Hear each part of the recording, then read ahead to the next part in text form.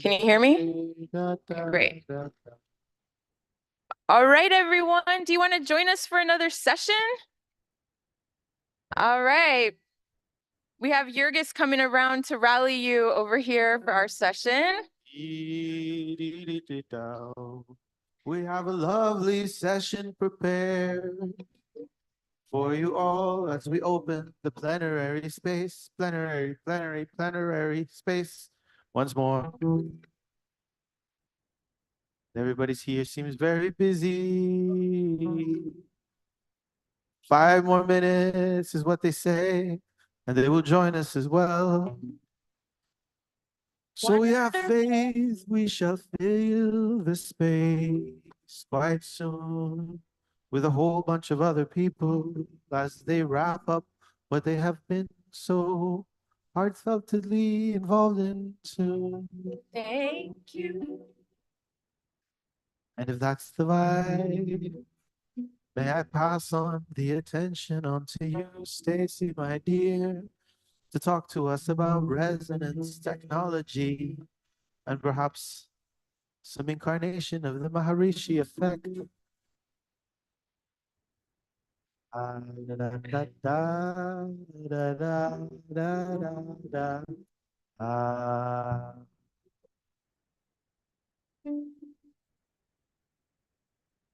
Thank you, Jurgis. So today we have planned for you a sound energy alchemy healing, as well as some data to go with that healing. So we're going to be, as a group, testing our heart rate variability and heart coherence by downloading and joining an app. It's a free app. So I want to explain this also when there's a few more people here. But essentially, we want to, this session of data will be recorded in the app, so we'll be able to analyze that data later.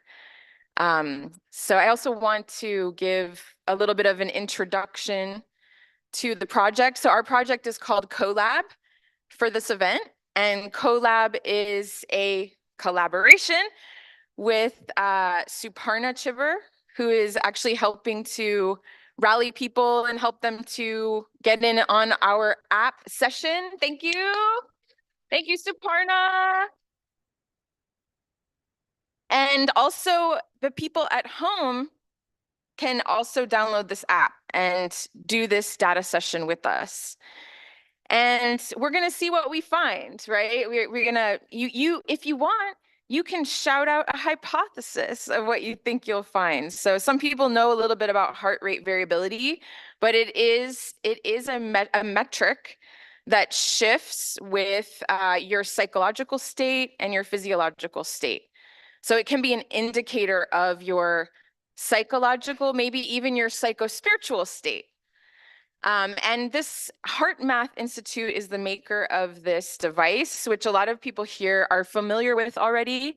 It's actually it's a device that has been targeted toward participatory research or citizen science or even art.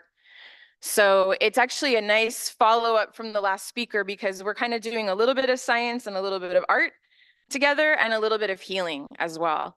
And we want to measure it so we can all enjoy the sense making around that data. So at the end of this event, and in a couple of weeks, we'll actually analyze the data with another collaborator, which is an organization called Crowd Doing. And Bobby Fishkin is a founder of Crowd Doing. And crowd doing is really cool because it's volunteer powered and it gives people an opportunity to participate in systems change work, whereas they might not normally encounter that opportunity if they're just on a normal career path. So we've got volunteers here today from Crowd Doing who are part of our collaboration as well. We have Varun, Nivedita, we have let's see, who else do we have here? We have Piyusha. I was looking, oh, Piyusha's over there helping out with the app. Thank you, Piyusha. And this is also a collaboration with Stephanie. She's part of our CoLab exhibit we're actually testing her visual art images and their effect on psychological or psychospiritual states. And we will analyze that data as well. We actually have a sign-up sheet if you want to come to our section, and it's a collaboration with Luana DeAngelis of You Can Thrive, who has created this sound energy alchemy healing experience. And that's what we will be playing for you today. A nicely crafted sound energy alchemy experience, and you'll get to see the group's data live. This is our live biophysical data here on the app. What you're looking at right here is pulse on the top, heart rate variability on the bottom. Piyusha, great job. You got a good signal going there. Piyush has been trained on this device. Actually, this is a device that's pretty easy to train on. So it's a great device for like science and data to the people if you want to do this in your community as well. And if you swipe, Piyusha, if you swipe to, I think right, there's another screen that pops up. The app is called the Global Coherence app. And now that we have some people here in the room, I would love for you to download this free app on your phone. You can always delete it later. So yes, if you download this app, you're going to have to you might have to set up an account, but it's just your name and email address basically and a password. And after you download the app and set that up, then you're going to join our group within the app, which is called Regenerative Rising Collab. So there's a little button at the left-hand corner, on the bottom left-hand corner, that actually allows you to join our group. It'll say join new group, and you'll just search for that name, Regenerative Rising Collab. And there's people going around to help. So we have some volunteers who are here to help you with the app. And the password to join the group is Orange Wind, capital O, capital W. Again, people have this information to help you. So it's Orange Wind 83 with a capital O and a capital W. And once you're in, you're going to put your index finger on your phone camera. And that's actually going to be your heart rate variability sensor. And don't worry too much if it becomes too difficult, because as long as we have a good group, we'll have good data to look at. But we would love for you to join us both at home and here in Gray Area. We're going to start with the sound. I just want to mention really quickly that this visual is actually showing each person joining the group. So it adds a concentric circle each time a new person joins, and it measures our group coherence, group heart coherence. And we're about to start. The password is Orange Wind 83 with a capital O and a capital W. And again, our volunteers can help you with this if you need help.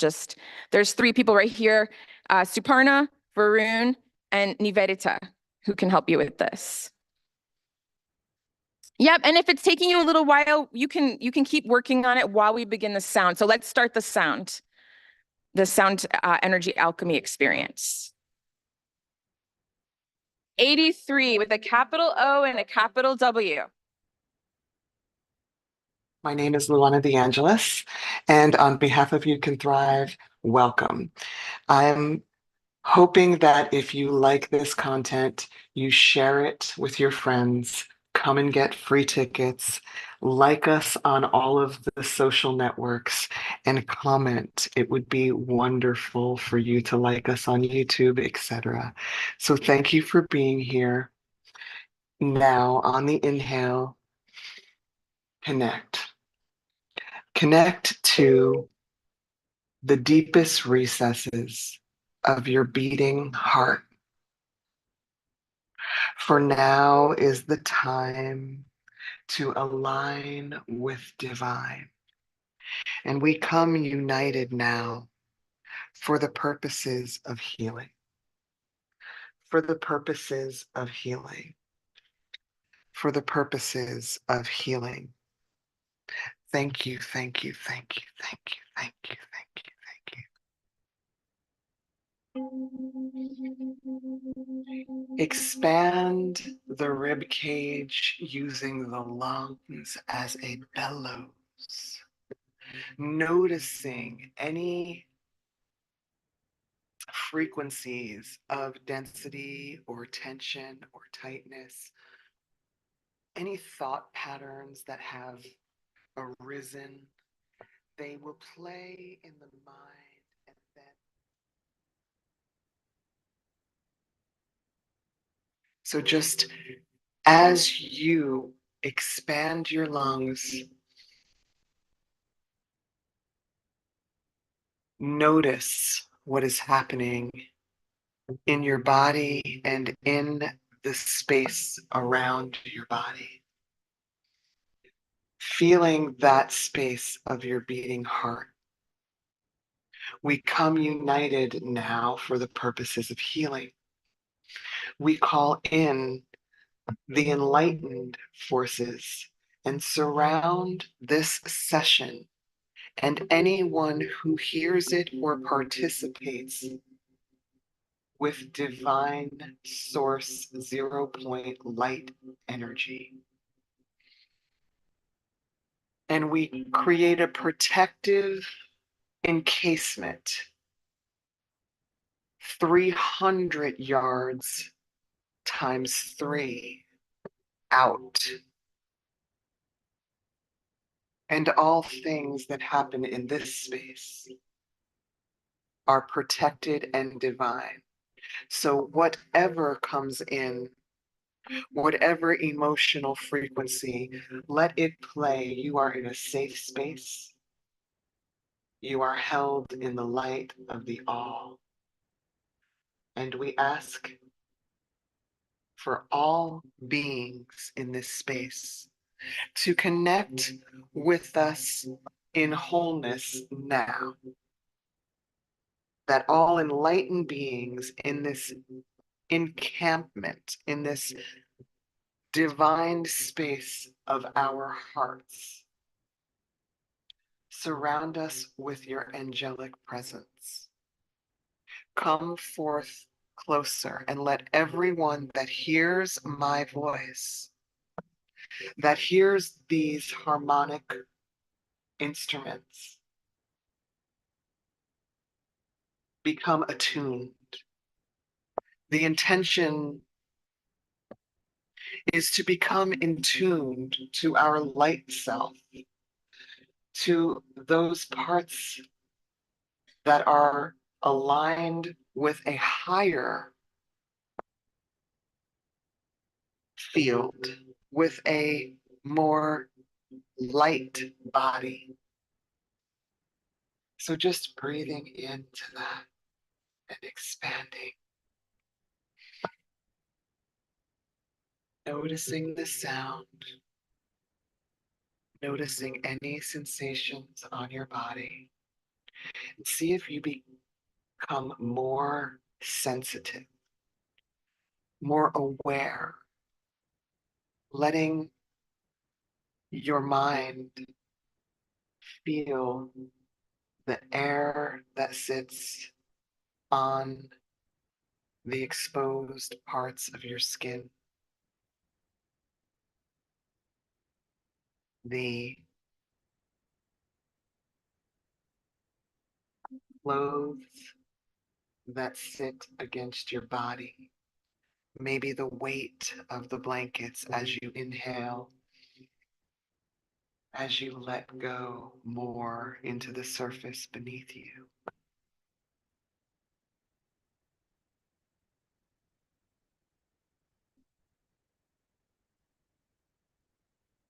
Feeling the overtones and the harmonics, the waves of sound washing over you now. The technique of sound energy alchemy. It's about connecting deeper into both what is happening in this precious present moment and what we desire to bring in for ourselves and for the world. And so we come united for the purposes of healing. We come united for the purposes of healing. We come united now for the purposes of healing the one and the all and the in-between realms. We call in all of the symbols, the magic symbols, and we surround them with all participants, feeling those symbols sinking in. Thank you, thank you, thank you. We are so grateful. We are so grateful. We are so grateful. Enhancing your frequency for if you are able to get through, and we all must get through, the density, the drama and trauma of being in a human body, of seeing what is happening outside. Just know that you are protected and you can alchemize anything. All is available to you. In the body, it is what it is. In the non-physical, we may travel, we may recreate, we may unravel, and then coming back in a state of bliss, we can bring in a new cosmic reality, a new consciousness shift.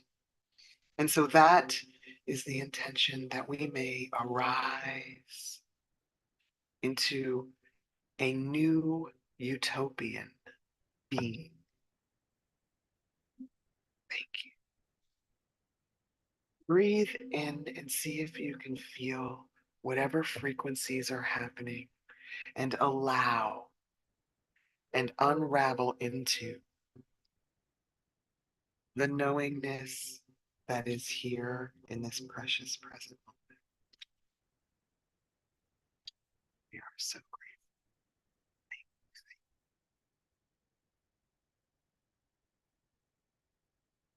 grateful. Connect deeper now, feeling the vibrational frequency,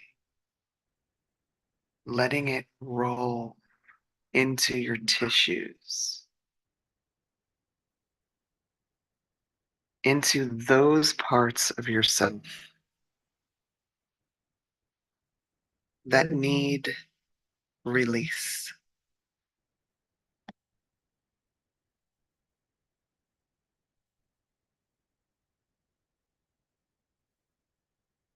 Thank you, thank you, thank you. And allow the breath to just let you expand a little bit more. Thank you, thank you, thank you, thank you, thank you, thank you, thank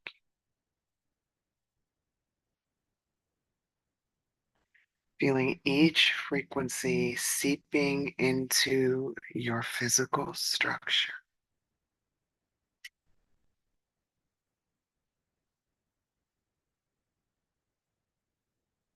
And breathing in.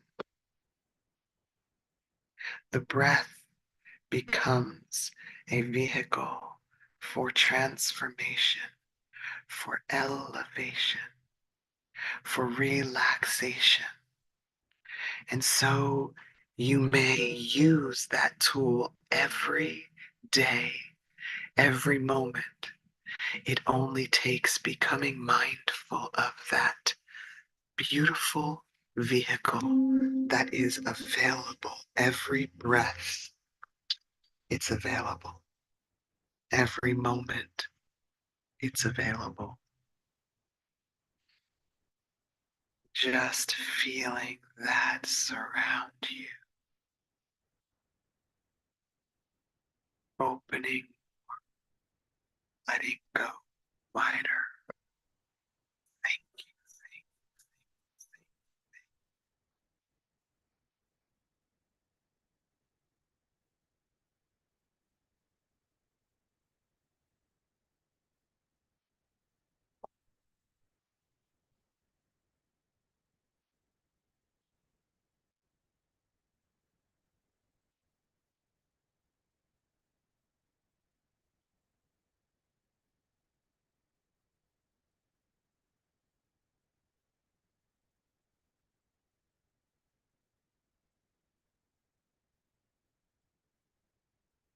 Breathing again and letting the breath activate the bones in your spine as we go deeper into sound waves.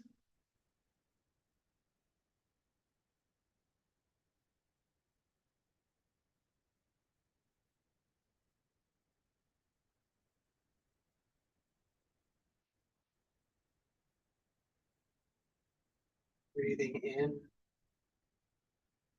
we come together.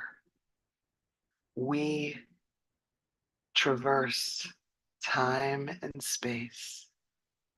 Together, I feel each of you connecting into that which you seek through this divine vehicle of your human birth, of your human body.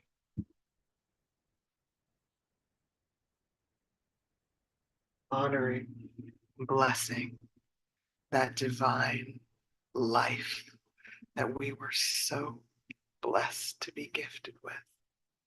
We love you. We're so grateful for this body. I am so grateful for every process that happens in this body, for every thought pattern that I can relinquish if it is not love, that I can go deeper into if it brings me bliss and joy.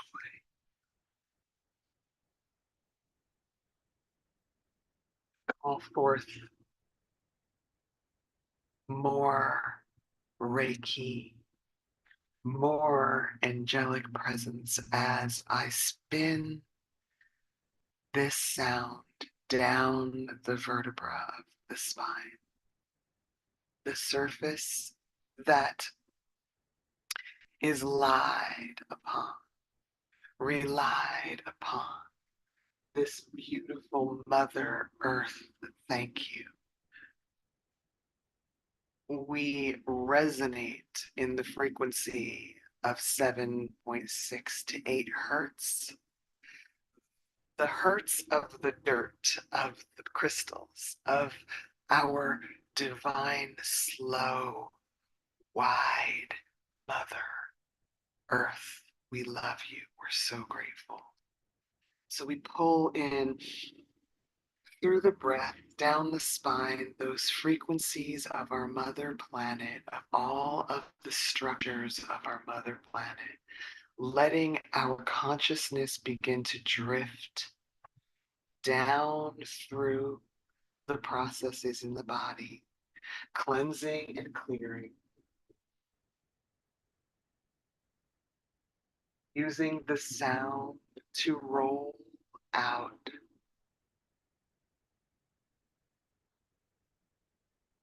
all energy, clear all thought patterns, slowing down now.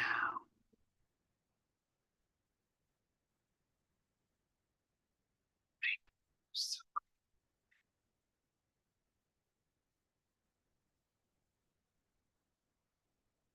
letting the waves of sound roll through you,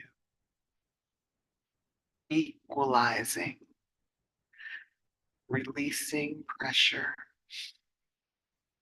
with the breath and the intention of moving down across the spine into each vertebra we fill with light, and then down through the bones and the marrow, the wide lattice work that the bones are made of, not hollow, but calcium filled space.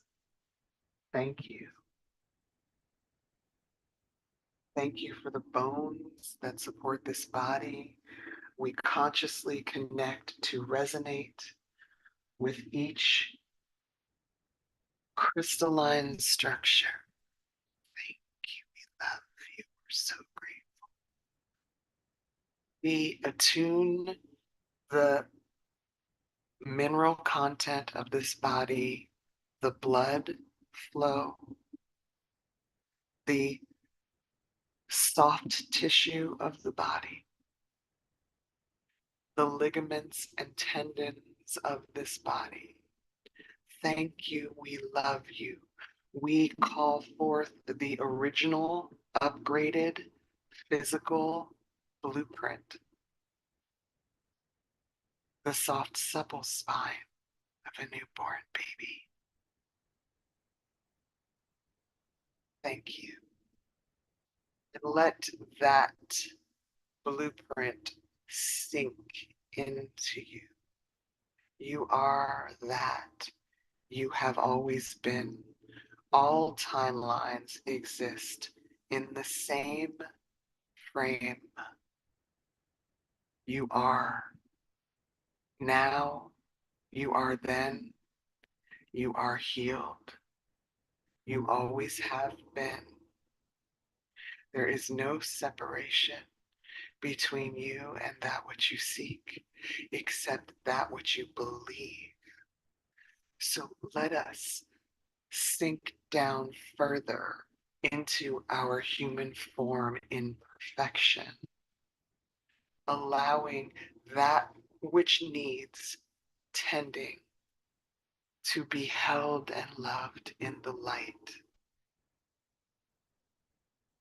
So grateful, so grateful.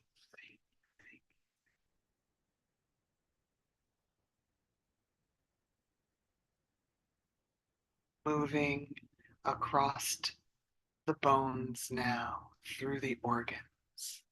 Each organ and each process, we bless you. We are so grateful for the opportunity to feel the blood flow, to feel the bile, to feel each and every process of digestion. It's all available to be cleansed and cleared now. And we intend for that wholeness, for that cleansing to come. So feel it come as you breathe up over the body and then down into the core of your being, cleansing and clearing. White light, white, clear light, a channel. You are. All systems lit up. Thank you. With gratitude, so grateful.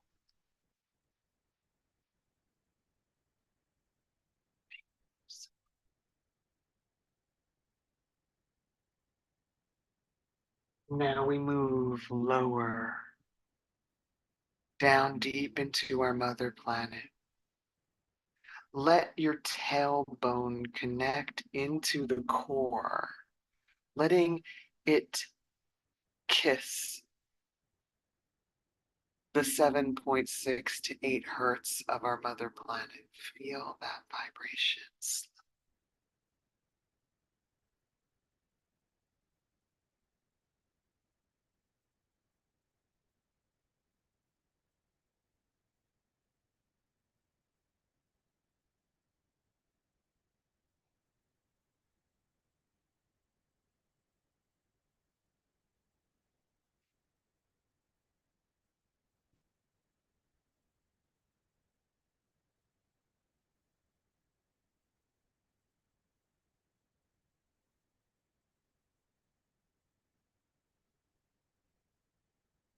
So grateful. Sense the crystals and the water and how the water runs over those crystals and activates them. How the water holds the consciousness of every vibrational frequency on our planet and in our bodies. Thank you for the water of this mother planet. So grateful. Sense with your mind's eye the other colors of the crystals, like quartz and amethyst, like jasper, the bedrock of our planet. So hard, so cool. Maybe as it goes deeper, all of these structures, hard and soft, the mica of the planet, the golden flakes. See if you can sense and taste the colors of each and every stone and crystal: emerald, black, green, tourmaline, the precious, semi-precious, precious stones of our mother. We love you. Wash them with salt and water. And then breathe into the body for the purposes of clearing and cleansing. We come united for the purposes of balancing both ourselves and our mother planet. For the purposes of peace, we come united. For the joy and love that is our birthright, we call forth the energy of the slowness.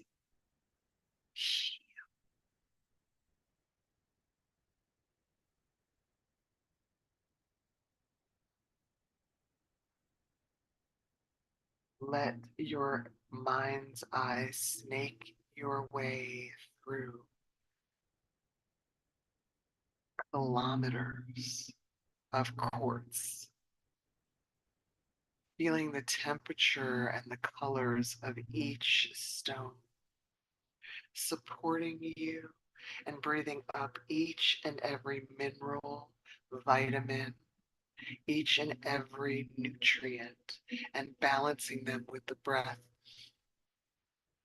feeling each come to you. Through your intention, you may channel it all in.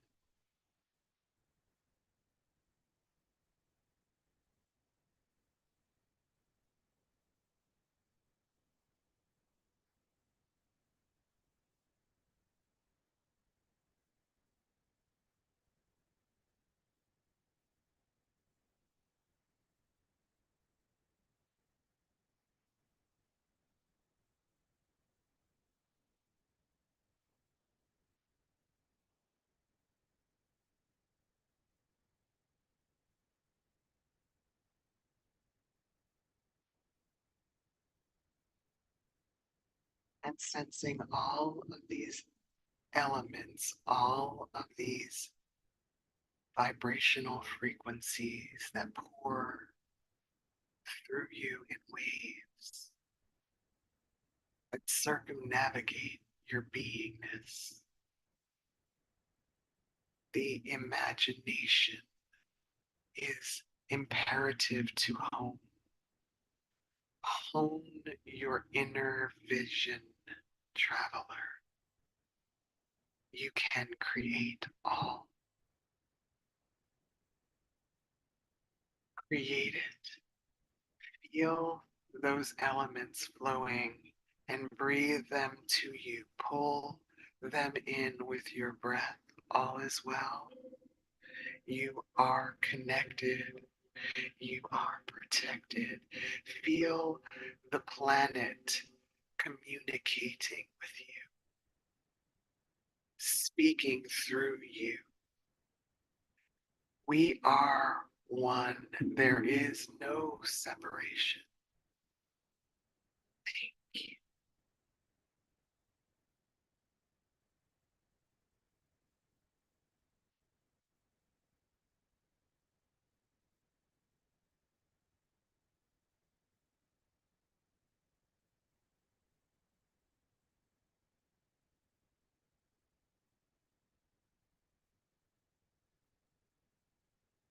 Breathing up now, all the way from the deepest recesses, the mud of the planet, the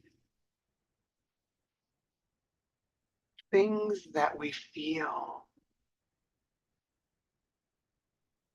our growingness, all is breathing with you.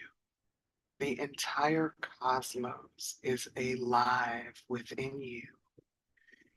There is no difference between you and any other conscious being because we are all that stardust, alive and pulsing with life on different levels of frequency and vibration. So now pulling your aligned earth energy from our mother planet into your connected, attuned human form. Thank you. Now we can travel into the quantum in love, in bliss, in joy. If you feel safe enough, come back into your body and feel the alignment, the way each part and piece is mathematically calculated in divinity. Feel the space between your toes.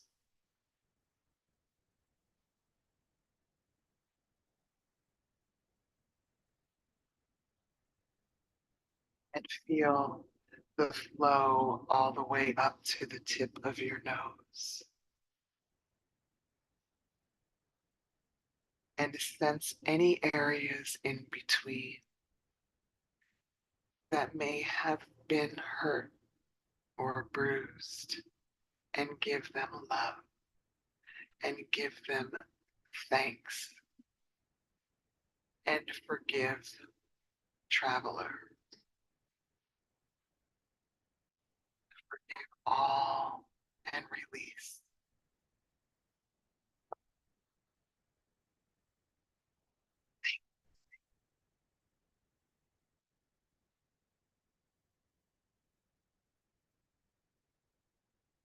We rise to move now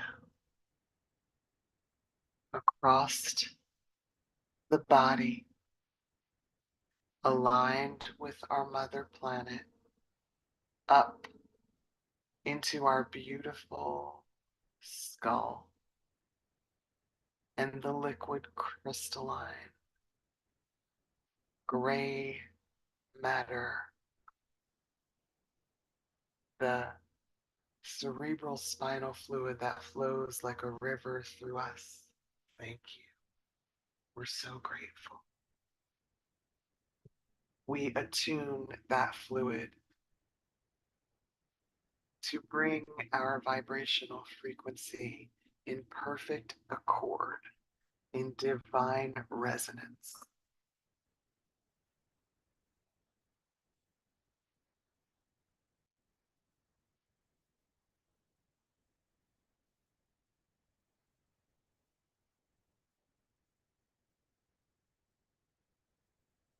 Letting it flow up across the left and right side of the brain, asking that the left side and the right side be released into the back of your skull, that the brain relaxes and fills in, that all areas are lit up with light, and that we begin to rise to our third eye across the center of our forehead. Thank you. Sense the space between your eyes and let your eyes roll to the top of your head now. And then ask that the field of all possibilities open above you. Thank you to the field that governs matter, the friendly quantum, that which is just waiting for us to attend to it, to just pay attention in an elevated frequency, to create, open that field like a spiral above you. And let your consciousness slide up, glide up into it now, dissipating. The soul releasing from your perfect body, your safe body, rising up like ether into the friendly cosmos, spreading out above you. How wide is forever?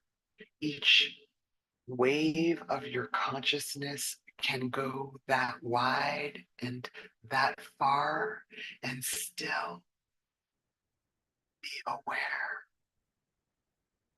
Move into the sound and travel.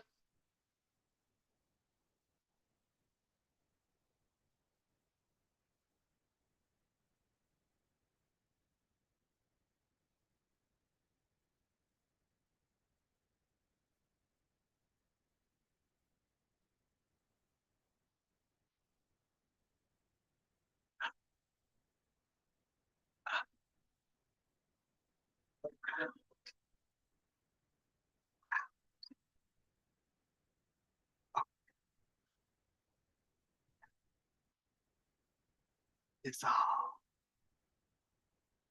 release, rise, enjoy, glide.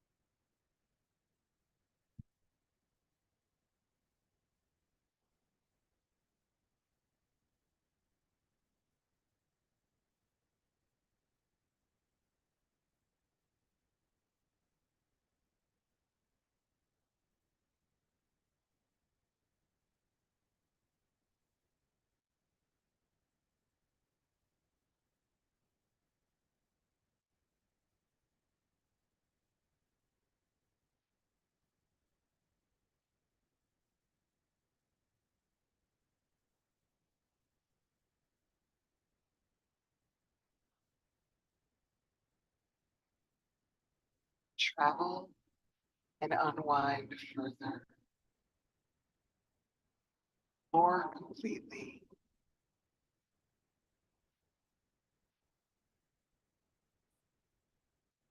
Over, over all that is in form.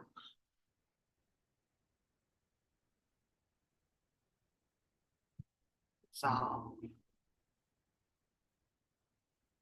Feel the colorful quantum greeting you, loving you, holding you, recreating you in divine accord, in harmonic resonance, in the prime frequency. You can always go there. You can always go there.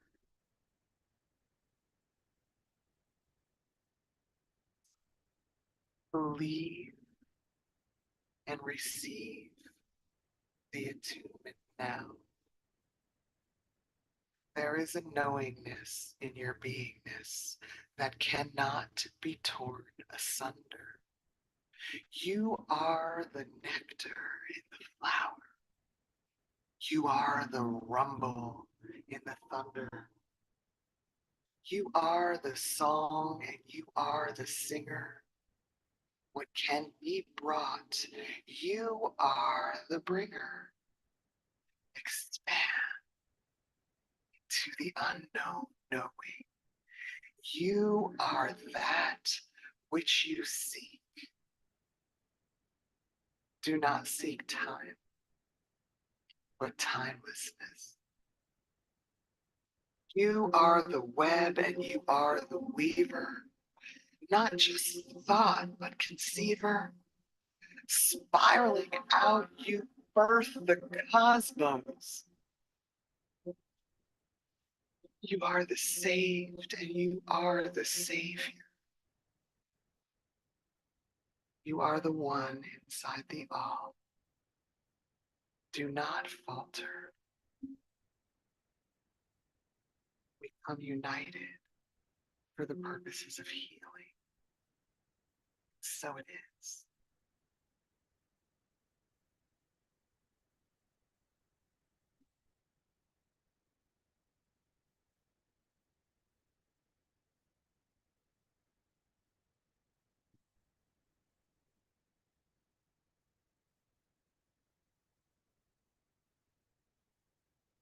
Just feeling that divine attunement as you travel through the quantum field. In joy, feel in your heart, the heart of the universe, the heart of the quantum. It wants you to remember who you are. Remember your power in the smallest wave. Is the power of the atom broken. You have that within you, and you can bring it back into physical form. The power of creation lies within you, Creator.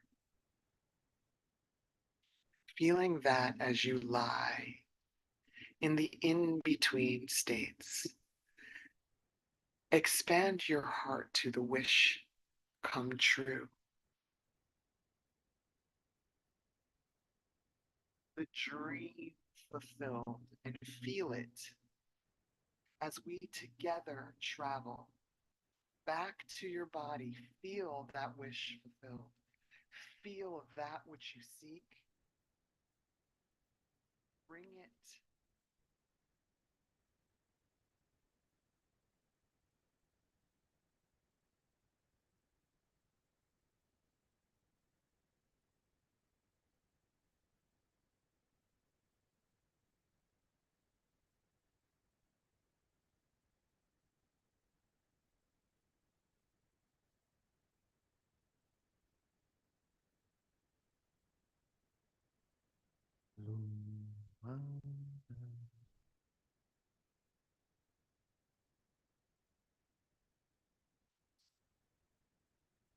Melody and your beautiful voice traveled into the vastness of consciousness. Would you like to share and close the space while we're still under the effect of your beautiful voice? There's a microphone up there.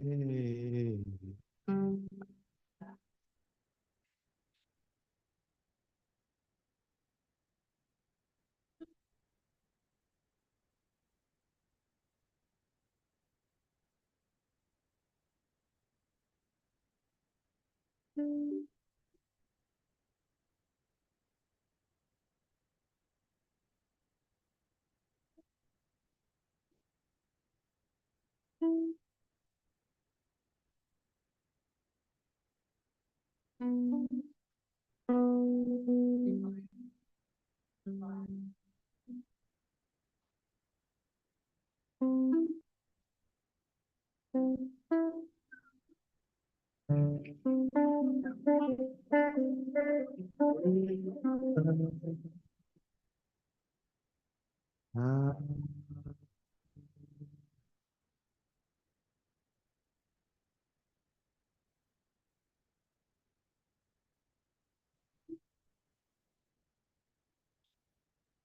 I ask what the heart monitors revealed? Are we very relaxed?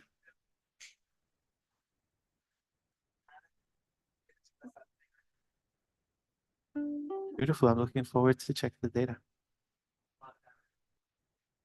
Does it work with any music or only with your magical sound journey?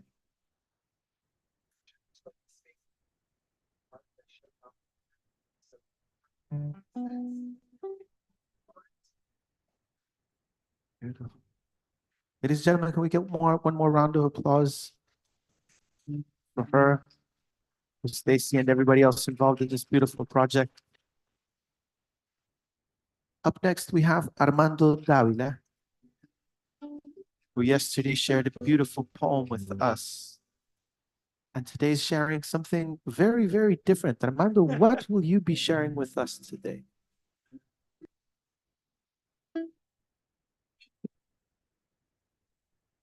I hope y'all are ready for some contrast. Because what I'm about to share is not in the same vibe at all. It's a bit more of an active vibe. It's a little bit more heated. Perhaps it's minor.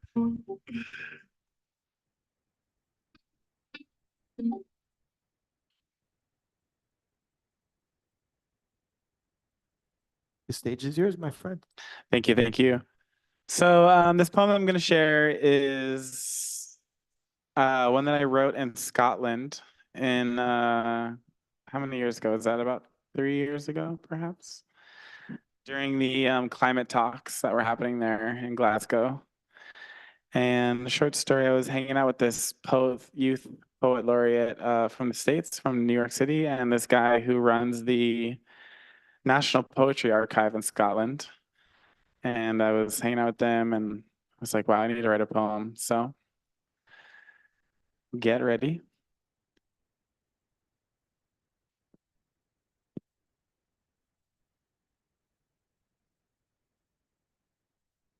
All right, I'm gonna start now. You ready? Okay. So there are unnamed gods who run this shit. Gods of speed, gods of theft, gods of insatiable hunger, gods of death, gods of war, gods of hatred, gods of lies, gods of enslavement, gods of business, gods of the secular disguised as rational tendencies for abuse. Only the ignorant wonder why our dying world hungers for justice. The progressive histories of atrocity will named and kept, others hidden in secrecy. Though they feign in the West a schism of the God-fearing and the secular spiritless sciences, there's a continuity of purpose in the minds of those who are faithful to capital, of those who are faithful to those who are faithful to capital. Regardless of your worldview, regardless of whether your worldview permits anything alive and unseen, devising agendas or nudging the meme, the power to murder worlds goes unchecked. You may not believe the ancients and their animistic relations of material ecology so lost to us, we call them spiritual. You may be the one who prefers the secular, forced into the professional, speaking in complex system sciences, social norms and constructs, successions of conditioned people participating in free rational markets with tendencies nurturing learned behaviors, reinforced, forcing submission once conscious becomes unconscious cognition. Only that which is measured may make it to the altar of craving. Are you free, or have you been forced to worship? Force into temples of commerce as we cloth ourselves compatible. Mark me my employer and savior. Write my name on spreadsheet. Calculate my wage according to profit. Call me human capital. Clocking in to pray without prayers. Some may say it is unnaturally natural, in the same way that trauma is passed on unconsciously through the generations until it's ornamented as sacred with unseen walls, borders bounding, freezing migrations of spirit, mind and leg, curling toes and spines, whipped back, bullet hold backs, hurt backs, sleeping on concrete. DNA wrapped so tight in fear and derangement, its fawn, freeze, fight, flight, and silent screams. What was once luminous is a pale white dream. Some say it is them, the harbingers of Western culture, the imperial classes, the business masters, the parliamentarians, the democracy without consent, the republic of supremacies, innovating their way into worldly collapse. Applaud them, revere them, emulate them, or age quickly trying. Capitalists pray to gods whose power they confer to each other to make the world as they see fit. Ah, the men. But who hijacked them and when? These ways must die like a butterfly eating itself from within, or a phoenix rising from the ashes, or a manic murderous man having a fit of sobriety, shocked into the sudden need to repent. To run towards their sins, repair, restore, do justice to the victim within, and those left with grotesque memories of him. Some may say there is nothing wrong, though everything is tipping beyond survivable. When they tell you there is nothing wrong, there is nothing wrong. There is nothing wrong. There is nothing wrong. When you refute and they offer cop, vigilante, military, or a host of fuck you, how dare you question the order? How dare you question our gods, our ideals, our primitive instincts and magnificent methods of mass extraction, engineering feats of fast consumption, headlines of cruel delusions? You do not need to know a god to worship or submit yourself to its path, to bleed in its temple, adding to its power through urine, excrement, and mind, through dedication, repetition, and striving. The seculars have abandoned the mythic, embraced the ideal, the principles, the sciences, the rational. But forces have functions, and all forces are acts of nature. There's no evolutionary determinant prescribing a path forward, just as there is no devil or loving God of white men. In this world, it was the lie of a virgin birth, or better yet, a male God with transcendent sperm, preparing his son to know him and teach his world. A God of nothing specific, omnipotent, origin of the totality, speaking to ethnic delusions and inspiring genuine mystics. There is nothing more powerful than an unnamed and unknown force, a force which profits on ignorance, branding the minds and cultures, priming them for the perfect colors of cannibalism. The utility of the mythopoetic should not be conflated with real, living spirits beyond our minds and sight, whether projection or real, living as depicted being or principle. Do not worship that which you cannot be loved by, fed from, respected, and honored by. These gods that run shit through their grotesque success, pornographies of brutality and excess, extraction and enclosure. Kill them, see them, divest. Remember and never forget. Draw your lines and hold them, conjure your power and banish them. Exercise and exorcism, become ungovernable. Turn your greed and hatred and delusion into love, forgiveness, and satiable longings for just transitions. Cultivate your medicine, craft a communal spell for renewal, dedicate your chains to liberation, cure yourself of their poison, shred the seams of their fashion, unfuck the world until the conventional becomes unfathomable. And I repeat, unseat these gods, kill these gods, snatch bodies from their spirits, recover the host, invoke their ancient ways, the indigenous coats, customs, and codes. To my enemies who think everything beyond your skin is menacing, you are possessed. The wars we find ourselves in are a trap that kills us all. Dig deep and connect past the centuries of violence and neglect. Find yourself in a freed fall. Swim through your grief until you can soar while we catch the collapse in a world warmed raw. My friends of the living world, this planet is a contest and we are losing. Lovers and friends, it is time to worship anew. In spirit, our culture of you. Summon our power and prove our proofs. A depicted form, a depicted form, principle, a power to renew a dying world with contracts in full review. It's time for new and old gods to run this shit. Gods of, well, it's not my job to say who's who.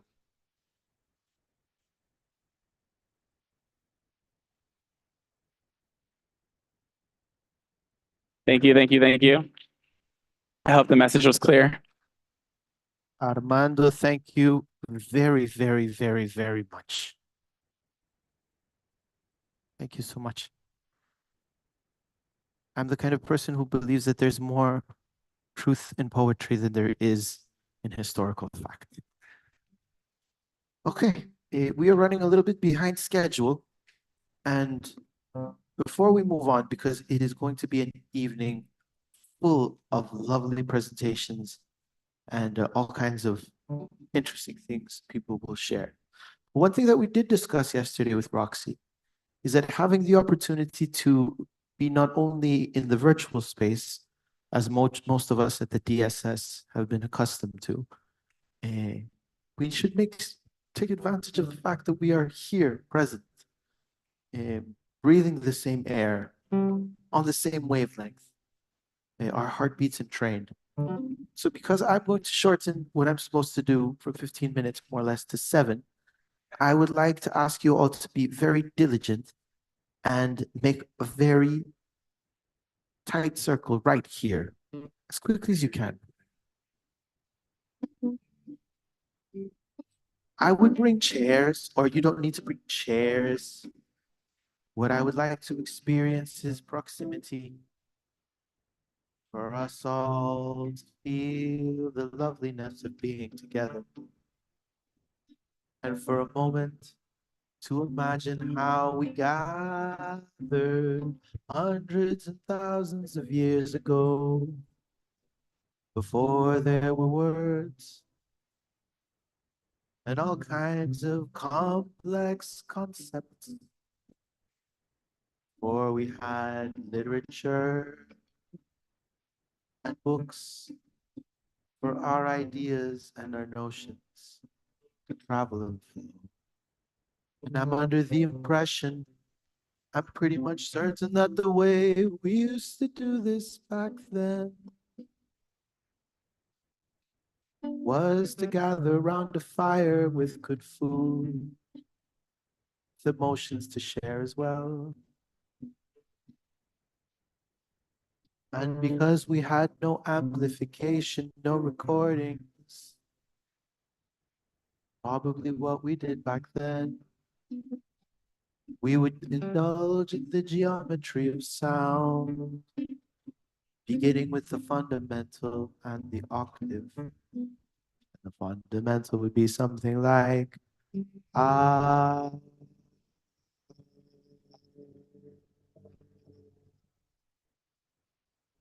That's a cool interval. Ah.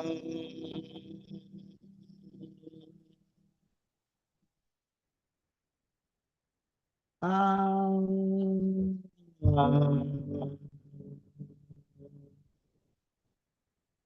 And because we were over-evolved simians, just a bunch of monkeys around the fire with no idea what music was, we would just weave whatever we found to be beautiful. We would probably invoke rhythm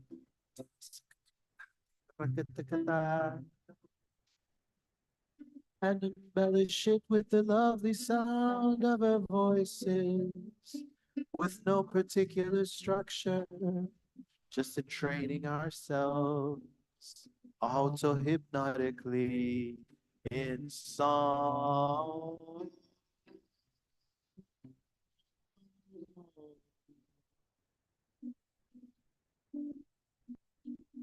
Song.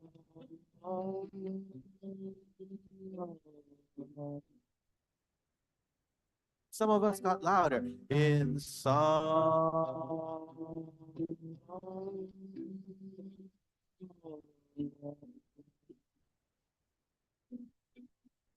In song.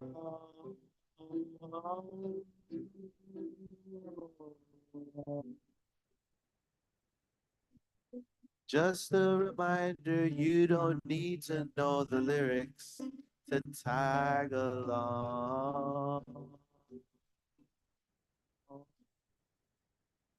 I'm so excited that we began today with a simple experiment that proves that when we all come together into a group, we sync up emotionally, rhythmically, sonically with one another. And what's beautiful about this lovely activity is that it taps into our innate musicality. Yeah, just allowing ourselves to flow in whatever seems to want to emerge. If it's an I.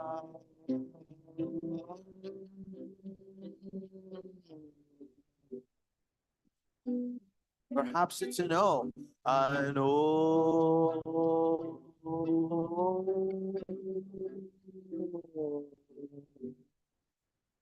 And perhaps there was comedy.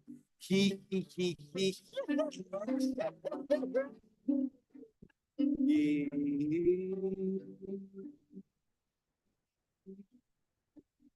The beautiful integrants of this cohort had almost forgotten that they had this ability of co-musicality, this lovely gift to make no sense and yet to make perfect sense.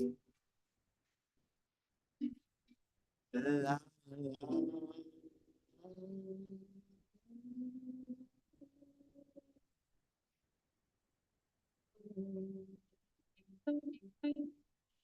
la.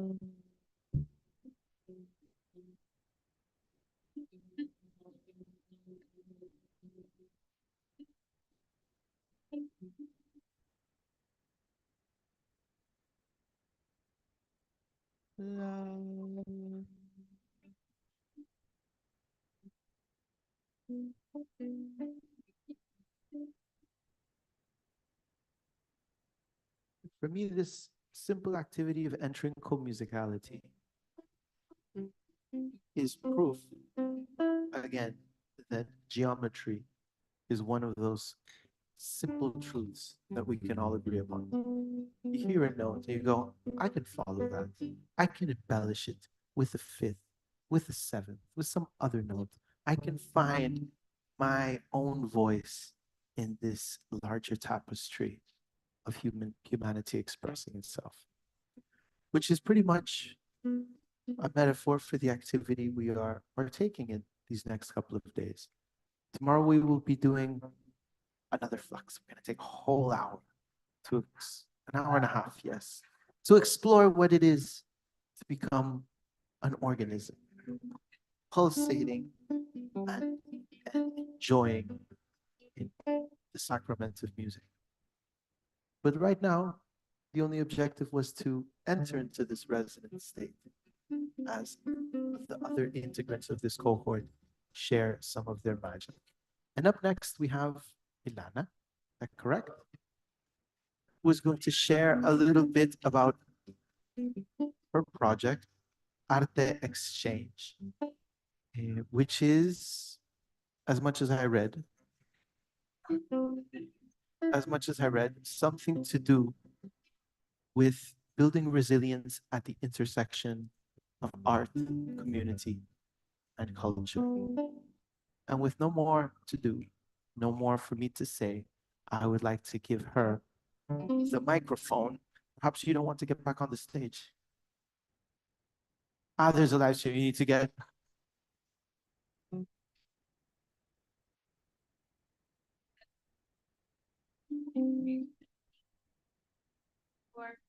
bringing everybody because I was gonna just talk, but after hearing a lot of quotes I could call share a song. Please share a song. Let me get your microphone anyways.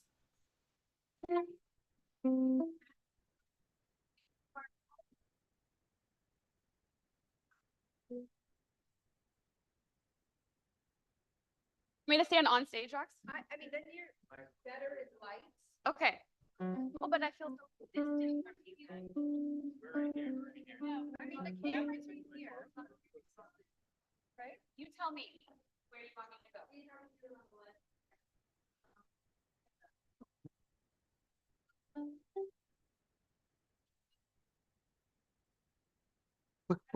What kind of song do you want to share so that we can prepare? That's okay. It's okay. Okay. Okay. So this is a song I wrote. I'll give more of the backstory after. But what I would love for you all is to be my backing track. That, by the way, Sorry. is not a talking stick. You should speak it. Sorry. Thank you. I would love for you all to be my backing or fronting track during the verses, and then once you catch on to the chorus, to sing along during the chorus. Are you all up for that? Yeah. Yay! Okay, so the backing is fairly easy. It goes like this. Do do. Do do. Do do. Do do. She is crying. Oceans of pain. I am a memory when we knew her name. Carry me kindness, carry my soul. I am a memory of when we were whole. This is the chorus.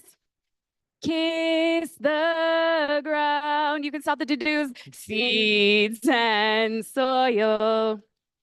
Let it all stay wild. Sing along. Kiss the ground. Kiss the ground. Seeds and soil. Let it all stay wild. Let it all stay wild. Do-do. Do-do. Carry me, mother. Oh, carry my soul. I am a memory of when we were whole. I am my mother. I am a child. I am a memory of memories of when we were wild. Chorus, sing along, kiss the ground. Kiss the ground. Seeds and soil, seeds and soil. Let it all stay wild. Let it all stay wild. One more time. Kiss the ground. Seeds and soil. Let it all stay wild. One more time with the do-do. Do-do. Do-do. Oh, how you move through me. My oceans of pain. I am a memory of memories. I call out your name. How you move through me.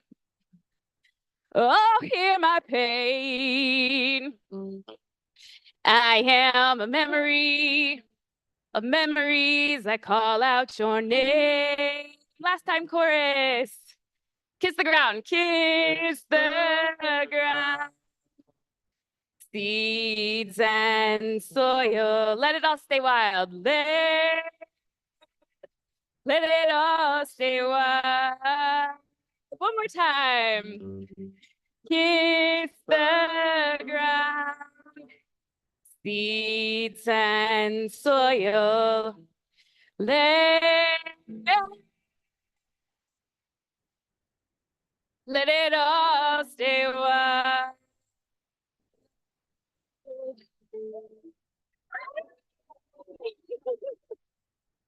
Thank you. Thank you all for joining along. So that is what happens, one, when you collaborate on a song. Thanks for impromptu doing that. And also, that's what happens when you go to an art residency in Mexico. I wrote that song in a music program I did in Mexico in the town of San Pancho about 5 years ago, which I then returned to a few years later during COVID and accidentally moved there and stayed there for about a year.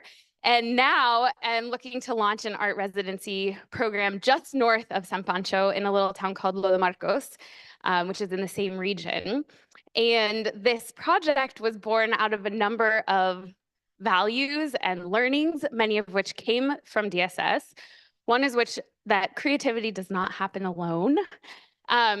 And that you get more ideas, the more diverse voices and ideas and backgrounds and types of creativity you bring into a room. So I don't know if Roxy's still here, but thank you, Nico and Roxy, for doing that, and Faith and Amanda Joy. And I think I talked about this during my talk for DSS in February about the edge effect. Do you all know what the edge effect is? No. Okay. So the edge effect is an ecological phenomenon that where two distinct ecosystems overlap in the space where they overlap. So the river and a forest, or the ocean and desert, in that space where they overlap is where there's the most amount of there's the most diversity and the most possibility for creation of new life forms. It is a space that can sustain ecosystem A, ecosystem B, and ecosystem AB. And so much of my life's work has been about trying to figure out how do we do that with social ecosystems? What are the conditions we need to bring people together from different social ecosystems so that in that space where they are sharing, where they are together, there is the most amount of new ideas and collaborations and inspiration, and not just tolerance for, but embracing of diversity. And so that's where this idea for this artist residency came from, inspired by so much of the work that we've done through DSS. And the short of it is that it will be a month-long international artist residency with artists coming from all different disciplines, different backgrounds, to spend a month together in this town in Mexico. And in the spirit of inclusion and working with community and really listening to what a community and the land need, half of the spots are going to be reserved for local artists from the town, from Lo de Marcos.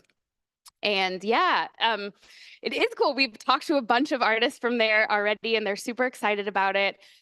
They really want us to do programs with the youth. So we're working in some sort of like exchange where the artists come and have time to spend working on their own projects, seeing what organic collaborations emerge, and then also working with the local community, with youth. And then the other thing that is important about this project, I think, as we were doing research around the residency, so my partner and I are launching this together. He's from Mexico. He lives in Mexico City. So it's also kind of a bridging of our worlds.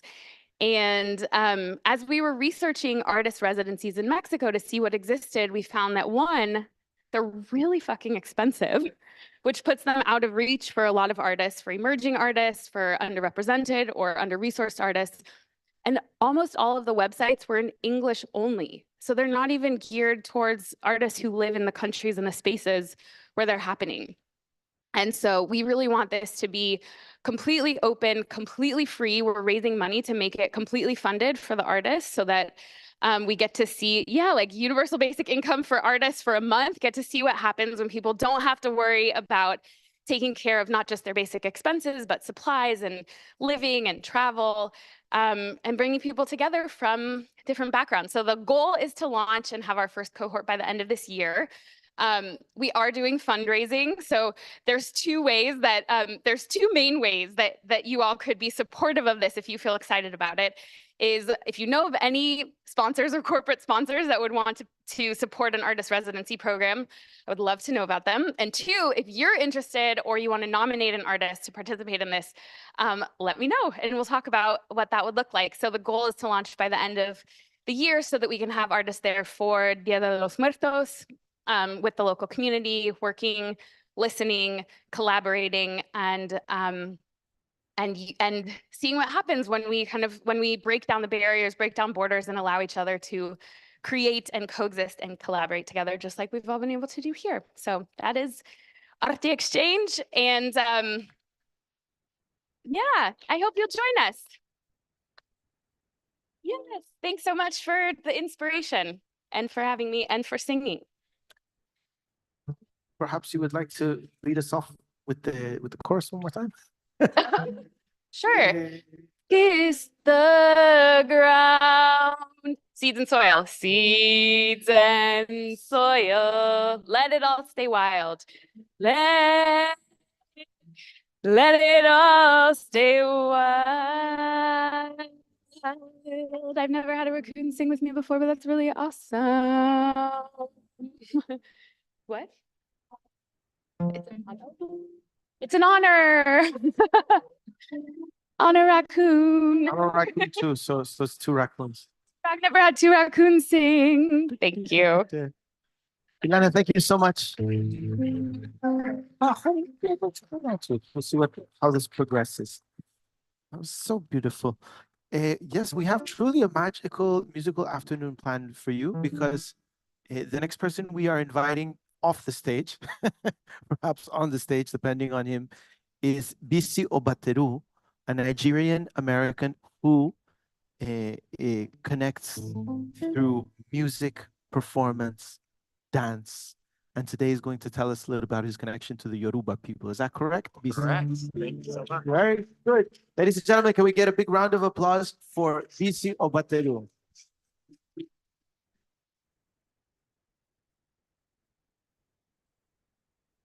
Wow, wow, wow.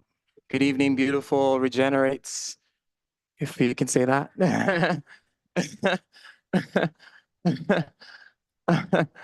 I'm truly honored to be here. Thank you, Roxy. It's just wild, you know, but I think it's so special when you meet people who are thinking about the earth, who are ushering in, you know, a lot of what my culture and my tradition celebrates, the village, the power of singing together, the joy of dancing together, that synchronicity and that ability to then move and collaborate. All of that is quite magical. And I think sometimes we forget that. I think we forget that. So my name is Bisi Abatseru, and I recently just wrote a book. I have a habit of starting side projects and being like, oh yeah, this is just a side project. And then they become, you know, a full book or an album or a company. And then I'm like, oh shoot, I don't have enough time because now I have to do more stuff. You don't just do the side project. So the journey for this book really started about 5 years ago. I met a fellow musician and collaborator, Gavin Hardkiss, and he's from South Africa. And we got to talking, and we're like, "Hey, let's work on this album. This would be really great. Let's go back to the motherland." And you know, at this time, I'd been in the U.S. for 10 years, about. And I was like, you know what? Yeah, that's really interesting. Let's make a music video for this album, and let's talk about the god of fire, Shango. And the more we researched it, the more we kept on looking at ourselves like, that sounds like Thor, huh? Well, wait, where did that story really come from? Like, whose story is it? And I was raised as a Protestant Christian, so I never got to go to the festival of Oshun. I never went to the sacred groves. My mom is a pastor, so she was very fervent on us going to church. I was a Sunday school teacher by 14. So I had no connection to my history, to my people, to my ancestors. And, you know, I think the world is about moving forward, but I have this depth of feeling like, how can we move forward if we are not connected to our past, right? Like, how can you truly move forward without bringing wisdom from our ancestors? And so that's what this book has been for me, has been the journey to understand first the conversion of my oral language to a written language with the help of Samuel Ajayi Crowder, to him writing the stories of the different peoples of the Yoruba people, and then giving also the written version of Yoruba so that we can start to tell our own stories. And so, what can I say?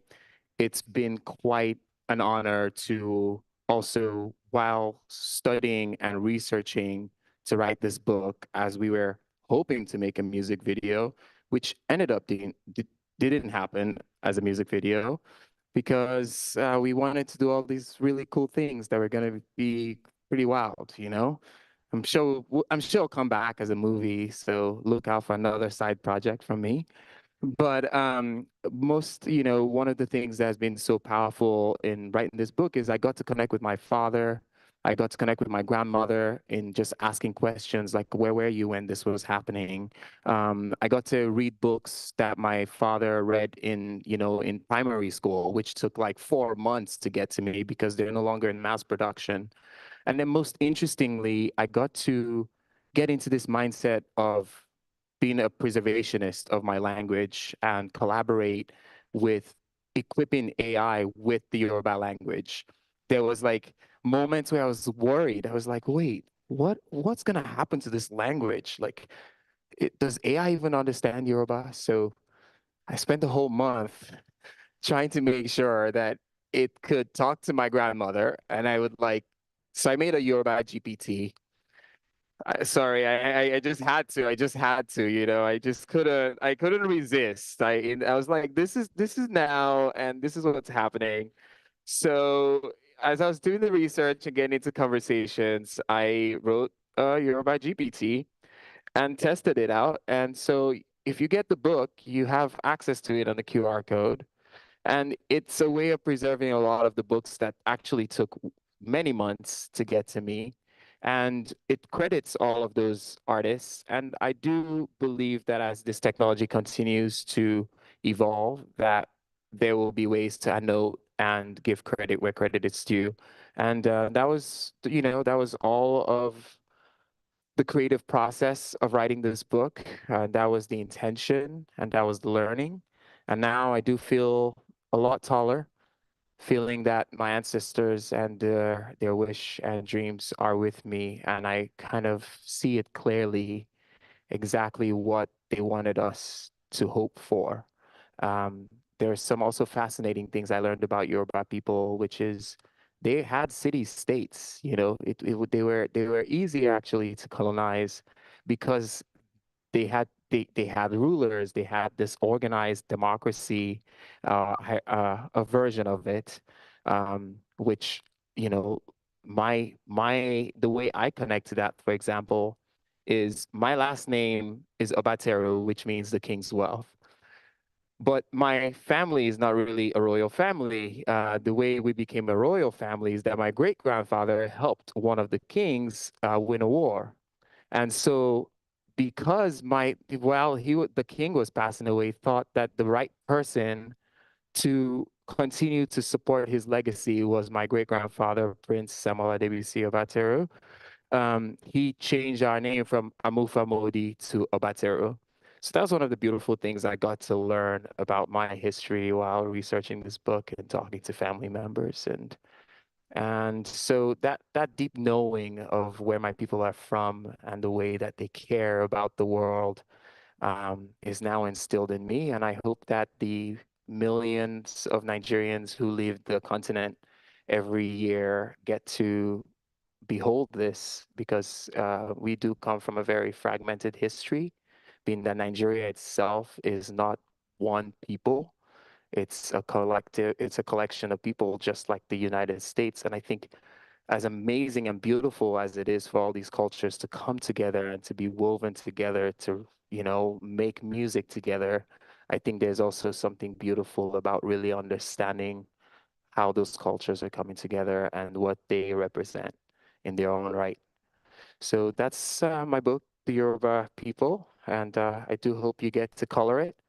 And all you have to do is you just make a copy, and you can make copies for your friends and read, and there's a playlist that you can listen to while you're coloring and all of that. So thank you so much.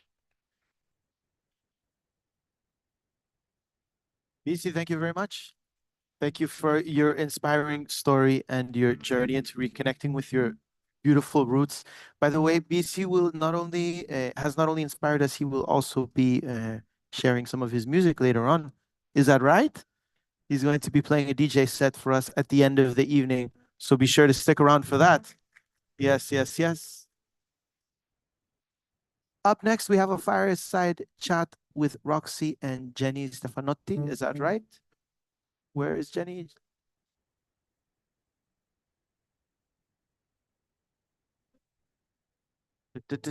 Look, I can't.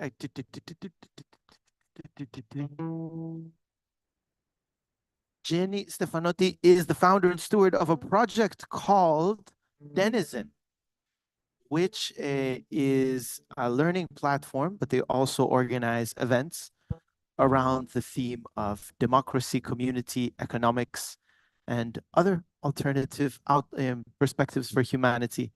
I brought the wrong kind of chair. Bueno, bravo, Jurgis. And she will be chatting with none other than our beloved Roxy. So can we get a big round of applause for her and for Roxy? And again, I think that this idea we had of moving closer is a good one. So if anyone wants to take a chair and come a bit closer to the stage, I think we close the distance, right? And Roxy's not with us. Before we begin, Jenny, could you tell us a little bit about Denizen and how it began? Oh, I love the story of how Denizen began. Well, Denizen began as an accident, as all the best projects do. So I'm kind of a big geek for those that don't know me. And I really love being in grad school and reading white papers and talking about them in my coursework. And so when I graduated, I wanted to keep doing that. And so this was back in 2010. I started organizing friends to read white papers and geek out with me.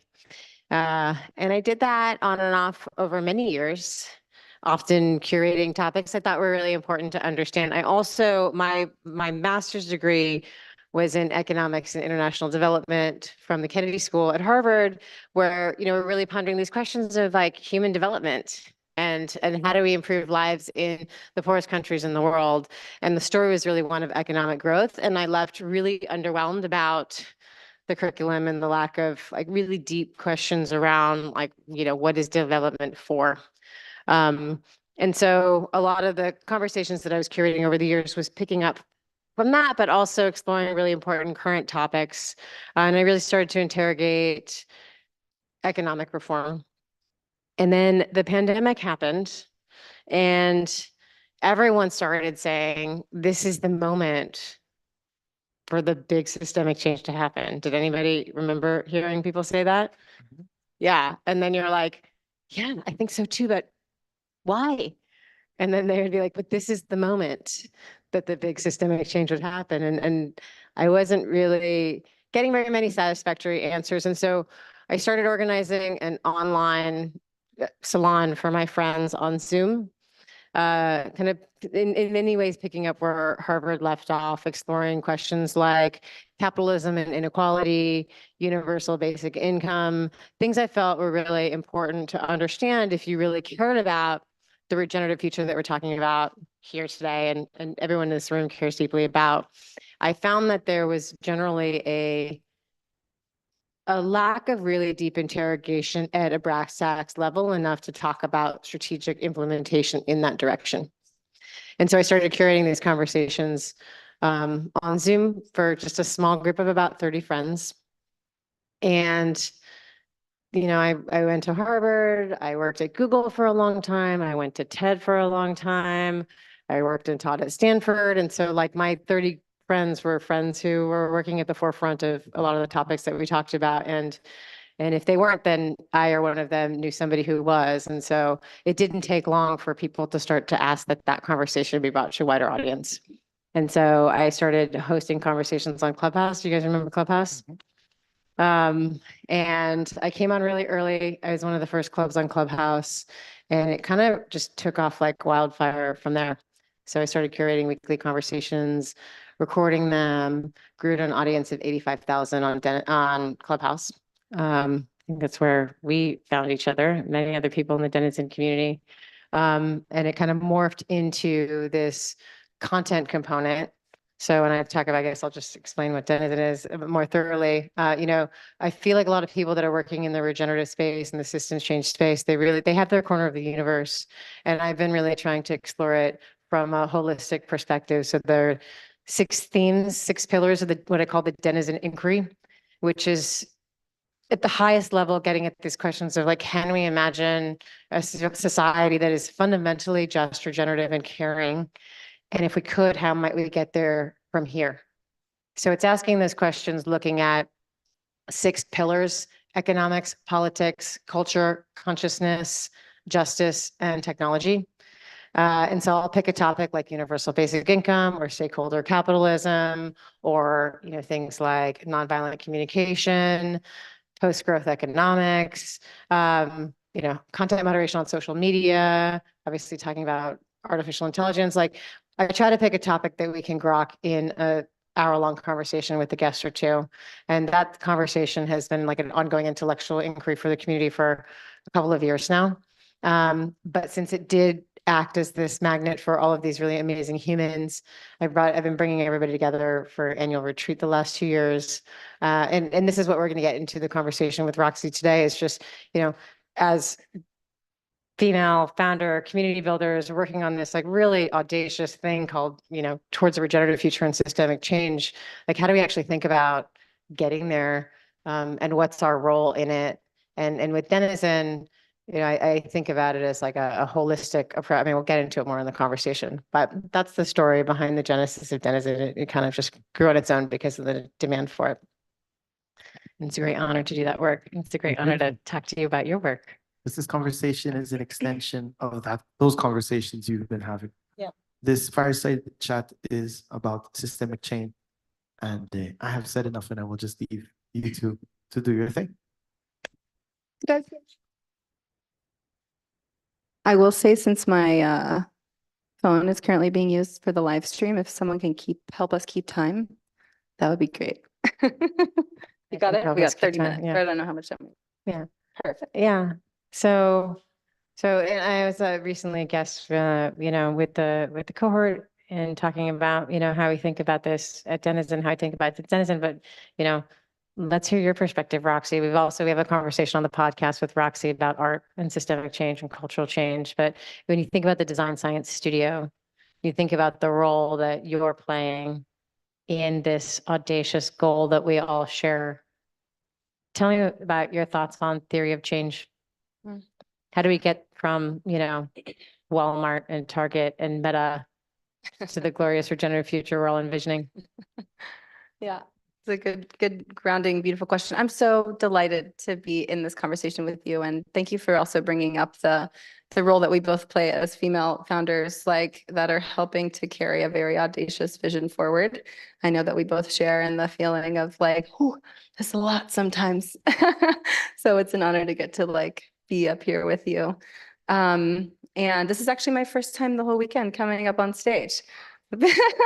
Yeah. Well, And talking about DSS important at all. things to say, so I'm glad we're here having this high level conversation. Yeah, definitely. I mean, Design Science Studio was very much born of this very important moment of recognizing, after many years of facilitating creativity in service of a regenerative future in different civic or temporary or permanent opportunities around both short and long-term opportunities around this intersectional space of more sustainable, more regenerative futures, I was recognizing often that the the space for artists and designers in this space is often underfunded, under-resourced, supported in terms of the time and mentorship.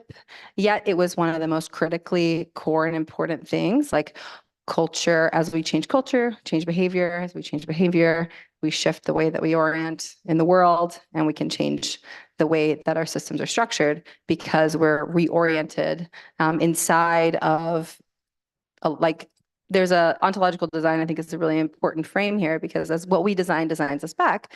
And so as our culture is a container, our containers literally, have that reflection back to us. And so anyways, in the beginning, it was this recognition of kind of being inside of that soup. And then there was a moment when I started studying regenerative design, and it was all about building capacity in systems. And I was like, okay, what system am I building capacity for? And that system was artists and designers and creatives and folks who were literally helping to craft a different way forward. And so I asked myself the question, what might that take? It might take spaces that build capacity. So with that inquiry, I actually came to Amanda Joy and Faith at the time when they were both at BFI. And I said, I think we should do an incubator about the regenerative transition. And they were like, whoa, we're trying to reinvigorate the design science decade from Buckminster Fuller.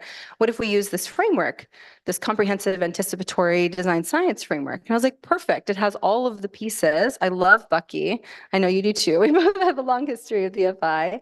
And so from there, that was sort of the a little bit of the origin story, which I just felt inspired to share a little bit. But coming back to the sort of theory of change, it's very much rooted in building capacity. And recently, so one of the things that we get to do in the Design Science Studio, so we have this decade-long initiative. And also, we run these 7-month incubators. So we've just completed a few days ago the 3rd cohort of the Design Science Studio. Yeah. And when folks join, they often rejoin, and they rejoin again, because it's not just a one-time repeated thing. It's an evolutionary container, and it's a community of practice. And I know Denizen also a community of practice. And we're brought together by this central inquiry, very intentionally, not a mission, because mission is derived from missionary, which is continuing to perpetuate some of this colonial kind of patterning. So it's really about a quest, and quest is rooted in question. And so it's about being inside of an inquiry, being inside of a becoming, to say, what might it take to create a world that works for all? What might it take? Can we be collectively committed to orienting our creativity to facilitate a transition to a more equitable, just, regenerative future for all of life, not just people and not just some people, but all of life? And so by being also inside of these spaces where we're very comprehensive in nature, we're looking at everything from living systems principles to different design frameworks to decolonization to different creative interventions. It's very comprehensive. You've come and taught as well. And so this is kind of part of the soup that we're in, is how do we stay in the inquiry? Yeah. And what does that bring forward in us? Yeah. So many parallels. So I want to draw these out because I think it's actually really helpful to highlight what's similar and what kind of, I think, points to similar needs that are being addressed and similar kind of approaches. Okay, where to start? One is this notion of, you have a curriculum that creates a common strategic intellectual frame based on design science. So I think that is really important. Similarly with the Denizen inquiry, I'm trying to help us be less myopic in the work that we do. So yes, I have my little piece of the puzzle and my zone of genius where I'm working, but how can I, expand the lens with which I'm thinking about the problem to help me think more creatively and holistically about not just the work that I do, but the way that I show up in the world. So, part of the way that I think about systemic change and a theory of change and my role in it and hoping to inspire others to have a role in it is around a holistic orientation. So it's not enough, for example, that your company is doing something impactful. I'm going to start asking, how's the company capitalized? What does the culture look like? Have you done the work on yourself? And so, Denizen talks about change from within. A lot of the inquiry looks at like, how are we looking within ourselves to, rewrite the programming that we've all been indoctrinated into, in many cases without realizing it. So the inquiry, similarly to the DSS curriculum, is intended to, create a common foundation so that we can be strategic. In Denizen case, it's really thinking holistic. Okay, 1, 2, this notion of community of practice and becoming, I think is really critical too. So Denizen, it's called Denizen, but the website is becomingdenizen.com. Denizen.com wasn't And taken. our first event of the year is always becoming the Regenaissance. Yeah, but this premise of becoming, I think, is really important because it's a practice that one commits to be a regenerative change agent or a systems change agent, which is to say I can't just take myself fully out of the matrix and I'm peeling back the layers of the onion and revealing the parts of myself that need to shift. And so it's a commitment to practice and an ongoing becoming versus a flip a switch being. And that the communities are coming together to practice that together. The importance of community, I think, is really critical. Yeah. At our second retreat, I asked everyone, why are you here? Why are you here and why did you come back here? And the big thing was that people said, I feel like I found my people and then I can come and I can show up as myself, not my resume, as myself and be met emotionally, spiritually, intellectually, as me, as my perfect self, and then do this really messy work together. Yeah. I mean, that's the most common feedback we get in the design science studio is this feeling of belonging. And I think about that word, that longing to kind of be inside of a communion, like a community is rooted in communion. We are like collectively working on something really audacious.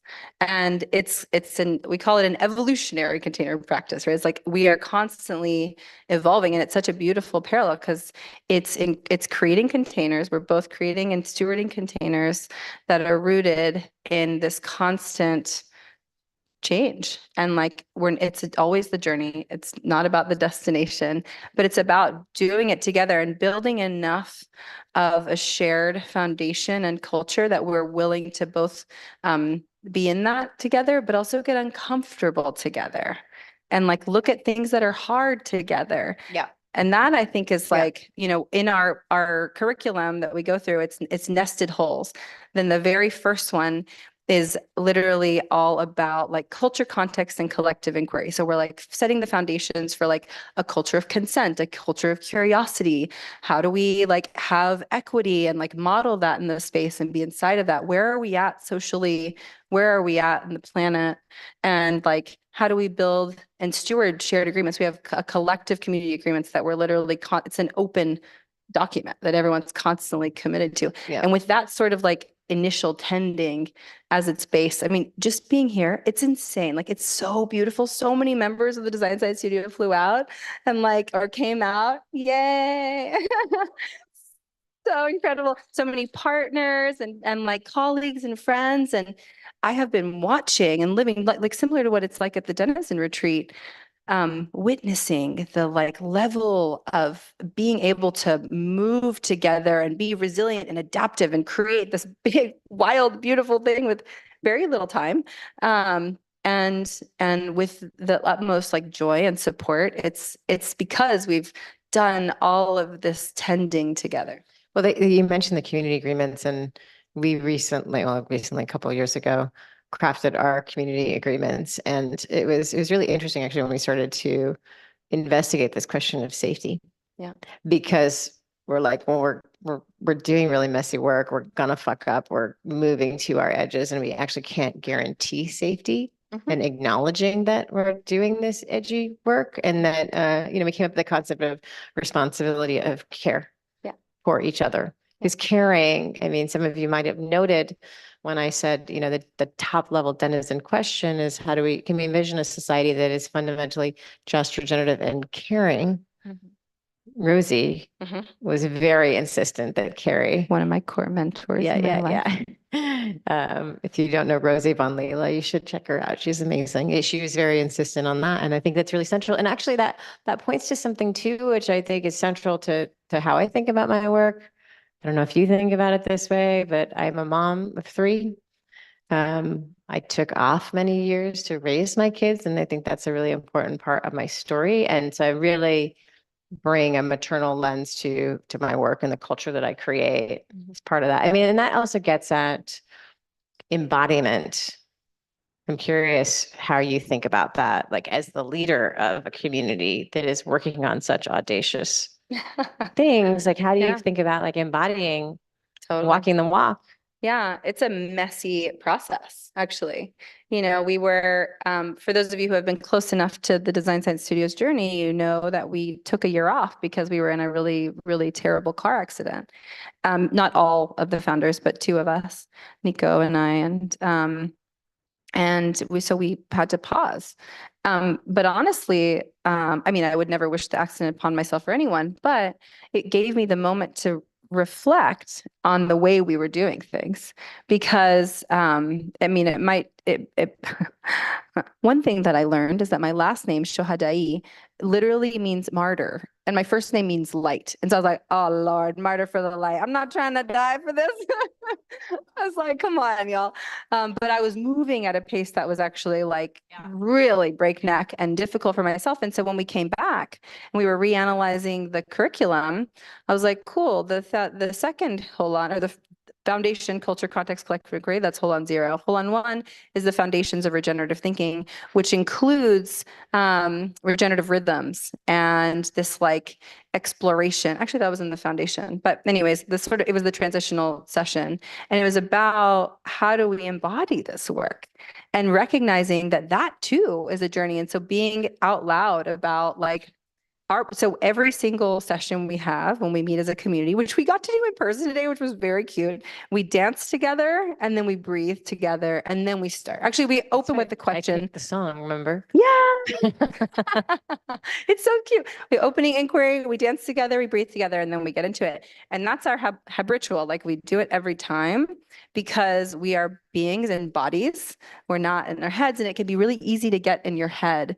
But so much, I mean, especially art, I think, like, is one of those like transcendent technologies of embodiment.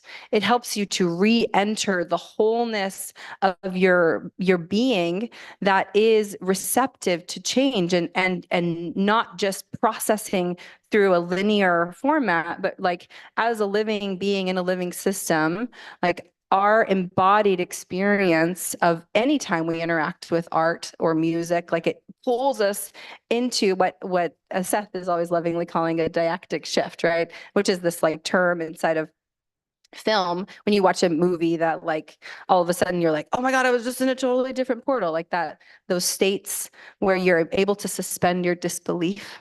And that sort of like embodiment also kind of is that transcendent. So I went on a whole arc, but when I come back to like my work as a woman who's been pushing really hard, who hopes to be a mom, who has been, I think in many ways, mothering like the community, I am constantly, after the accident, since we've been coming back, like trying to figure out how we decentralize and distribute the weight, because it's really unsustainable to continue in this way.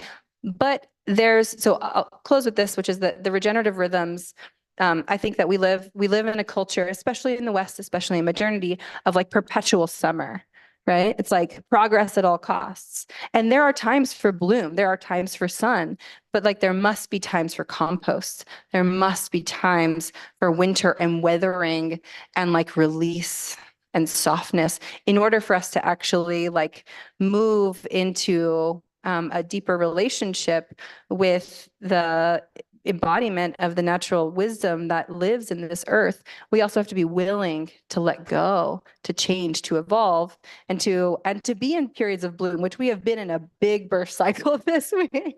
It's been a lot, but yeah, it's a process. All right, so much to say. Well, first of all, I haven't stated, and I think this is important because the conversation is about our theories of systems change and how to do this really audacious thing that we all are sought out to do. And the way that I think about it with Denizen is, really an intersection of two very famous quotes. One Buckminster Fuller quote: "You can't change the existing system; you have to design the new system to make the current system obsolete." And then the very well-known, attributed to Gandhi, but apparently not: "Be the change that you wish to see in the world."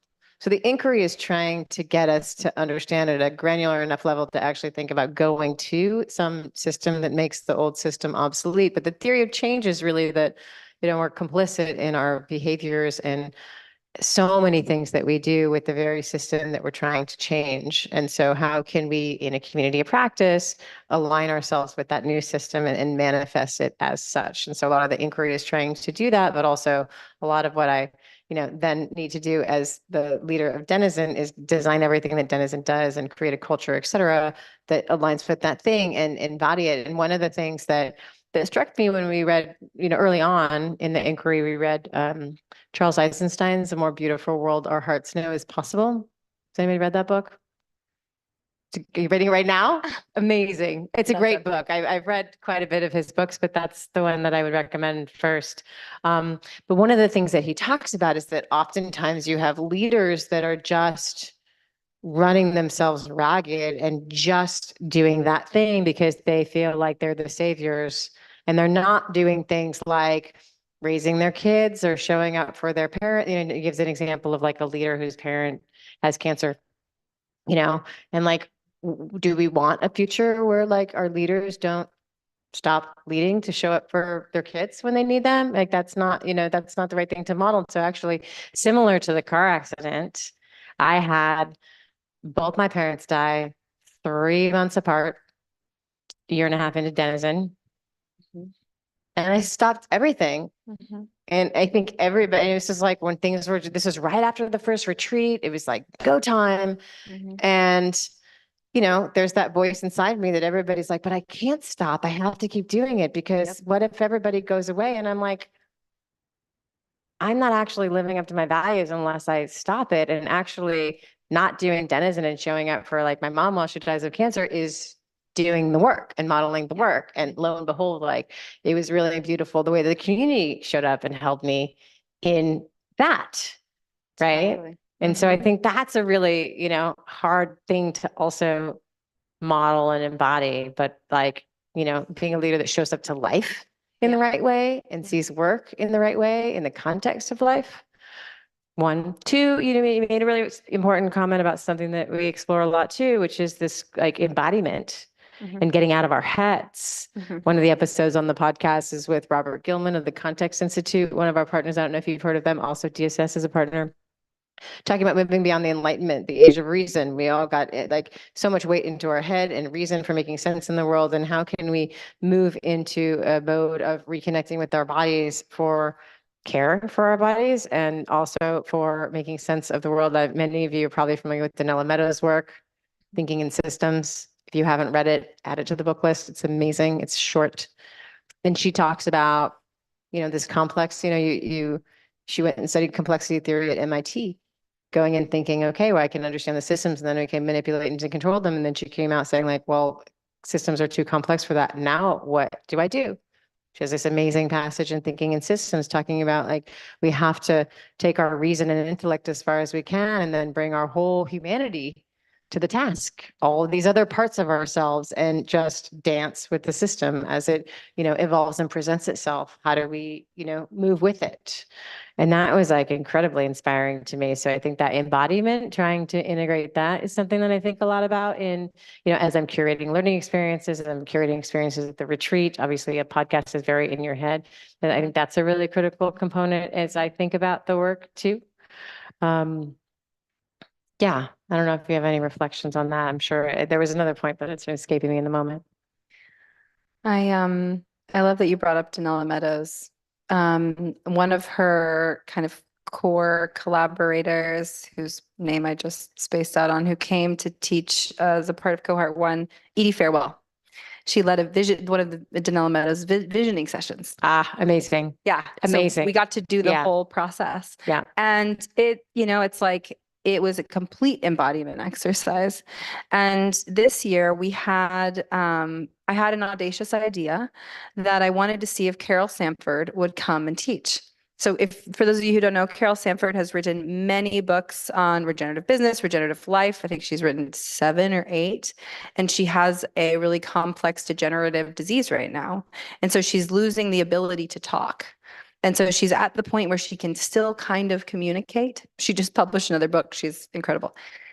And so I was like, maybe, just maybe she'll come. And why not ask? Like, as someone who almost died and had the chance to live again, and now is moving and walking, and I had to like literally regain the ability to walk. And during that period, I'm looking at Mark out there, and I don't know if Steven's made it yet, and a handful of other folks who are in the community who like continued the like space, continued holding space, like bringing people together. And in that time, I was, reflecting on asking her if she wanted to come and teach. I was like, if I remember being in that like near death moment, like, and having an opportunity to continue to share my life was a gift. Why not ask? And so she came and she put me, there's a thing called a fishbowl. We do it in Regenaissance, and she put me in the fishbowl. And it wasn't until after we finished the session that, because at some point she was like, okay, and then what? She gets me deeper and deeper and deeper into the nested systems. And she's like, so ultimately, what system are you working on? And I was like, is it like artivism and activism and cultural change? And it wasn't until after the call, I was like, I'm working on systems of oppression. Like, that's the system that I'm working on primarily. Because whenever we think about like giving people permission, encouraging them to imagine another way, to not say, this is the way things are. Fuck that shit. This is not the way things have to be. And like, we can choose to imagine another way and embody another way and help facilitate a transition to another way. But we're embedded within so many layers of oppression, some of those from colonization, which like one of, the word educate, the core of it, which I only learned last year, is educare, which means to draw forth.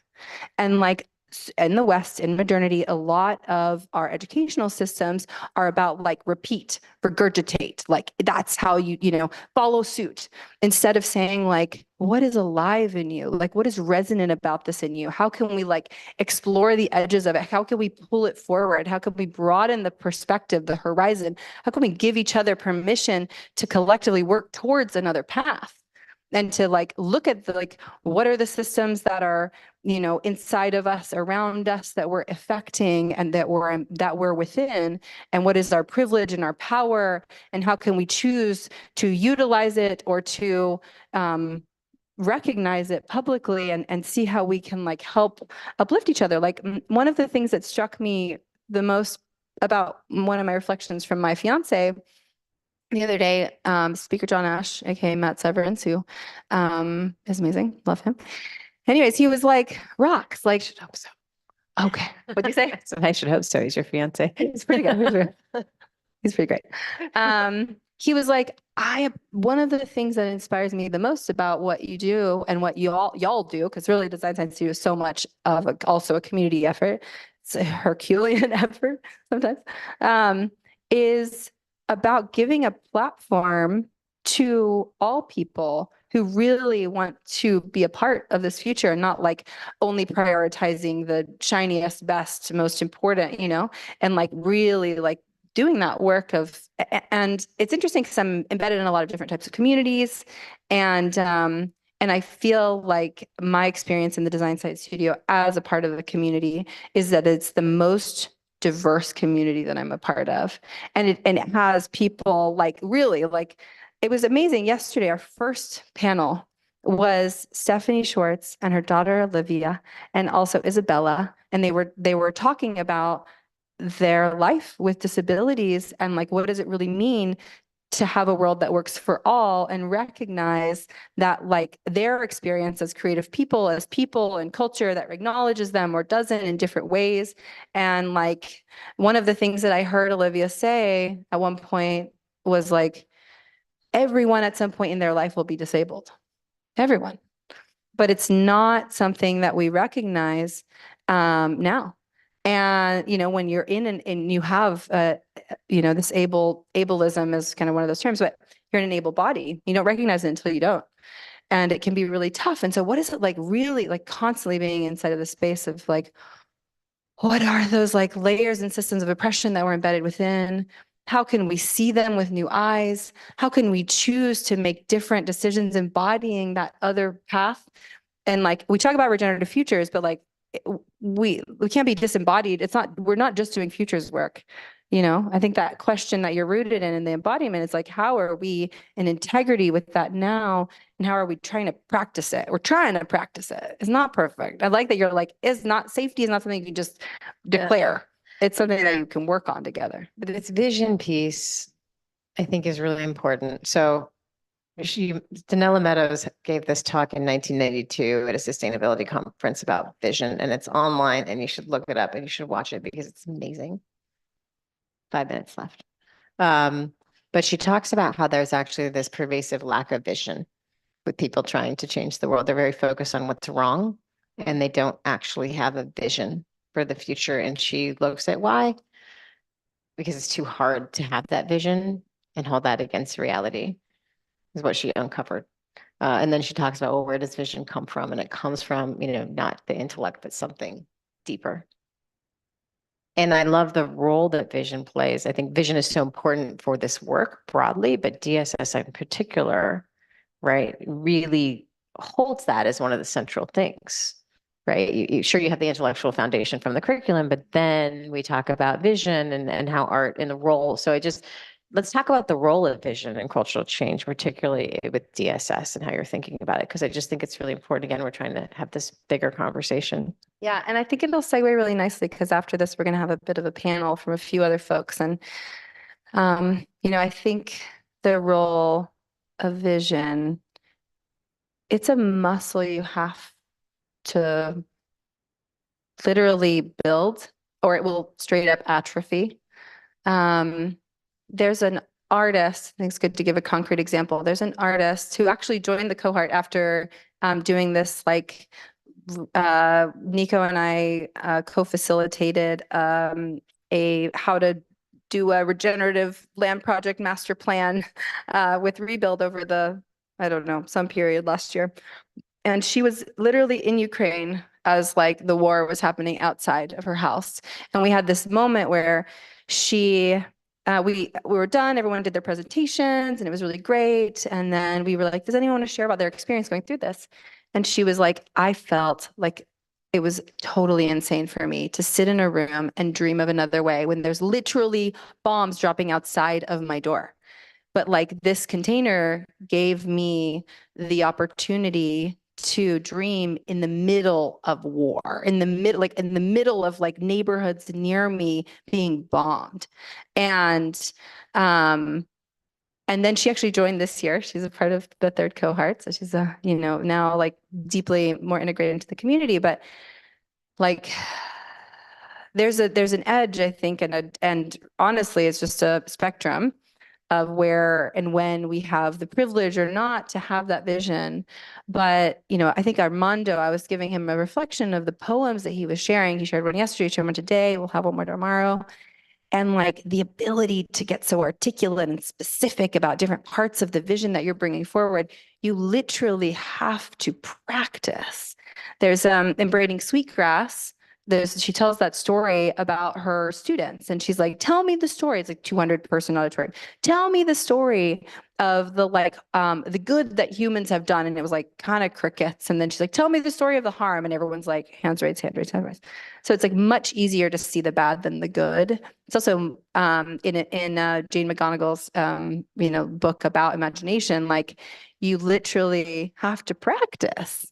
And we've lived that, like even in the studio sometimes when we're like, all right, y'all, share your vision of a world that works for all. And it's sometimes like, what, maybe it's just like that in space to practice, I think is so critical. And so what that does, I think at a systems level scale, is if we are cultivating containers and individuals that are working on practicing that suspended disbelief using, we're in the city of Regenera. The city has docked. We are currently living inside of that potential future that we are now embodying and bringing forward in the world, right? Like the ability to practice suspending all of the things that say that it's too big, it's like it's the nose to envision possible futures so that we can actually move towards them is so core to the work. One of our favorite quotes is the future is always first an idea. And Harris, I think, added another really good dimension last year, which is the future is also first a feeling. Well, I think this is really important because getting back to Danella Meadows talking about where does vision come from? It comes from here. It comes from somewhere like deep in us, and it's like tapping intuition. And there's a spiritual component. When we talk about consciousness and denizen, it's one of our pillars. And like the spiritual aspect of that work, I think, is also really important. It's like tapping into source. Like this is what Charles Eisenstein talks about too. And I think, is that the music telling us we're out of time? I think we're out of time. Are we out of time yet? Yeah. But I just want to tie in the spiritual piece of that visioning because I think that is a really important part of the work too. Yeah, totally.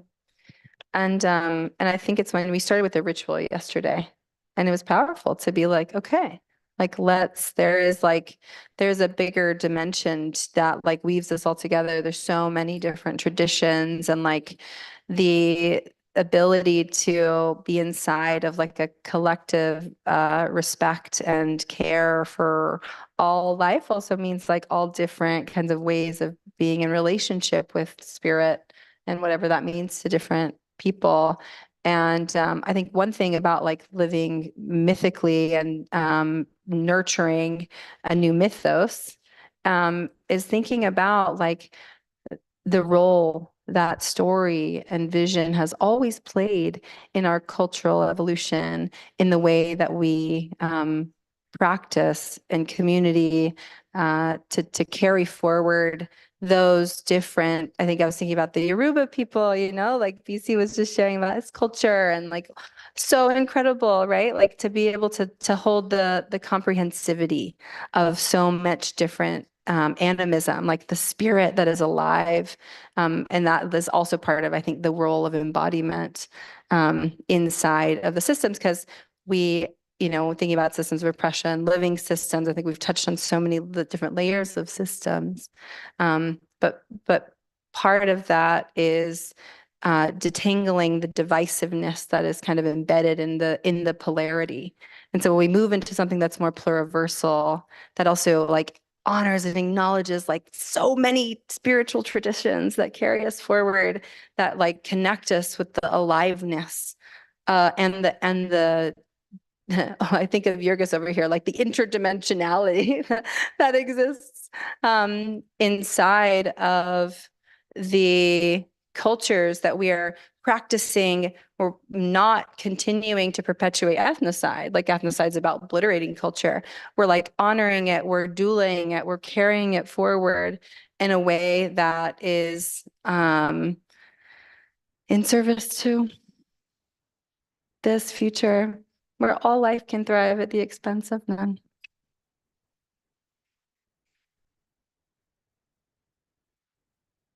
Well, thank you for giving me the opportunity to draw out all of the wisdom that you have to this really important conversation that we're all here to be part of. Thank you, Jenny. You're amazing. And the work at Denizen is so, so important. And the community that's come together around it is incredible. And I'm honored to be a part of it. Can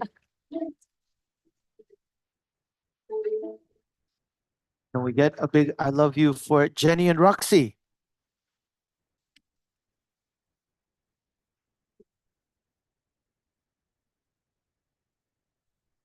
Beautiful human beings. If you were you here with us yesterday? You go, woohoo, if you were here yesterday.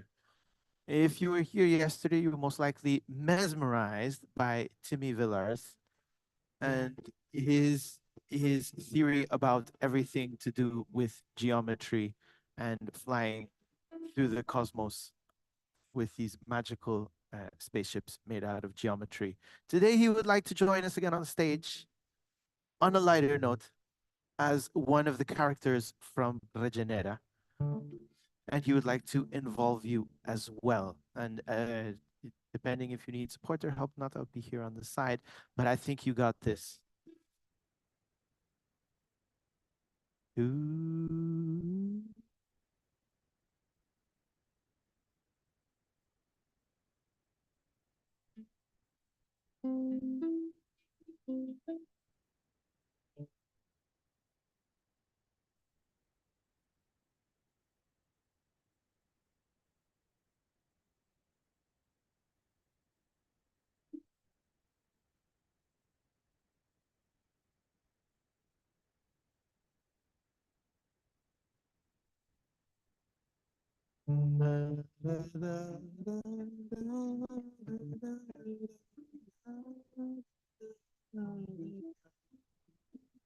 And as the sound check progressed, we could see excitement building in the room.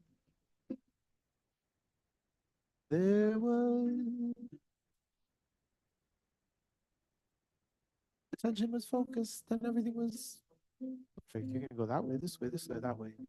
Da da da da da da da da da da.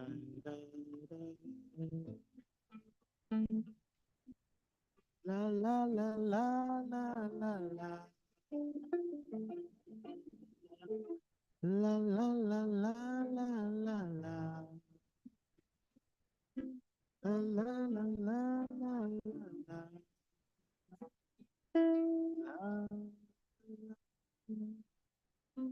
A quick question to you all. Have you already created your Regenera avatars or alter egos? Nobody's done it. You don't know? Well, take note from David Bowie. If you wish to change the world, it is great to create a character which is quite similar to yourself, but somehow better, a little bit more extravagant. Someone which would do something that you would dare not do. And if I'm not mistaken, that is exactly what you will be doing. Is that right, Timmy? Inviting people to take part and to embody their Regenerative characters through example of yours. The guitars aren't in tune. So ladies and gentlemen, can we get him a big round of applause as he takes it away?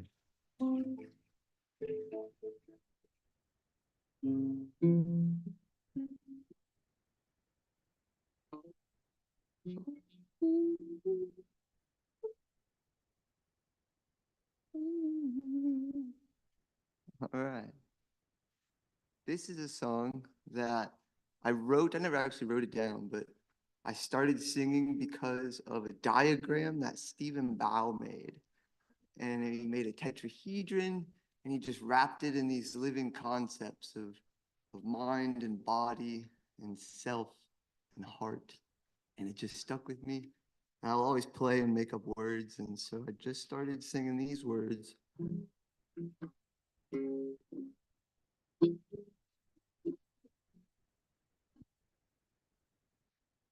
Da, da, da, da. Da, da, da, da. Liberate your mind. There's so much there to find. Celebrate your body. Tai Chi, cartwheels, and ollies. Resonate your heart. In the depths of the truth, find your heart.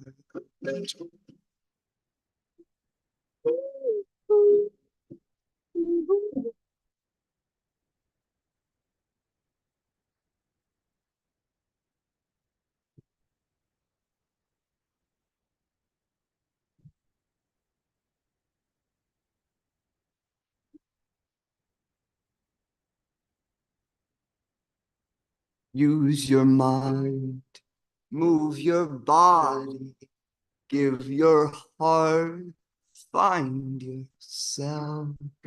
Use your mind, move your body, give your heart, find yourself.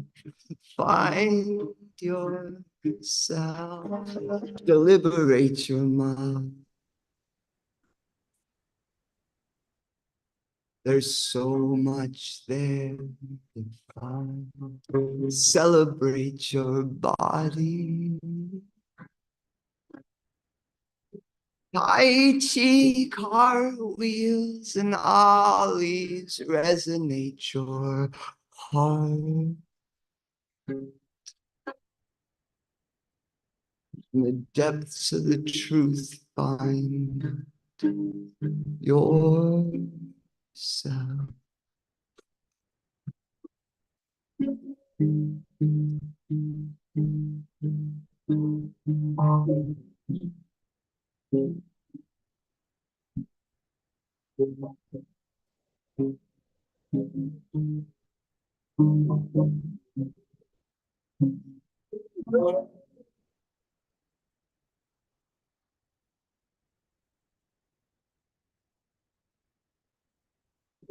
Oh, we're so lucky to be together for the time that we have. It just might be forever. For that, I'm glad. Oh. Oh.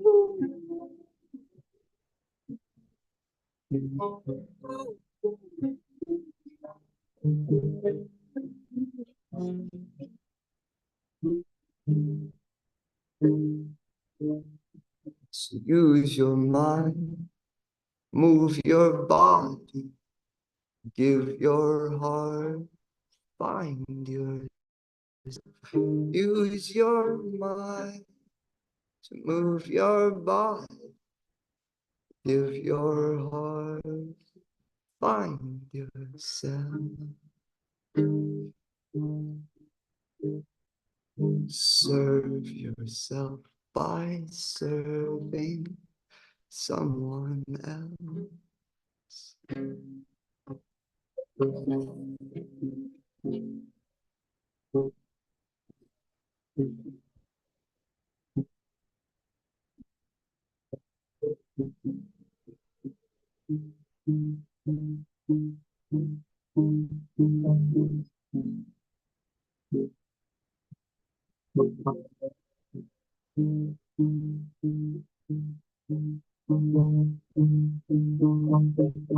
Use your mind, move your body, give your heart, find yourself. Use your mind, move your body, give your raccoon heart and find yourself.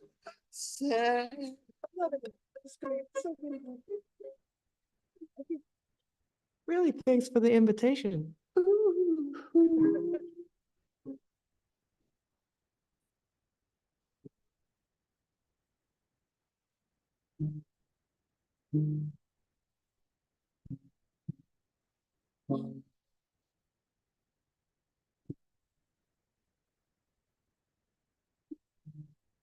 Scratchy, remember to serve yourself by serving someone else. Well,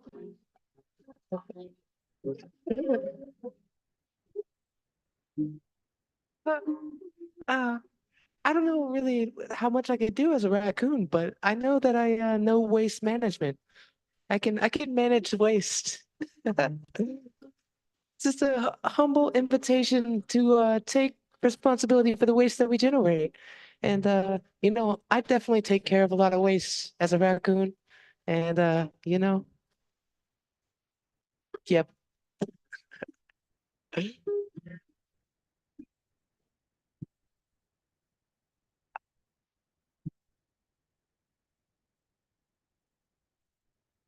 This reminds me of a song. Perhaps I can sing a song too with you.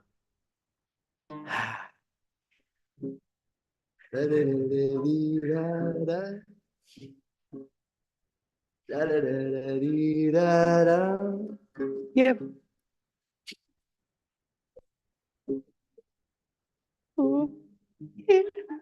Ah, oh, I'm nervous. No, I'm not. Doing great. No, I'm not. I'm not nervous. I'm resilient and resurgent and regenerative, and also a lot of adjectives that aren't coming to mind right now, but that's fine because you don't always have to be ready. It's not a competition. It's also not a show because we're all for real here. This is all for real. I'm not an actor. Deep within your heart, Yeah. let it build up inside of you, and you just let it out. Whatever comes out. It's like a love volcano. It's like a love volcano that exists in my core zone, in my heart. That's right. That's the Spanish word for heart. You know what I mean? Yeah.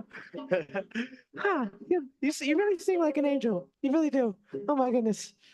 Oh. Yeah, okay. So, Regenera, rising. It's really not surprising that we're realizing that we're all creative containers. That means you and your skin and your flesh suit, you know what I'm saying, as human beings, even though I'm not a human being, you have the potential to change the whole entire world. It's called a trim tab. You know what a trim tab is? I know what a trim tab is. Trim tab? Whoa.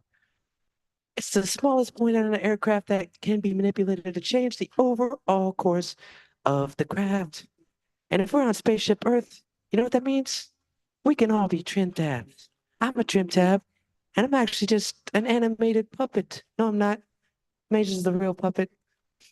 Well, I'll save that for another time. Anyways, yeah. Be a trim tab. A trim tab. Be a trim tab. Yeah. That means you, all of you. Be a trim tab. Mage is gonna squat, but I'm still a trim tab. Yeah. Yeah. I don't know what you said back there, but whatever. Yeah. What you're doing? The word is remage. Rummage? Remage. Explain. The trim tab on the edge of the bird's wing feather is a remage. A rummage. There it is. Yep. So owls know that, right? Or something. Scratchy, you did so good. You did good. I'm a Give prop. me some. Yo, wait. There it is. That's our secret handshake. Don't tell anybody. Okay, I think I'm gonna get off the stage now, but that was great. Thanks for rocking with Timmy. Thanks for, We did good. yeah, that's what's up. We got more jams to come. I also freestyle, and I'm also a DJ. Scratch, scratch, scratch, scratch. Anyways, yo, you are beautiful. See ya.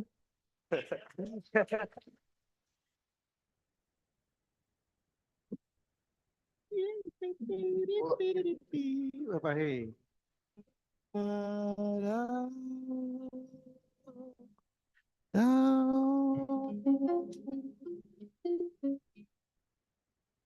we get another round of applause for Timmy? And for the lovely magical raccoon. What's the name of the raccoon?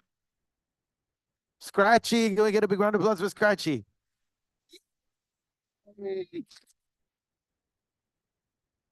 I speak raccoon as well.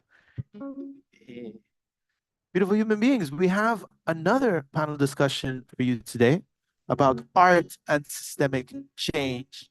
And I don't know why Roxy just decided to walk off stage because you are going to be on that panel discussion as well. Not everybody has to go see what happened.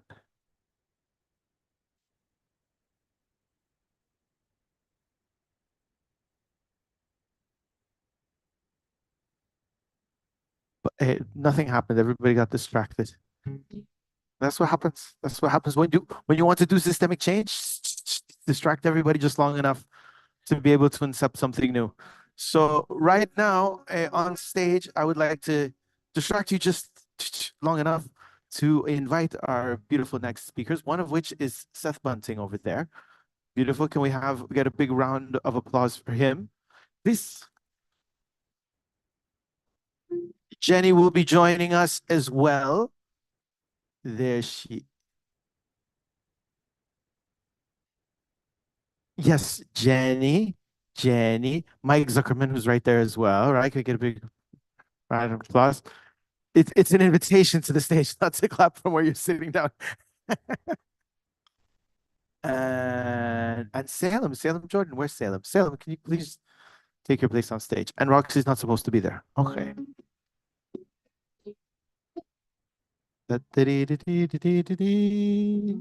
I'm not quite sure. And which one of you is moderating, or will you be moderating yourselves? Excellent. Excellent. And the theme is art and systemic change. Is that right? Art and systemic change. Is that right? No, we don't hear you. Is mine on? Mine is on. It's not. Okay, now it's working. Okay, awesome. So as I mentioned, there are these 6 pillars to the denizen conversation, and I really like exploring the question of cultural change and various vectors for cultural change, and then how that spills over into the other components of systemic change, political change, and they're all interrelated, right? But the group that we have together today, I'm excited to highlight your work, comes at it from a different perspective, and we're actually going to talk a little bit more about design and culture and art and how that informs other aspects of systemic change. Salem, really excited to have you. Thank you. So we don't have a ton of time, so I'm going to just get right to it. So you have a background, abstract artist, Yes. software engineer. Yes. And you talk about how you're very passionate about software and tech for good.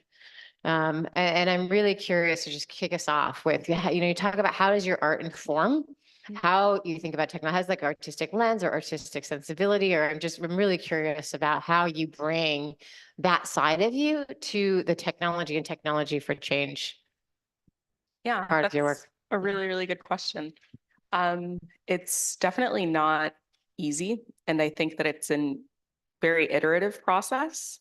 I think that what's helped me is looking at it through a participatory lens, especially when looking at things like open source software, which I'm really passionate about, as well as like art in community. I think that bringing those two together kind of creates this, it's like emergence of something that I didn't necessarily plan for, but I know when it's right. And I know when it's not as well. And that also happens, which is why it's so iterative. I love that so much. My background was in traditional strategy consulting, and then I went to the Stanford D School and I came out a different person. Right. And so I think all of us are carrying this really important design lens. And Mike, you brought this to so many different contexts, Buckminster Fuller Institute to refugee camps, and you've taught workshops on design. You talk about culture as your main kind of vehicle for change. I'd love to hear more about your design process and how you think about that, applying it to different spaces. Yeah, thank you. Yeah, I loved everything you said, Salem. It was really right on. And I think it's very similar. I can see why we're on the same panel. We just met, but I'm like, oh yeah. But yeah, so I think mirroring, so first of all, what I work on, my physical or my medium as an activist is physical spaces. And I like to look at these physical spaces and have them informed by the innovation of technology like open source and Web 2.0, and applying that exact concept to physical spaces allows for the users to have this emergence that they create themselves. And instead of like if you build it, they will come, it's if they build it, they will stay. And so, and it also is great because it works in all these different contexts, as you mentioned, in different geographies, because you're posing the question. So like my idea is just other people's ideas. So you can go other places and you can try it out, and then it becomes uniquely of that place. And so, yeah, I'd say that's kind of, leading with culture to get people from that place to show up, like whatever that is. In the Philippines, we did karaoke because they love that. And people come and then they figure it out from there. But it's culture plus design process. I think this is what's and you get innovation that's very appropriate to context, but also it actually sticks. It actually works. I mean, this is nuance. It's incredibly important to when we talk about designing interventions that actually have impact. Yeah, I mean, so the culture piece is to kind of attract everyone. If you just say, hey, who wants to make the city better? People will come and they'll be great people, but it's not everyone. And if you really want a solution that works for everyone, you need everyone to get there. So that's use the hook. And then once they're there, you say like, hey, what could we do together? What are some challenges? And that's kind of the process. Yeah, and you're both echoing something to like two really important design themes or mindsets, which is the emergence and participatory and iterative.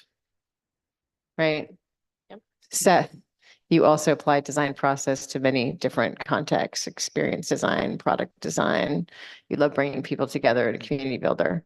Why don't you speak to how you're bringing design ethos and process to your work?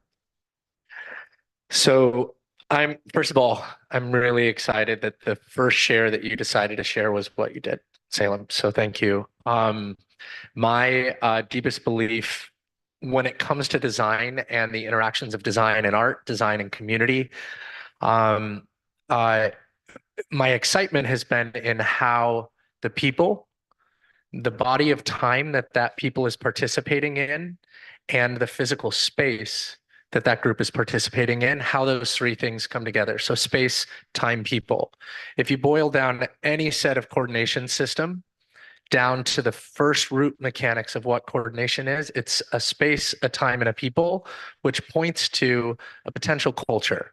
A culture in the humanities, as we normally use it as a word, is a noun. And so if you can think about a culture, there's object orientation to it. You're like that group of people at that place at that time. But in the sciences, we're here in the design science studio, so I want to point to how this kind of loops back. In the sciences, culture is a verb, and it means to maintain conditions that support growth. And so my highest excitement in my work as a kind of experiential designer and operator has been, is there a way to take a group of people that is definitely much bigger than the sum of their parts, especially when it comes to skills, and can you put them in a cooperative engagement, a collaborative engagement, a co-creative engagement where they're sharing some similar sense-making patterns, some similar ideas, and a similar output? And can you get them all on the same track to do something together? And I think that the output of that is a much better art than any one individual could do on their own, which I think lends way to like where, for me at least, experiential design has come in. It was the one place that I could take any random 100 people in a room and everybody can add to the puzzle. Mike's been doing this all around the world with, I mean, the refugee camps was the biggest standout, where it was like you took a body of people that would otherwise be making sense in disparate situations and brought them together in a way where they were making sense together. And I think that was critical both in your work, but I think it's been informative to how I design as well. So yeah, check. A lot of nodding. Salem, do you want to add to that? Build on that? No, I just want to like, yes, I agree. It's what really stuck out to me there is just like this, it reminded me of ontological design and how we're all designing together without knowing it. And so I'm really glad that you brought that in. If you want to know the real signature that I would like on my business card at the end of my life, it is ontological designer. Ontology is my favorite subject material. It's the study of being at its root. Onto is being or that which is. And ontological design, I think, is the like crucible tool for a better world. It is all of the different components of what we could design and that would come back and design us back, about thinking about them together. Whole systems change, theoretical systems change, etc. It all points back to the fact that we want to build something out there that helps us make sense of who we are, so that what we design designs us back. We build tools, they build us, but it's a really weird loophole that gets solved inside of good design, ontological design. You're right. Mike, what's one thing you've learned or you know as a designer that you wish more people knew? And I think it's pretty simple, just that we should trust locals and individuals to know what they need more than ourselves and experts and all that. Yeah,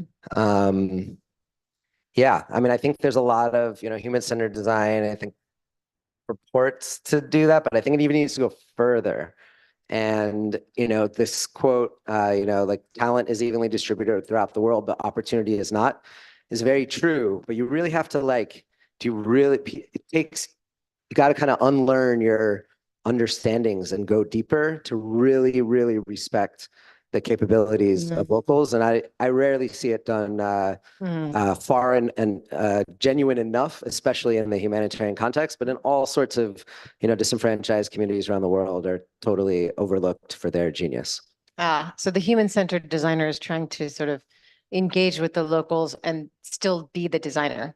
And so you want to push the actual design and ownership more deeply into it's also the field. Where it happens. If you really believe in the process, train people to do it, and then don't even be in the room. Gift them the physical infrastructure like the D school and the whiteboards, if that's what they want, and ask later, like, what happened. If you invite them to your office, it's a whole different context. It's like staged. It's different than what the discussion is around a dinner table.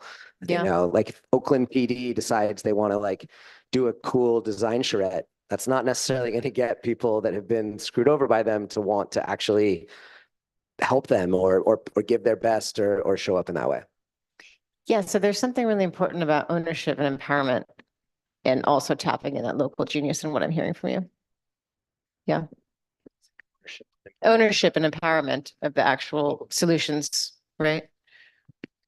Yeah, and I'd say agency. Yeah. I think there's this idea I heard from Victor Santiago Pineda about agency deprivation disorder, that a lot of the challenges that are being faced by communities that are kind of being held down is this lack of agency. And in refugees' case, it's legal. You can't work. It's really hard to be independent. But there's all sorts of structural things. And if you can kind of remove the barriers to agency, you can unleash so much abundance that it's not even necessarily funding. It's like other things can emerge. I mean, yes, more funding is helpful, but agency is often the bigger block. Roger.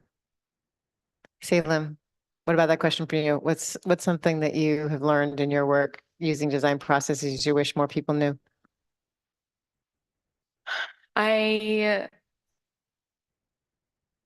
wish more people knew that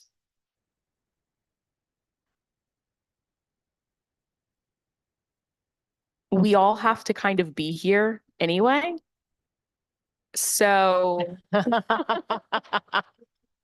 I mean, I know that sometimes thinking about these things is like banging your head against a wall, but you've got all the time to think about it. And art is not just like making something on a canvas, painting or drawing, but it's like our interactions with other people. Like we're making art right now, this is something that will be listened to maybe while someone is working, but maybe while someone is painting, maybe while someone is, it's this constant process. And so bringing more of that into your life in various different ways is a great way to just channel that energy into your work, your interactions with others. It's just constantly going on. And I wish more people knew that. Seth, same question. I love that Mike brought up agency. I really believe that great art similar to, I think, great love, is that it enables choice. Love is that which enables choice. And how we care Who about our said that? community. That was Forrest Landry. I know who said that. Yeah. It's just asking Forrest, everybody else. yeah, Forrest. Did I lose my mic here? No, I'm good. Forrest Landry, yeah. He developed a tiny book of wisdom. That's what it's called, actually. It sits on my toilet and a couple shelves in my house, and it's a series of aphorisms, and they're all just like very pointed ideas. But the reason I bring that up is that I believe that you're absolutely right in that great art is oftentimes being co-created.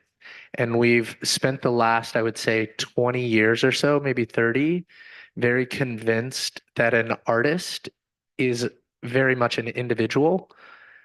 So they become the noun and they could become the brand, and then they take off, and then it becomes the followers and the like what needs to be seen. And we have to remember the hundreds of people that went into building the stage that Taylor Swift stands on. And so when you first shared Salem, the first thing that I thought of was one of my favorite quotes. I believe Jim Henson said it. Don't quote me on that. And he says, first you find a group of people that you love and that love you, and then you give them something with enough empty space in it to take it on and make it their own. And when you get it back, it is more beautiful than you could have ever imagined. And I really believe that the power in the intersection of community and like the creative process and our interdisciplinary capabilities together, which is much different than a single artist's skill, leads way to much better things getting created in the world that, yes, sometimes come out as art or panels, but come out as companies and organizations and nonprofits and creative ideas and game-changing things, but they're collaborations. And I want to really anchor that I think it's less about the individual and more about the collaboration. The last quote that I'll share here about this is from Daniel Schmachtenberger. And he says, the idea of an individual is fundamentally a misnomer, because without everyone else, we wouldn't be who we are. We wouldn't speak in the way that we do. We wouldn't think in the way that we do, and so on. So the term interdependence doesn't mean that the individual is not a thing. It just means that the individual without everybody else would cease to exist. Beautiful. How are we One of doing my on favorites. time? I know we only had half hour. 12, 15. I don't have 12 minutes.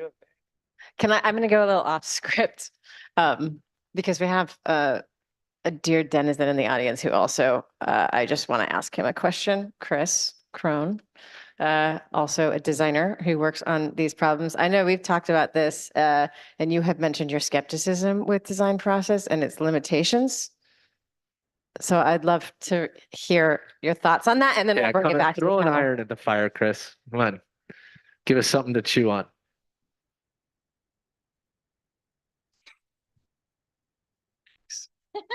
Hello, everyone. For a little bit of context, spent a lot of time, many years working at IDEO, where I ran our climate studio, and we really sought to bridge the gap between design as an inception point into implementation in very large scale systems. So that was looking at how do we really think creatively about problems? How do we carry from the previous panel, carry that vision and really look into the future of the kind of world that we want to create, while also recognizing that we have very complex structures that we need to begin to dismantle and work around and through. So I don't know if it's a skepticism around design so much as it is a recognition of its contextual placement within an overall process, and kind of what we limit design to being as saying, well, it's this creative thing and we're going to do. IDEO, of course, is very human-centered design oriented. But it's really looking at when is the time in the flywheel for design and for creativity? When's the time for really like heads down, like elbows deep into the soil implementation? When do you come up for air? When do you check in with the community? And if done well, all of that is happening simultaneously, but it's still in sort of this fractalized arc that's scaling upward and outward endlessly. And then, of course, there's also just bridging the language. So when we're working with groups like, deep into Walmarts and Cargills and Shells, you've got individuals that are very interested in doing right. They're still individually oriented people around a common good of, as you said, we all have to be here, right? We're all living here and we all want to participate. But if we come in sort of too esoteric with our thoughts, we often found that to be limiting in the ability to really drive change within organizations. So it's also thinking about when's the appropriate time for design language, and when do you also kind of sneak design in? So when we're looking at those groups and looking at those folks to say, well, I can't take big risks. I work at this level in this organization in this way. And then you're saying, well, actually, we just spent 2 weeks being designers. You may not have realized it, but look how awesome that was and look at the outcome. And now we get to carry stuff forth and implement. So I think really the takeaway is just bridging that gap between design creativity, implementation, coming up for air, and then repeating that process over and over. Thank you. That reminded me of Clubhouse. Who's in the audience that I can bring into the conversation on the fly? I really appreciate that. Reflections? I mean, I have thoughts. Salem, do you want to go first? Yeah, totally. So thank you, Chris. That resonates a lot with me. And I think that what it reminds me of or catalyzes in me is just like this truth that we're all kind of multidisciplinary. And because of that, we should be spending more time being the bridge between these disparate areas because they're not actually as disconnected as they seem. Because of the way that our society is currently structured, specialization is like, it's the thing. Like you go to school for the thing and then you become the thing and you do that your entire life. I don't think anyone actually really wants that. I think that it's natural to have multiple projects, multiple interests. And so if we all were able to move through the world in that way, being the bridge between these areas, meeting other people who are doing the same thing, I think that it doesn't have to be this like large disruption to the system. I think that emergence is something that happens from the ground up. It's not a top-down process. So the system would naturally change in the ways that we're intentionally designing it to do so, right? Like that's ontological design. We're creating these pathways for ourselves and for other people by utilizing like a decentralized network. Yeah. Oh, yeah. Bucky referred to himself as a comprehensivist. He thought specialization was the worst, but not a generalist, like comprehensivist. He went deep on a lot of things. And yeah, I also, from the humanitarian perspective, the like humanitarian industrial complex is really inefficient at dealing with situations that we have right now and are getting much worse. And a lot of it is bogged down sometimes in design thinking. And I'll just give a quick example because, sure. I was on the Poland-Ukraine border like 4 or 5 days after the war started. And I had several different sources of funds to spend. There was a large NGO who raised $27 million. But they were so restrictive with what they could do with it. And also they were like, all right, we're going to design a place for people to live. And they spent so much money and they brought out very high level design firms like IDEO and got hotel rooms and flights. And they designed this thing that never got built and literally spent, probably over $1 million on this, assessment and design and everything. As opposed to, I also work with this organization that but they raised $400,000, but said, do whatever you want with it. And we're able to give it to a Ukrainian woman to buy like an ambulance so she could get back and forth without waiting in line. And, and I understand that's a bit risky on some levels. So I'm not saying there's different levels, but on the housing side, $15,000 given to some Ukrainian carpenters, plumbers, masons, transformed a school for 350 people in like 3 weeks. And so but only like 0.24% of the money goes to the individuals like that. It all goes to the large organizations And it's not only the designing, I'm just kind of looping it in there with a lot of the problems with thinking that Overprocessing. the outside can come in. And anyway, so yes, I agree with you.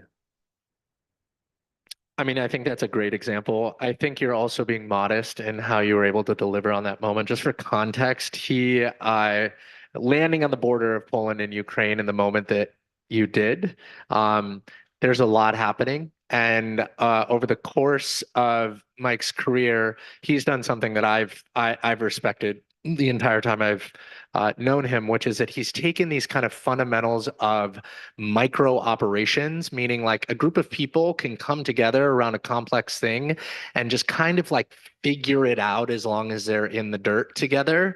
And we learned that at Burning Man, but then we looked around at organizations like Burners Without Borders, who were doing civic activism when there would be, large typhoons or floods or something. And Mike was doing this as he was going out to refugee camps. He was helping build these kind of like on the ground containers for people to figure things out themselves. And this one particularly, they ran the second largest migration checkpoint in the last generation of human history. Like it was one of the most significant feats of just kind of rapid response and the ability to operationalize quickly, which brings me to my response to Chris. I am very grateful that you said what you did, Chris. And having been, sorry, my phone's ringing. Having been an operator amidst designers and creatives and artists my entire career, I understand the arduousness of trying to just get out of design and into actual operations, actual product design, actual technical feasibility, deep research, et cetera, the things that really matter. And so I do want to double down and emphasize on the fact that like design is a layer that is constantly moving through here, but it needs to know when to show its face and when to pull out so that operations can come in. And I think it's super critical that our operators are more educated as they begin to build companies and build teams and build structure and platform operations and et cetera, that they are capable of knowing that design is critical, but knowing that it is just a part of the overall delivery. We learned this a lot last year building an incubator, and inside of the incubator, there's a couple different things that have to happen, but platform operations is critical. It's the thing that kind of turns the engine on. And so we spent time, months and months and months, building platform operations to prepare for the potential of new companies to come in where we could begin to ideate and do our research and our phasing and et cetera. But that only can happen if you have good operations, because otherwise you just burn everybody out. Thank you. Salem, you said something really important about specialization.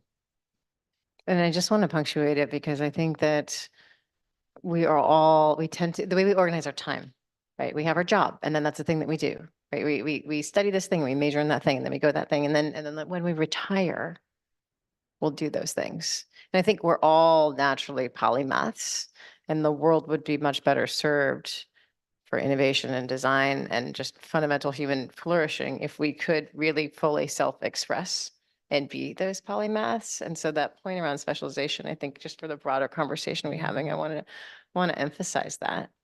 And I want to encourage everyone. I just started painting again after 20 years. So I was just telling Salem before we got on stage. And I just want to encourage everyone to like sooner versus later, follow those other passions and fully express, because then you will, one, be more fulfilled as a human, but also be more equipped to do the work. Two, Chris, you also mentioned something I really grapple with when I think about this, like strategic emergent design around complex system problems, which is also like first best versus second best interventions and the importance of understanding contextually what's actually the right highest leverage thing to do, even if it's not the best things to do. And I think that like you're just talking about some of these sort of organizations where, things aren't necessarily feasible. And I think that's an important frame to hold also in thinking about interventions, because partially what I'm trying to do with the denizen conversation is to just up level all of us in our competence to think strategically about the work that we do and also be less specialized and hopefully like to geek out about some things. All right. How are we doing on time? It's a half an hour, so I felt like And he's ready to get off stage. I'm not ready to get off stage, but I only had a half an hour, so You've got another 10 minutes. Another 10? There was a question down here. Yeah, why don't we take some questions then?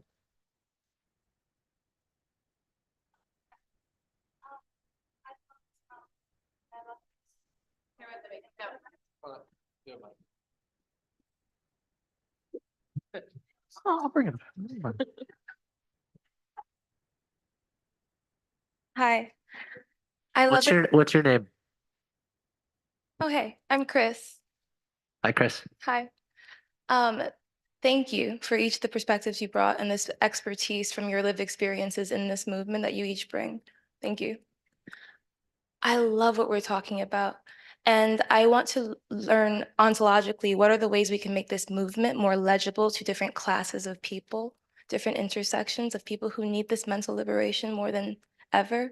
And I love how you explained, I think it was you who explained the culture as something that is a living, breathing, like concept that is endued in the ether of everything we do. With the paradigm of whiteness as the culture, the dominant culture, what practices of pruning can we actively take within this movement to ensure that the diversity we're calling forth can manifest in the ways that it's going to emerge? And it maybe not be legible to those who have the mic, but how do we make it such that we get like different spectacles to understand and see that which already is there? In the many ways that it may or may not be willing or able to articulate itself in a way that's legible to a Western consciousness. So how do we like debase the paradigms of ableism, of heteronormativity, of whiteness? Like what are some active ways that we can do that so that no matter what the initiative we're choosing to focus on in this movement for a better world, we can ensure our communication is landing where it means to land, and also encourage alternate paths beyond, I think it was you who mentioned like, oh no, actually, I think it might have been you, how those who get lost in the esoteric sometimes have a different ability to materialize actions from them.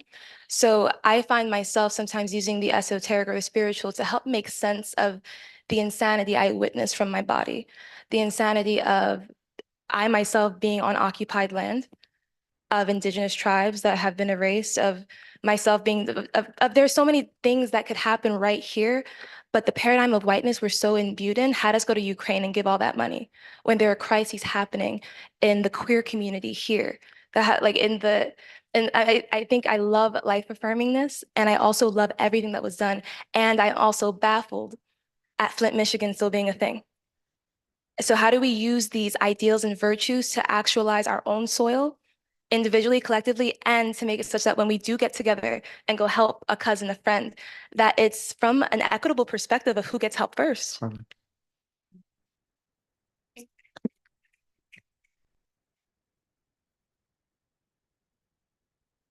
I'll go. Okay.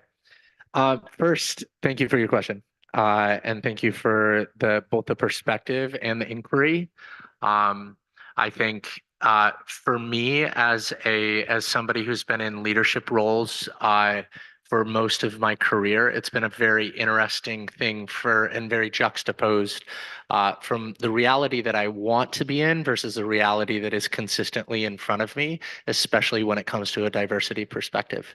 Now, I do believe at its core, the role of community is fundamental to this. And so the communities of people that we choose to spend time around, while many vary in their diversities, in their skills, and in their like subject materials that they're passionate about or the problem sectors, I think that community provides a landscape where, once you get up around Dunbar's number, 144 people, if you're around people that you really care about and that really believe in things that you also care about, you're probably looking at most of the skills needed to do something significant.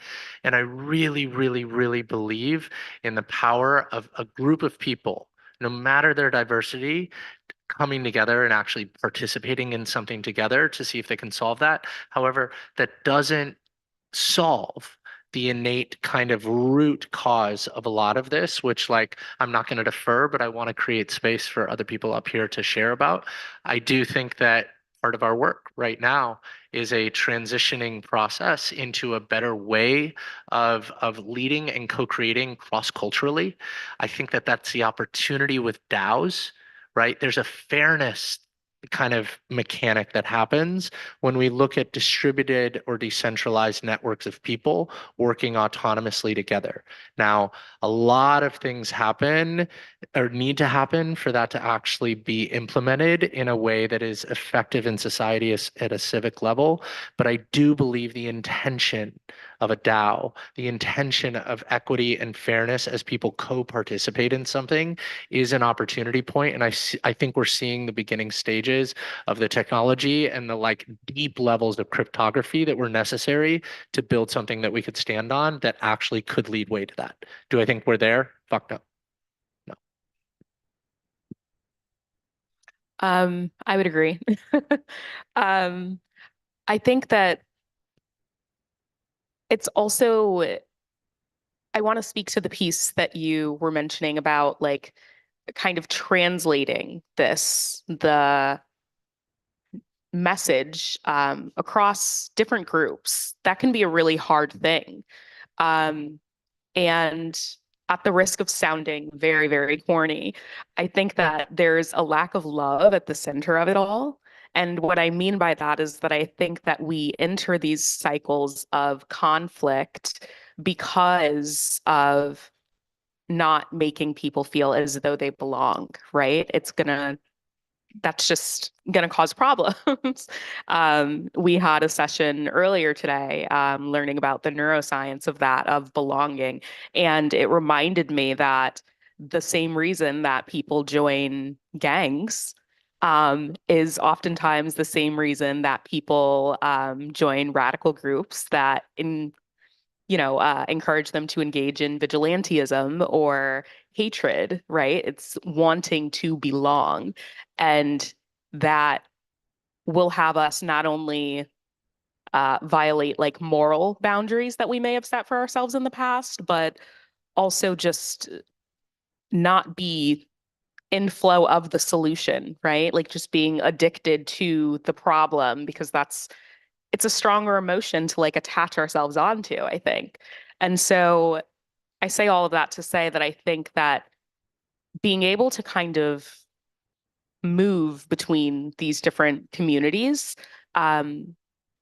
starts with belonging. And so by having spaces where there's diversity, not just in terms of the way that we look, but our ideologies, political beliefs, moral beliefs, spiritual beliefs, that's always going to create a more comprehensive solution when multiple people are forced to work together. There's, of course, going to be conflict at first, but then finding those patterns of connection in that, I think, is a good starting point for actually addressing the common issues. Poverty is a great example. Yeah. I mean, what you're both saying too is people need to spend time together, figure these things out. And I'm a one-trick pony. We need space for that to happen.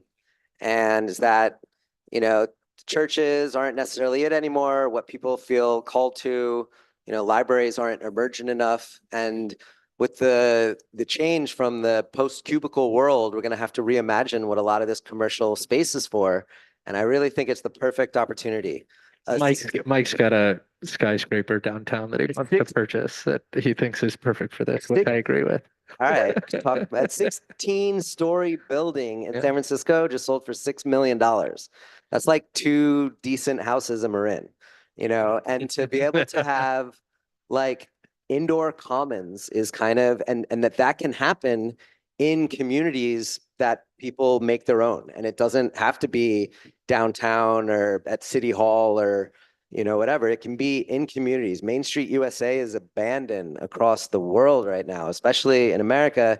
And so, yeah, that's my one-trick pony answer of like, let people have space, create these people's town halls, indoor commons, third spaces, and like, maybe they should be given out by the city for free or the state or philanthropists should give them. But anyway, that's there's a reason why companies and universities have physical spaces.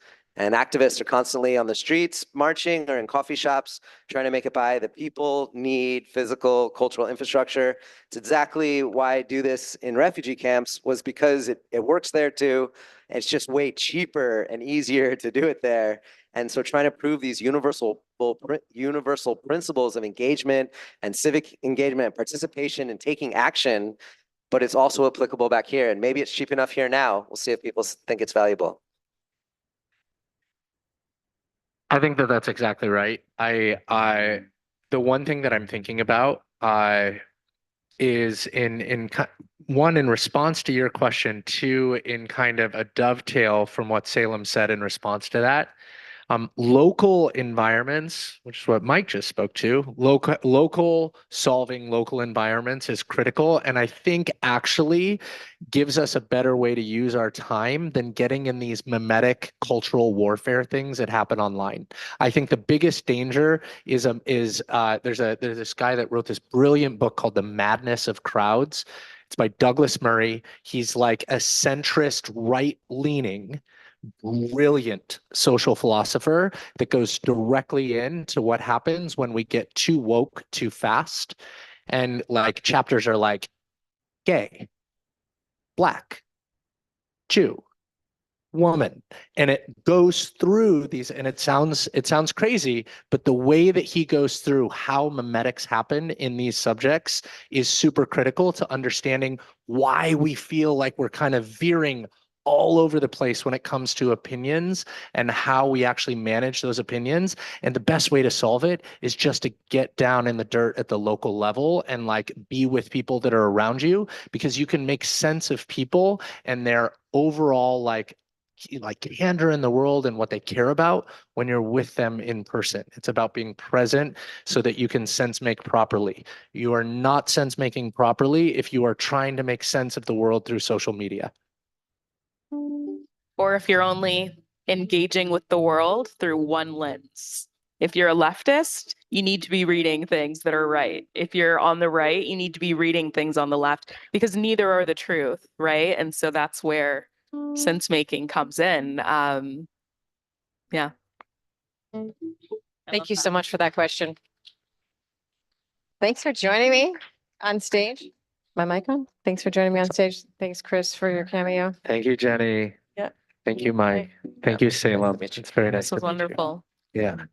And thank you all of you. Design Science Studio has been amazing. It's been an amazing part of my life. I'm very grateful. Roxy, the whole crew that has put this on. There's too many of you to name. I'm really grateful. And we love you guys. Thank you.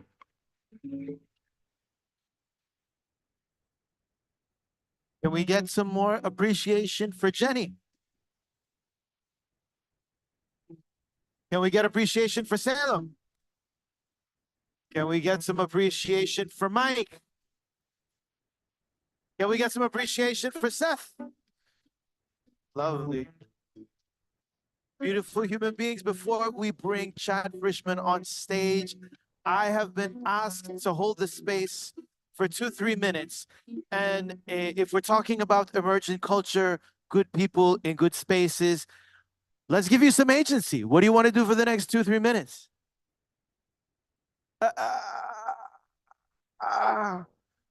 And dance. Would love to dance, dance, dance, dance, dance. Da-ga-da-ga-dee-dow. But what happens if we give you the opportunity to dance? No one dances, no one takes advantage of the moment. Everyone devolves into chatting. Everyone engages in just chit-chat and things like that. Someone said they wanted to dance. Someone said they wanted to sing. But where I am at the moment, I believe we'll have neither. It will not begin. And as I behold, we have the podium ready. So perhaps it is time to invite Chad Frischman on the stage to entertain the people here which are both present and online.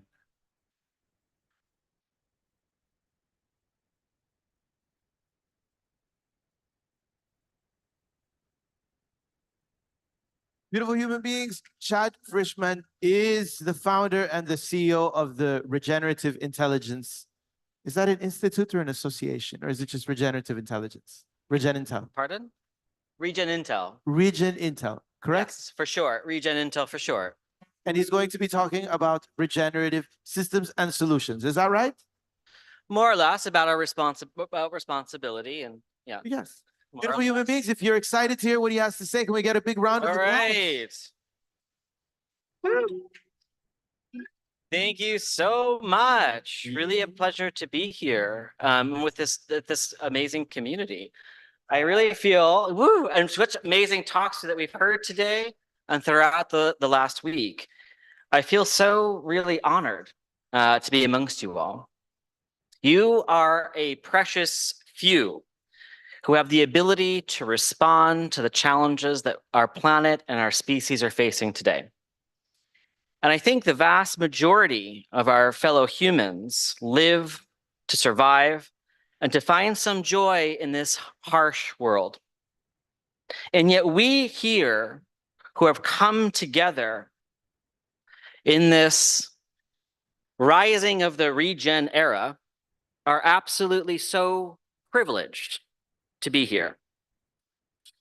Whether that privilege comes from your own hard work, from the gifts and generosity of your family and community, whether that comes from overcoming obstacle after obstacle after obstacle and achieving something great in this world, you are here today because however you've come, that experience has equipped you with the capacity to respond and affect change in the systems that we are all born into through no fault of our own. This responsibility that we all have has brought us here today to figure out together how to change the systems that we are all operating in. But I think to start this inquiry, we have to ask ourselves a really fundamental question, a question that I don't think we ask often or deeply enough.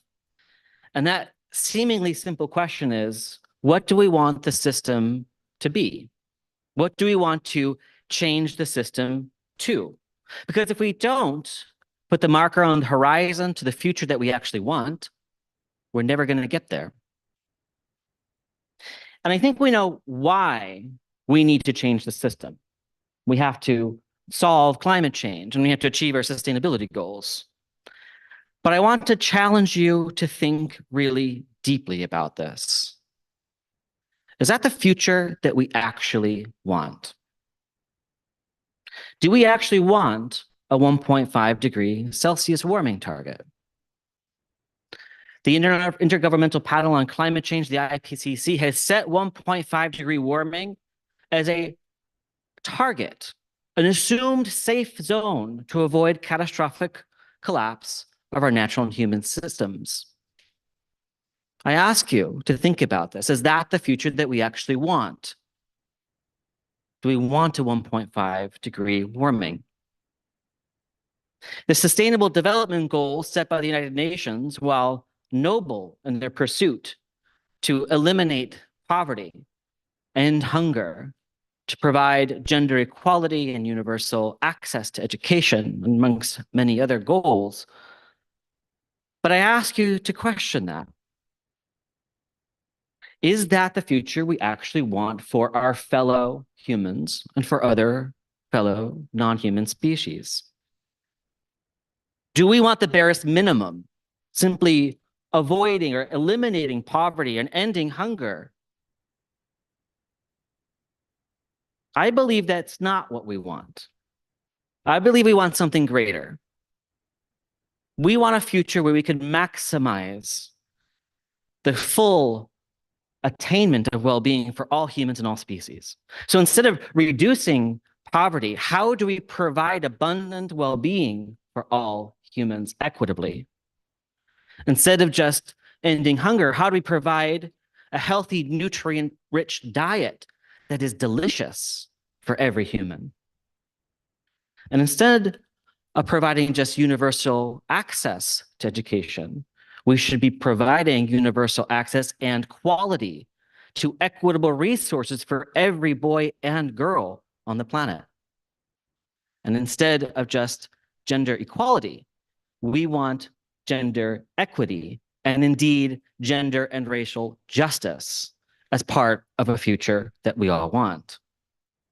And this actually requires a fundamental shift in thinking, moving away from attaining the barest minimum to achieving the greatest fulfillment of our species and all other forms of life. And I believe that future system is possible when we create a regenerative, life-affirming system that mirrors life itself. Because if we think about what life is the most glorious, the most magical, the most enchanting system of solutions. It's this interconnected system of trillions of solutions to the harsh realities of our physical existence, of this physical universe. And let's make no mistake, it is an incredibly harsh physical universe that we live in. And yet this system of solutions called life ensures that all life survives and thrives in abundance. And we're all part of that interconnected system. Each one of you here in this room and beaming across in the live stream are composed of billions of solutions that have evolved through countless unfathomable number of innovations over billions of years to create you and every other species of life on this one living planet. All towards one common purpose: to ensure life thrives in abundance. Yet our species has created our own systems over time, over many generations, these human systems of exploitation and extraction, ostensibly to solve many of the challenges of the harsh realities of this world. And yet we have created these systems that almost today imperceptibly affect every single one of us. And these are the same extractive and exploitative systems that we've heard so often throughout today that have created the very problems that we are experiencing as a species on the planet. The polycrisis is a function of our human systems that we have created. And yet, over the countless millennia and generations, it feels incredibly overwhelming to change because most of us don't have the agency or feel like we have the agency to make a change and a difference. And these systems operate in a counterproductive way to the more natural state of being that we experience as a part of the biodiversity of life. And so how do we solve this? How do we realign ourselves? And I believe that we can do that when we mirror life itself. We adopt and change these systems that we're operating in to be life-affirming systems that mirror life itself. And that's the future we actually want, where we can fundamentally change the way we operate to come together around a future that we name. And that's a future that we can design, because we're all here in this room coming together with something I like to call the great coming together. There's a moment in time when we have this opportunity. Never before in human history have we had the opportunity and need to change everything. Everything our human systems have created must be changed because of the urgency of the climate crisis. And while this comes as a great travesty and to so many countless people today and will continue to adversely affect millions and potentially billions of people in the years to come, this affords us the opportunity to change everything and create a future that we design together. And I'd like to thank you all for being here. I feel so incredibly privileged to be able to call you part of my community. And thank you for welcoming me into this wonderful collection of humans that are coming to the great coming together to solve and design the future that we want together. Thank you.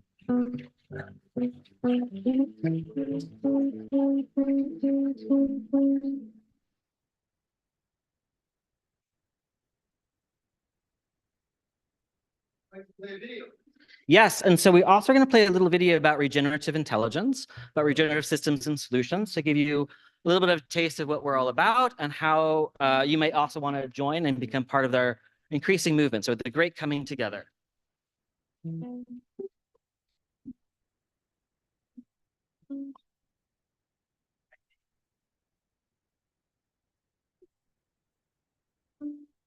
Sustainability towards regeneration, and along the way, reverse global warming. Because regeneration. That's a short video. Yeah. How do we transition from an endless growth economy based on scarcity and exploitation to a regrowth economy based on abundance and well-being for all life? Regen Intel's mission is to answer this critical question and activate humanity to become a planet-positive species.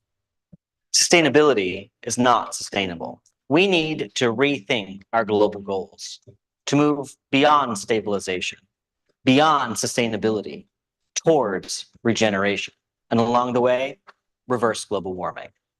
Because regeneration is sustainable. We have to change everything. We have the opportunity to build a better future by design. The solutions to the climate crisis exist, but we must think about the system of climate solutions in a holistic, regenerative way. For too long, we've allowed the status quo to lead us towards untold suffering of man and beast and widespread environmental destruction. But now we have the opportunity to create a new normal that benefits all. The same team that brought the world's leading resource for climate solutions into the world is coming back together to superpower and embolden current and future leaders to effectively implement the highest impact system of solutions for people and the planet at scale. Pessimism is a luxury of less urgent times. The actions we all take can positively transform social and ecological contexts. It is time to take the necessary steps on the journey to the future we choose together. Regen Intel is a regenerative and climate solutions advisory, guiding and stewarding individuals and organizations to become leaders of the regenerative economy. Leaders of tomorrow, today. We are a global network of over 65 thinkers and doers dedicated to creating a regenerative economy and society that places human and planetary well-being at the heart of our collective future. We see a community of leaders and organizations around the world ready to implement solutions, and we are here to effectively enable and embolden them to act. The regeneration is here.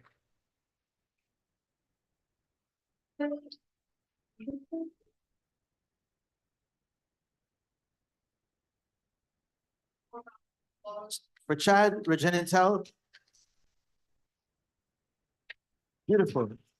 And I'd just like to remind everybody that they are core partners of the Design Science Studio, along with Denizen. Can we get another round of applause for Denizen as well? Yes.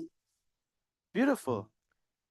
Before we transition into a little break and we see you off into the cosmic lobby or the art gallery, Ari has asked me to tap into the collective potential for an activity we will be performing later on. Ari?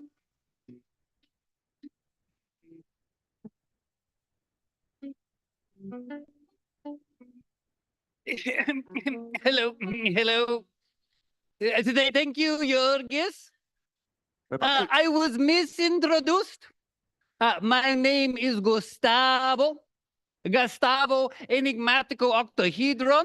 You can call me Gio for short. I am the theatrical director of Regenerative, and I am here to ask for your assistance In about 45 minutes, we are putting on a spontaneously improvised cabaret that you are all a part of creating and hopefully a part of performing. What we need from you is I will pass out some pieces of paper. If you would write down a cabaret act that you would like to see, it will be very helpful. It can be something simple like a poem or a song or a dance between two people. Or it can be much more abstract. It can be the dream of a meatball or the whole history of all creation in 30 seconds. I need your inspiration to guide us. How do you feel about that? I don't know if we're going to make it, if that's how you feel about that. How do you feel about that? That's much better. I'm going to pass out the pens and the papers. And if you would be so kind as to put them in the giant sphere of mystery, it will be down at the center of the stage after the dancing and the ceremony is done with the happening. Again, it's been a pleasure to be with you and be here as an ambassador to your own creativity. See you soon. Beautiful human beings. So as you pen down the name of a piece for the Regenerative Cabaret and put it into the orb of mystery, I would also like to invite you out into the gallery where we will have a good friend, a design science studio comrade, Harlan Emil Gruber, which is preparing a beautiful thing with his base. Something that he refers to. Wait, Harlan, what do you refer to it as? The mirror. A time mirror sonic installation right over there. So please feel free to witness and behold the beauty he is about to bestow upon us. And we will reconvene here in about 15 minutes.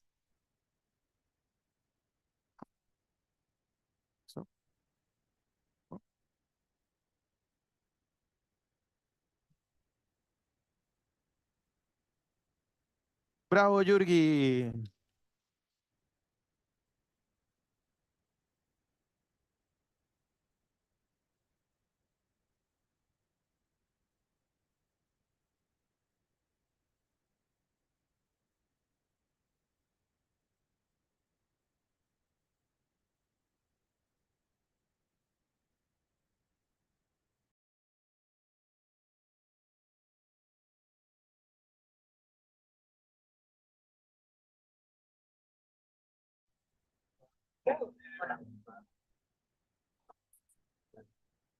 Hello, friends. Can you hear me? Will you type in the chat? Just wondering if you can hear. Can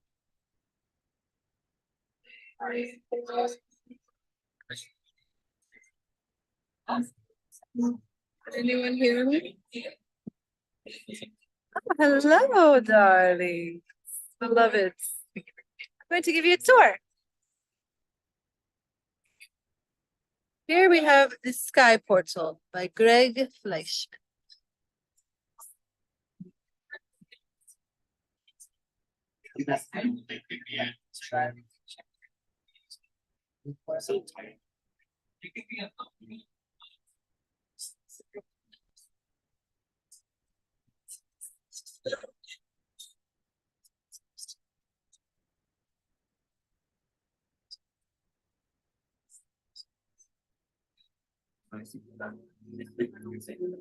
That's all for sure. Wow.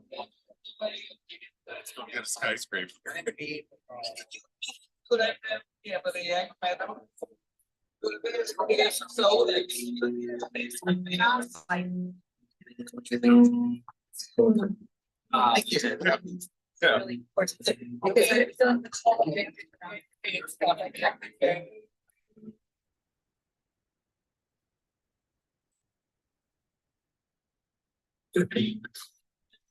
Wow.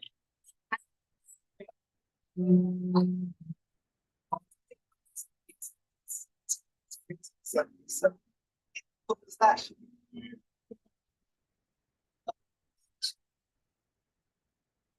Because that's what it still is coming to. Yes, that's right now. That's.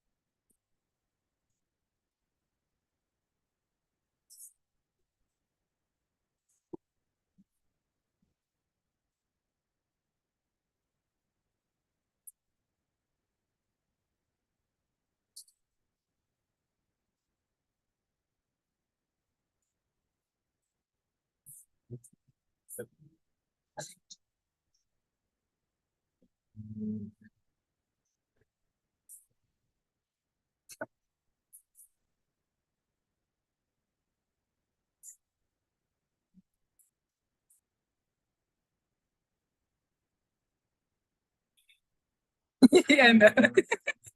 So Raccoon Bodega. Tomorrow night's a puppet show. Love it.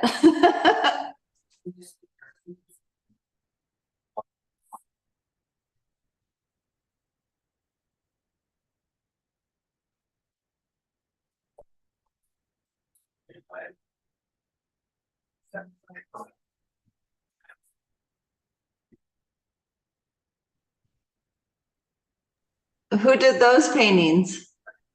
So gorgeous. Who did these paintings? I'm turning it up so I can hear you. Say it again. Who did these paintings? Oh, I don't know if I can hear you over Harlan. Say it again. Who did these paintings? I'll put it in the chat. Oh, who did these? Honestly, let's see. I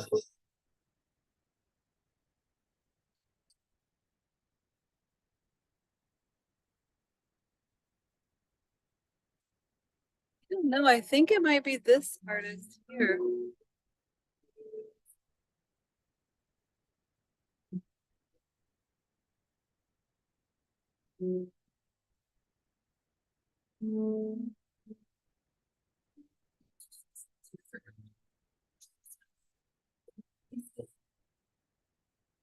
Is it this artist here? Yeah.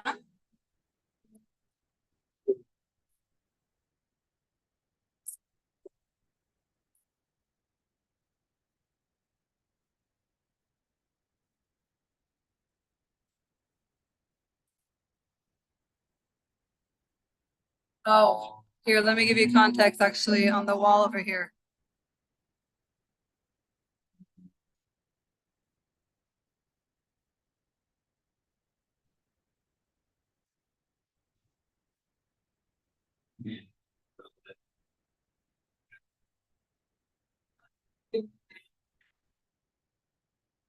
So each of the pieces goes with one of these habits.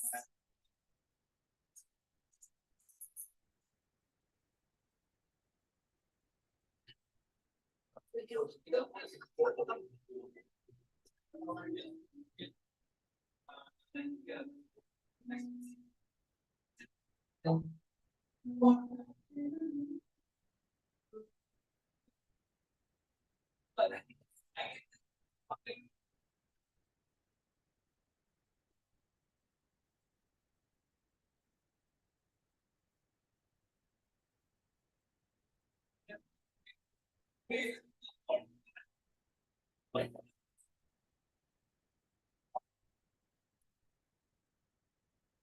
pleasure.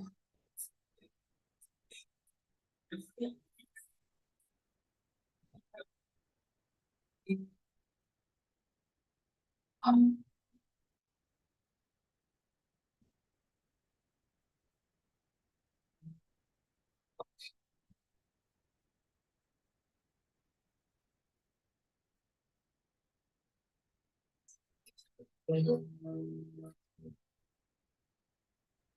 believe these are all 3D printed.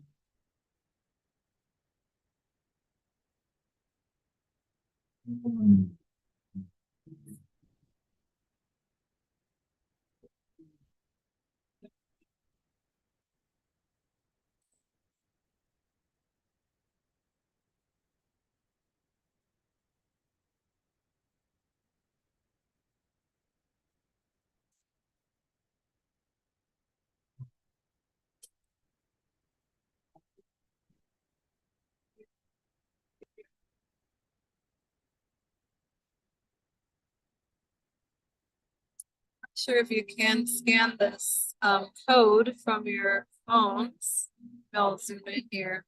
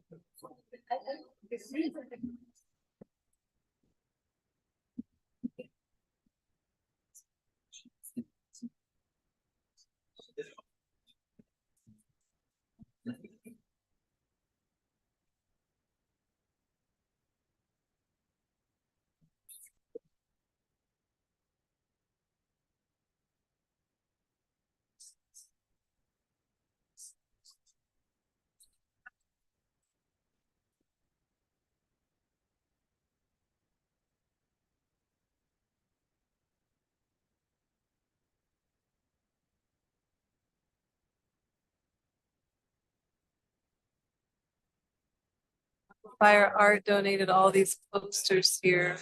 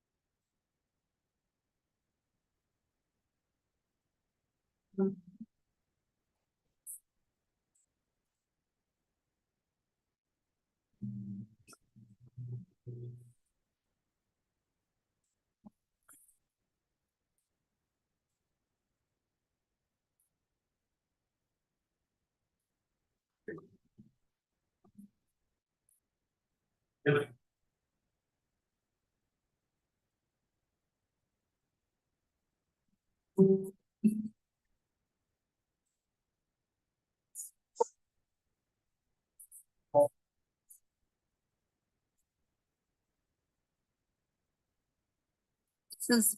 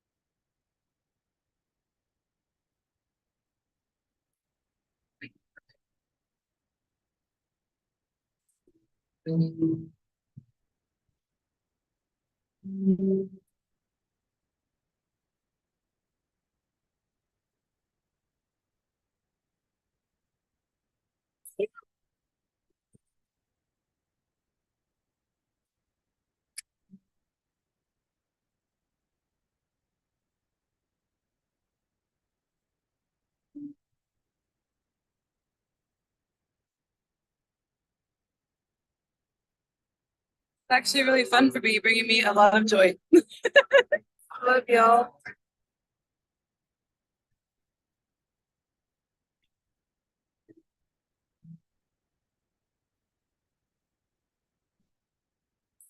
And Soon also made these hands right here. These are actually her hands that she cast.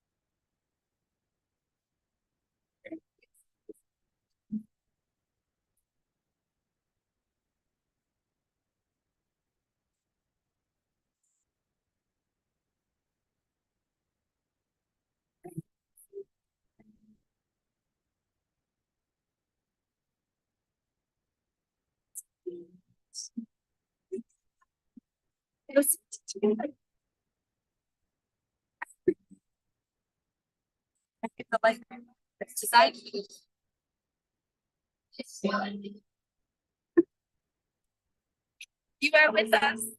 Thank you for showing up.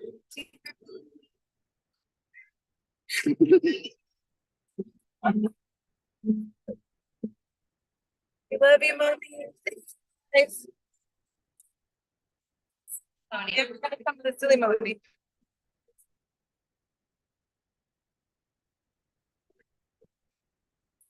Are you doing it's fine.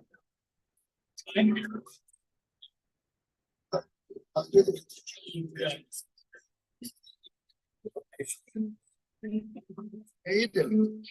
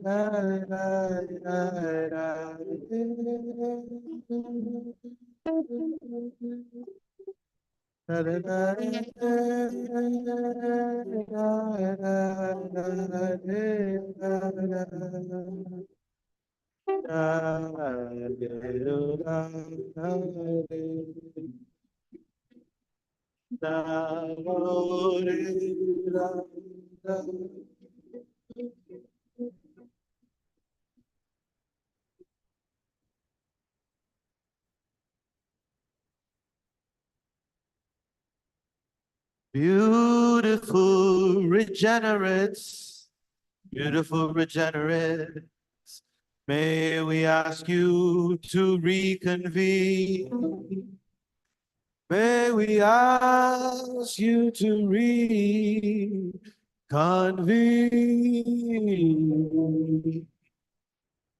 Beautiful regenerates. May we ask you to reconvene.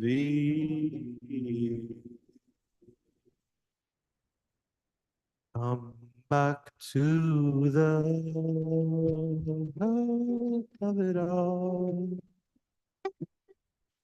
Back to the heart of it all.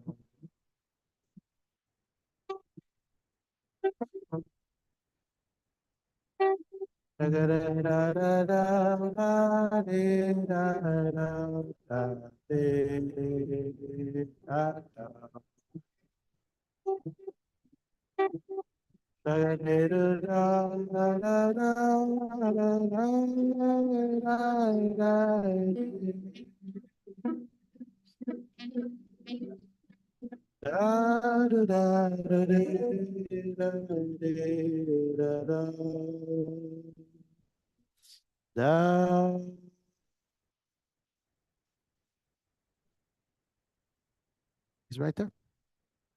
He's right here. Beautiful humans, we will fall behind schedule. Everybody gather around.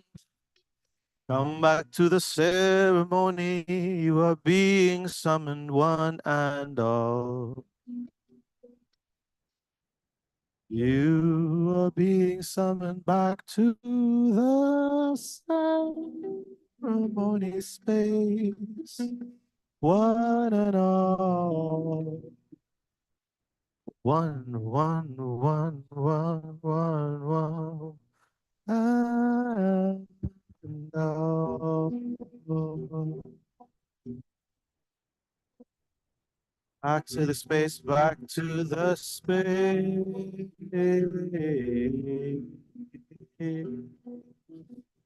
Back to the space.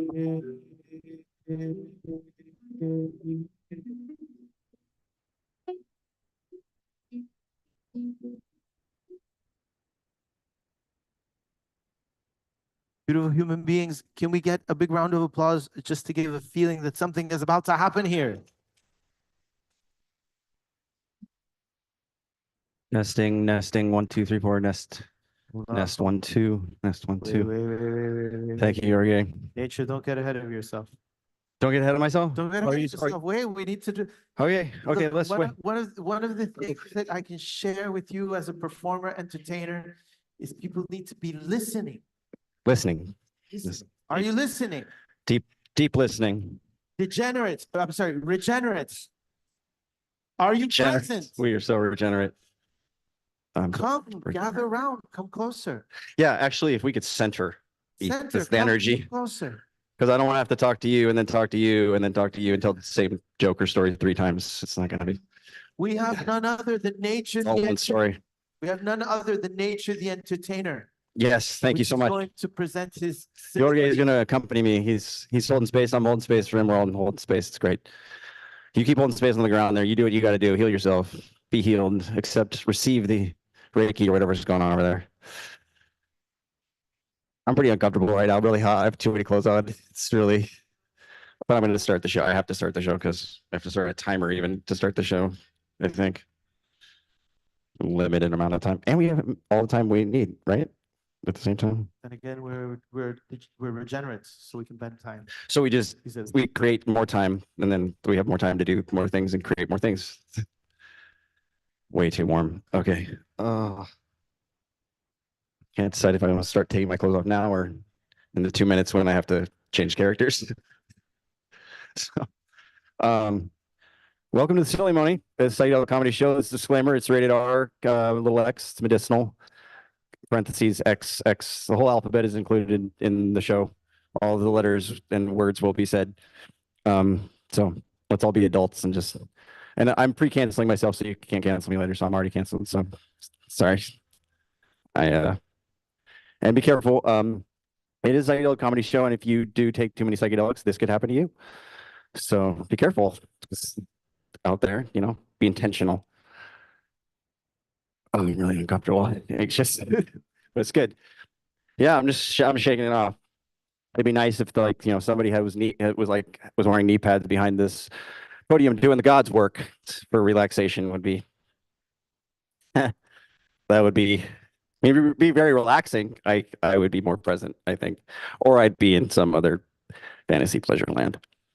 So, all right, it's gonna get awkward and weird real quick. So just buckle up, settle in. We're on a journey together for the next 15 minutes. We are going to solve all the world's problems in the next 15 minutes. So just prepare for that. Take a deep breath or something. Yeah, let's all breathe together.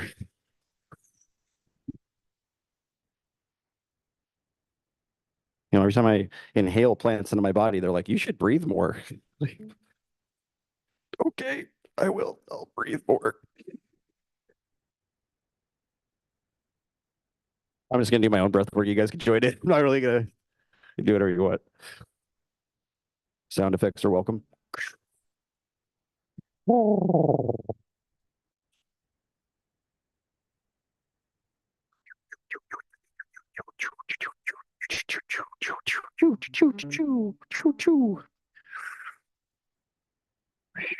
we're all here together. That's amazing. I'm grateful to be here.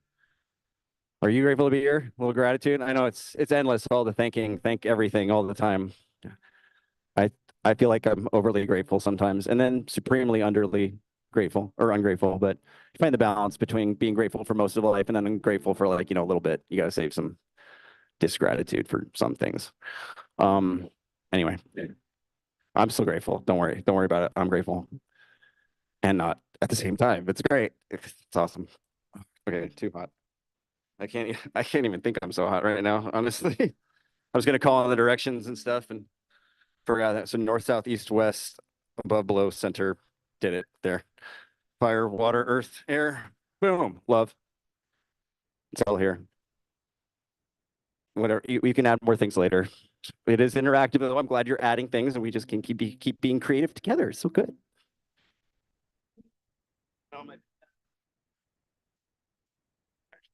Excuse me. Oh. Okay.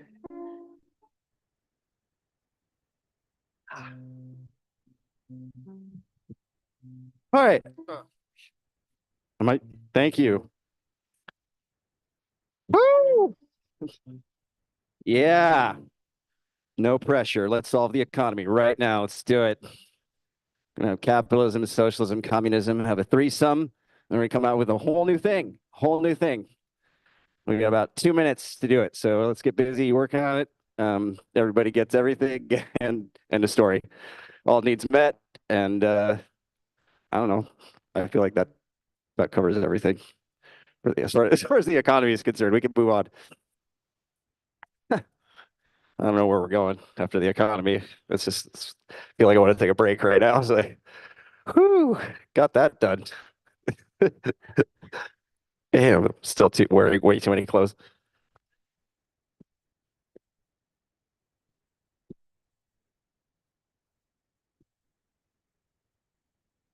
Oh. Be patient, Harlan. Fan requests. Fan request. Okay, I'm gonna take these off. I hope I can your consent. Take these off too. This is all happening in the moment, by the way. This is not pre-planned or recorded. I'm on time, I guess. It's a pretty timeless, spaceless existence. Reality. What is it really? Okay. Okay.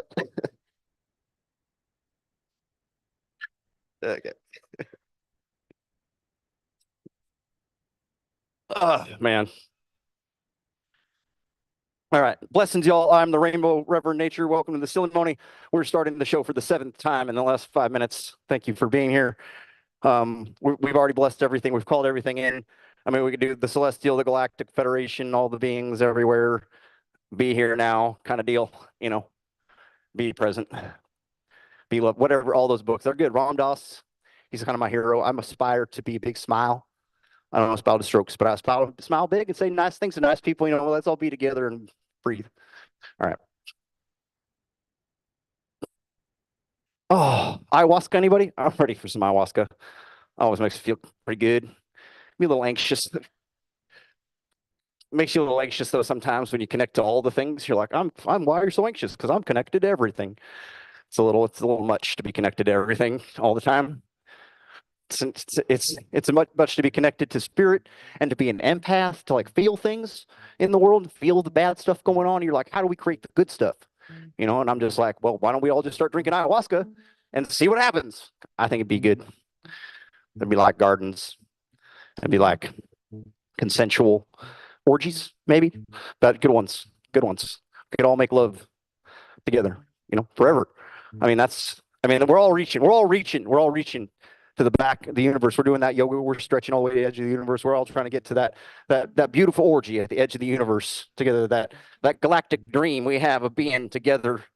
Don't even know who's inside who, where's what hand, foot, any of it. It just all blends together in this nice fluidity. It just flows. The energy is flowing back and forth, in and out. You don't even know. You don't even know what's going on, but you love it. You feel good. Feels good. At least that's where I'm reaching. That's where I do my yoga, the edge of the universe. It's a lot. It's a lot to be a rainbow. It's a lot to have, you know, the full spectrum of humanity inside. And then you got the L's and the B's and the T's and the Q's, but really like we're all some letter in the alphabet. You know, we're all an A or a B or a C or a D or an E or an F or a G. You know, we're all of it all the time. Also very kind of paradoxical to be all of it all the time. And nothing doesn't mean anything at all. You matter and you don't matter, you know? Like this is all so meaningful why we're all here together. And it's like, who cares? No, we care. We care so deeply. We care so deeply. Praying every moment's a prayer. Every moment's a mantra. Every moment's like, I gotta pay my mortgage. I don't have a mortgage. I'm just trying to connect. I'm just trying to relate. I'm trying to be relatable. Trying to be relatable to the mortgage people. Oh boy. All right.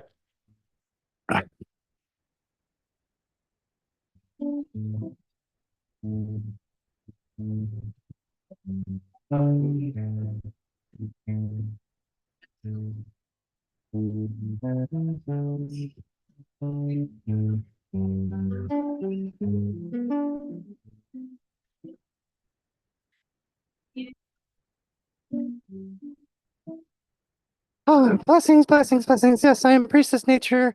I come to you from the stars, and I'm here with you. I'm just going to take you on a journey to my planet. I come from a really beautiful place. It's covered in satin sheets and silk and everything soft, organic cotton, bamboo, hemp, hemp.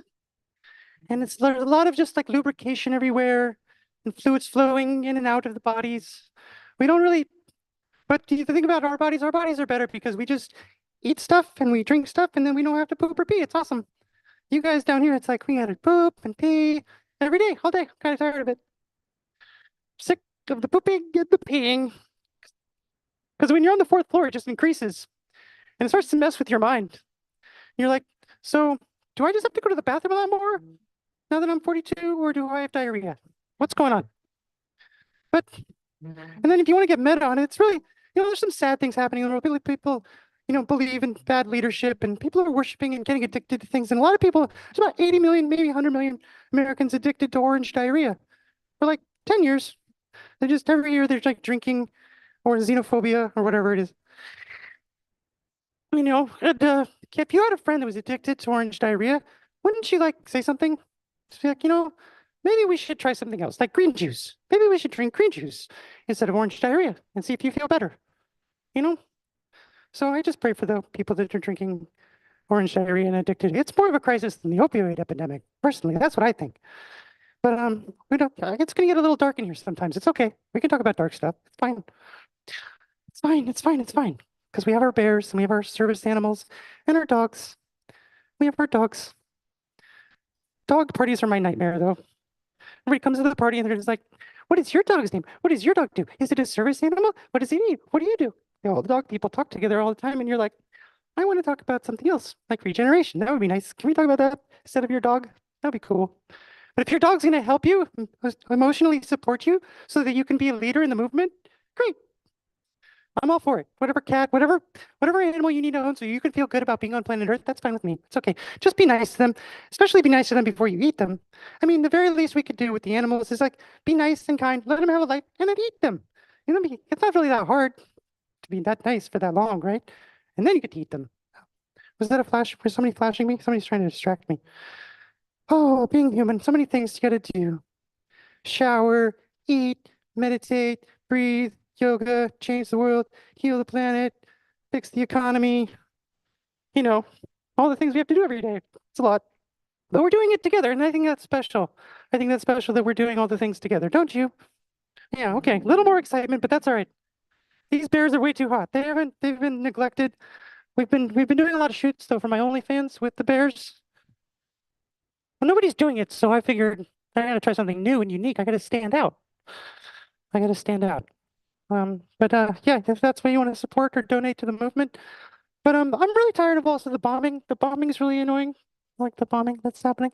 So I would just, if we could stop bombing each other and just start blowing each other, that would be awesome. I think we should all like buy knee pads, go to a workshop or a play shop or whatever you gotta do, and let's start a movement, shall we? Blows not bombs. Blowies not bombs. We're working on a title that works for everybody. But I think that's something that works for everybody. And we start our training, not too young, but young enough that we know what's going on, and then we get credentials or something, pass a degree, and then we can just start servicing the world with our gifts, God-given gifts and talents, and peace on earth will dawn like in a year if we did that. In a year. P.S. If we legalized iboga, then the opioid crisis would be pretty much gone in 5 to 10 years. But yeah, what do I know? What do I know? All right, moving on.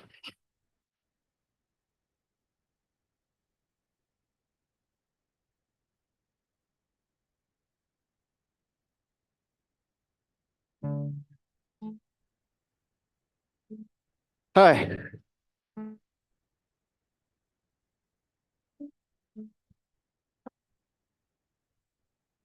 Namaste, namaste. I'm Yoga Matt. Welcome to my regenerative yoga class.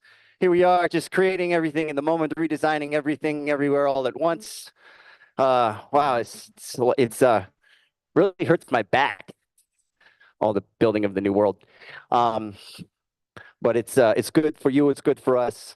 We're here doing it one light bulb, one alta, one geometric shape, one heartbeat, one hug, kiss, yoga pose at a time. We're doing it. And I didn't really prepare a class. But what I'm going to teach you guys is a new pose that I've been working on. It's called goose. And it's just, you got to really get in there. Right in here, you got to center yourself right around here and then move to the side. And it's goose. It's not named after the animal. It's after Goose in Top Gun. So it's just it's an ode to one of the greatest 80s romances that ever existed, you know. So this is in honor of you, Goose. Goose! Goose! Oh, miss you, buddy. Okay. And then, all right. Is this making you guys feel uncomfortable? Because I feel good. All right. All right. This is a very consensual yoga class. Don't worry, I won't be showing you anything else. You have to come to my van with your credit card to get the full all-night Tantra private session. So I hope you're ready for that later. It's not very good advertisement or marketing, but we're working on it. Oh, man, it's tough. This is a tough job teaching yoga every day. Kind of makes you lose your mind a little bit. Then you got to meditate more. And then your body hurts, and then you got to stretch some more. And then your heart shuts down. You got to open it back up again. It's just endless. Whew, let's breathe into that. You could do it. Let's do it together. Oh.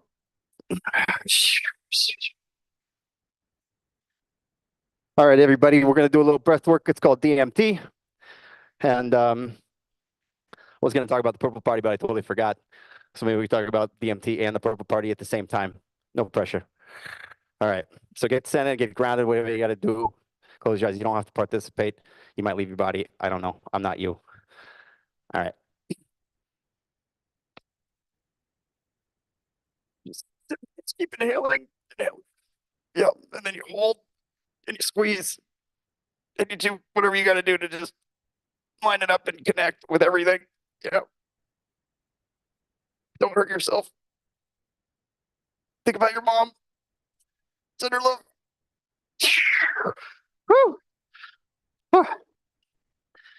Two more. We got two more. We can do this together. You guys got this. We got this. We're gonna see the stars tonight. All right.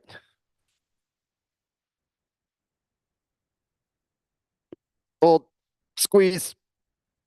Imagine a purple party where the United States is united in peace, love, and unity, and respect, and everything else. Yep, that's happening right now too. Yep, hold it. Hold the vision.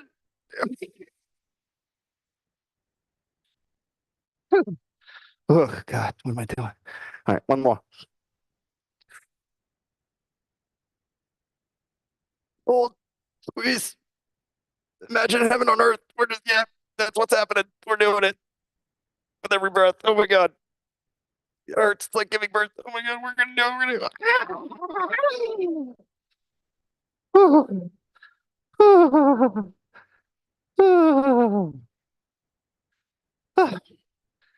Thank you very much. I'm Yoga Matt. Thank you for coming to Silly Morning. I'm Nature. Yeah, we did it. We solved everything. 15 minutes. We did it. Good job, everybody. Love you guys. Have a great night.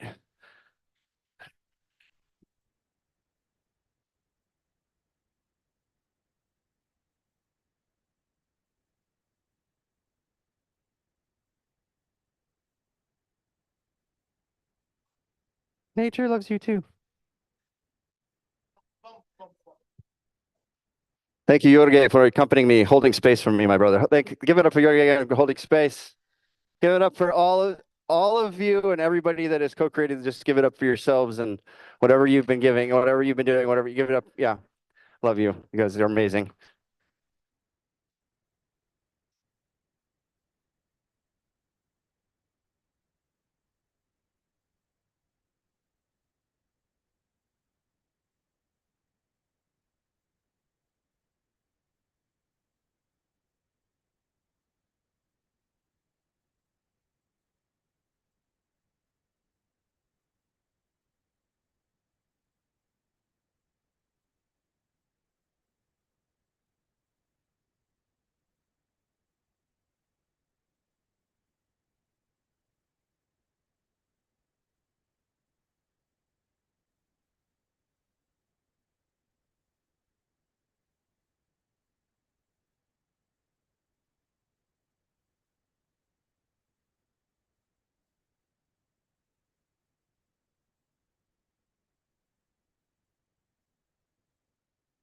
Yes, yes.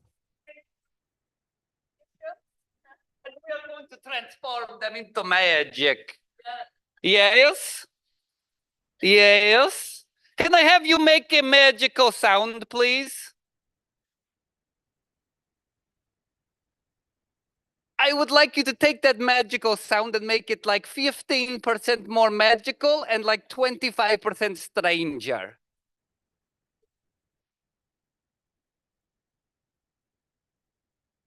Oh, yes, this is very good. This is very good. I would now like you to make the sound of having a spontaneous epiphany right now. Slightly more spontaneous than that. Oh, indeed. That is what I hope will happen here. For you see, this is the first Regenerative spontaneously improvised cabaret. And it cannot happen without any of you, because you all created the acts for the cabaret and you put them in the sphere of mystery. Do you remember that? I remember that too. It was so much fun. I walked around, you wrote down things. Now, the way the spontaneously improvised cabaret works is we will pull an act from the sphere of mystery, and whomever is in the audience that feels like they know what such a thing might look like or feel like. Say it was a meatball's dream. If you had the poem that you wanted to say that was appropriate, or say that you wanted to dance a dance for us that would describe what a meatball might see when he was dreaming, or she might see while she was dreaming, that would be wonderful. If you felt like you needed to bring everybody else up on stage with you, you have the power to do that. If you felt like you needed to deputize a friend to make some noises in the background, you have the power to do that. Is there anything that is off limits in the spontaneously improvised cabaret? I don't think we know yet. We'll find out. Let's hope we don't find out.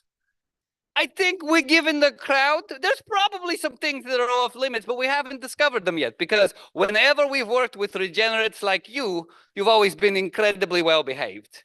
And my concern is that you might be too well behaved. Would you all promise me, I'd like you to feel into your heart for a moment. Feel your degree of well-behavedness right now. And I would like you to take that degree of well-behavedness and decrease it by about 25%. Thank you. I appreciate somebody over here knows how to follow instructions. Very good. The last part of the spontaneously improvised cabaret is the drum roll. Do you know a drum roll here on the planet Earth? Very good. So in between acts, I will ask for the drum roll, and we will draw from the sphere of mystery the acts that are to happen. Can I have a volunteer here to draw the first act for me? You don't need to be implicated in what is going to happen. You just need to thank you, sir.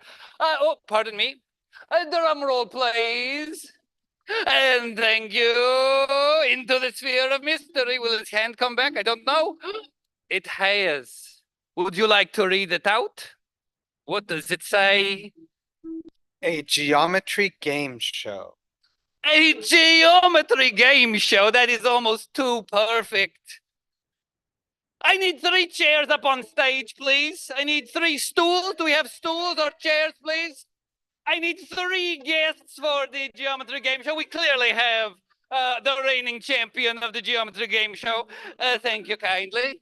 2, 3. Would either of you like to stay on stage for the geometry game show? You would like to stay? We need 1 more guest. You, sir. Fantastic.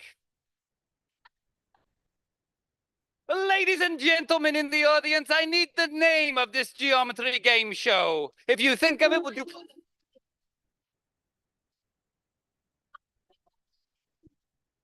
And I will need you to count this down for me. We're going to count and we're going to clap. We're going to count down from 5 to 1. At 1, we're going to clap 4 times. I always forget how many times. So we're going to go 5 and then we clap, and 4 and then we clap, 3, 2, and on 1 we're going to clap 4 times, and the game show will begin. Are you ready?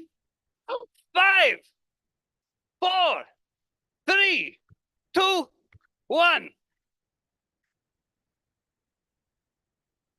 Hello and welcome to Icosahedronaton. Everybody's favorite game show about shapes.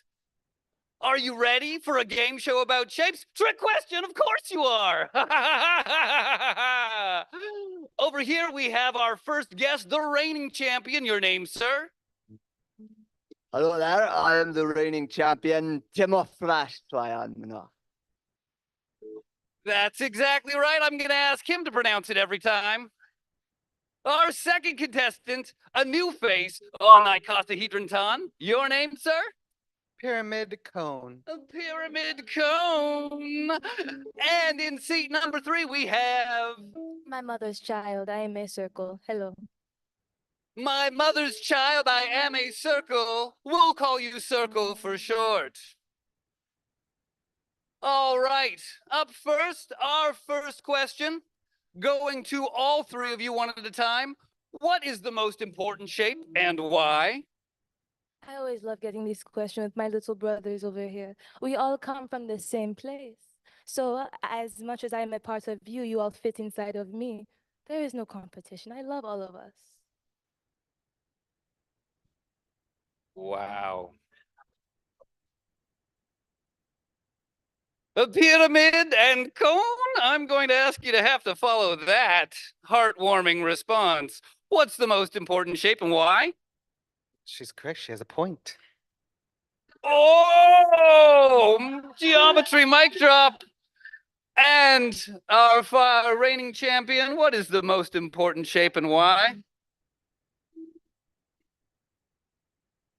My first thought on this question is that it would be a tetrahedron because it has the least amount of points that can fit into a space, the closest that they could possibly fit. It's got 4 sides.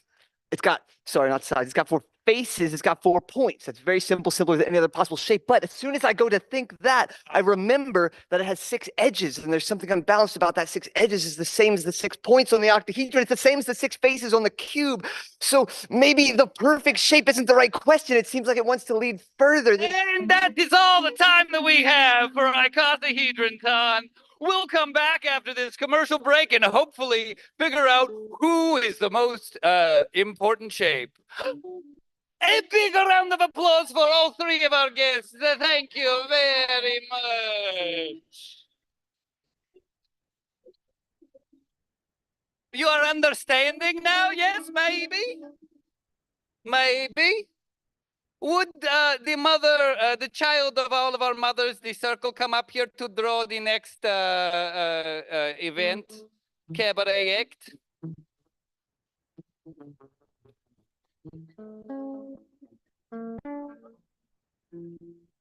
It reads, a musical chairs. Does somebody have an idea that could be related to musical chairs? This is, oh, we are following Eli's inspiration. We've got 2, 3.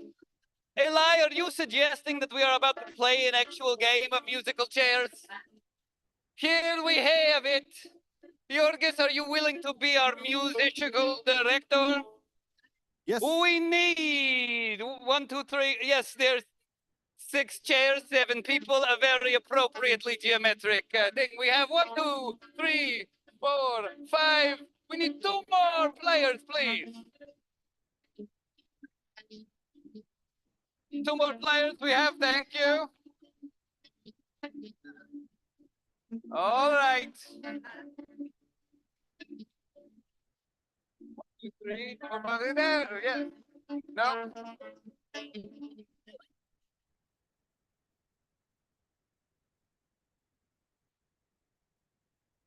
We added another. And we go again. Remove a chair.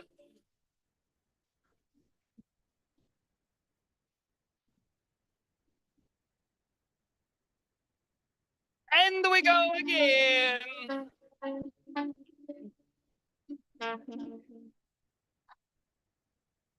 And we go again.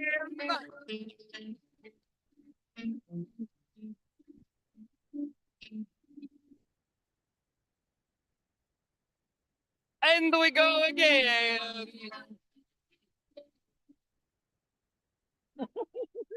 And the winner of the first inaugural musical chairs championship of Regenerative. And the kind-hearted soul who will draw the next element for our madam, as the champion, we need you to draw the next act. Thank you very much. Ladies and gentlemen, drum roll, please. Very good.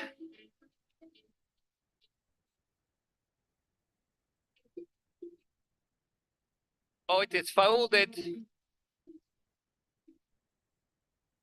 And it reads, Hypnotize a volunteer. Hypnotize a volunteer.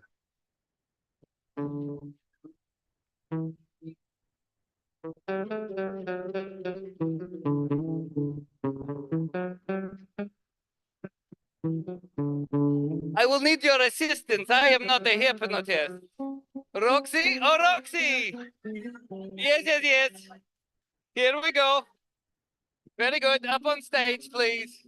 Thank you for volunteering and showing us what it is to be committed to the process. Now, ladies and gentlemen, do we have a hypnotist in the house?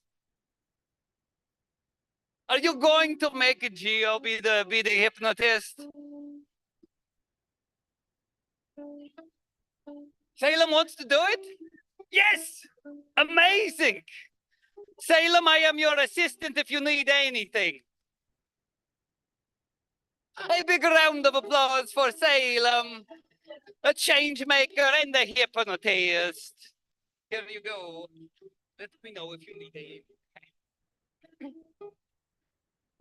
Yes, this is true. This is true. All right. Close your eyes. Breathe in deeply. I invite all of you to do this with her. Close your eyes. Breathe in deeply. Think about sheep. Now, think about cats. Think about lions.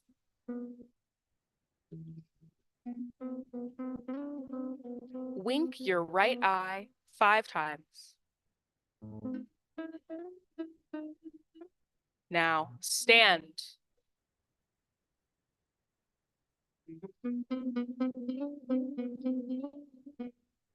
Shift back and forth from left to right.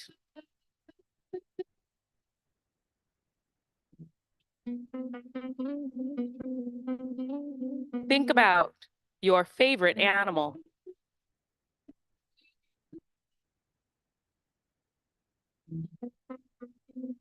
Now, look around. Here at this spontaneous cabaret, I have convinced all of you to do exactly as I say, and that is hypnotism. Hey, well done. A big round of applause for Salem for her willingness to step out of the box and hypnotize all of us. Salem, a drum roll, please.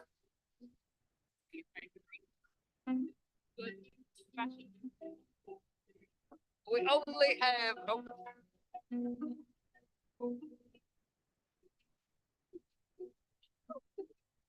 the paper reads, teach me how to doogie esoterically. I am not around from around here. Salem, what is a doogie? Do we have, can someone play it? Do we have internet access? Can we esoterically play? Can we make the doogie song happen esoterically?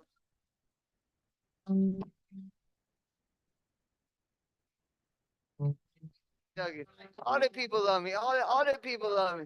Teach me how to Dougie. Teach me how to Dougie. Esoterically. Esoterically.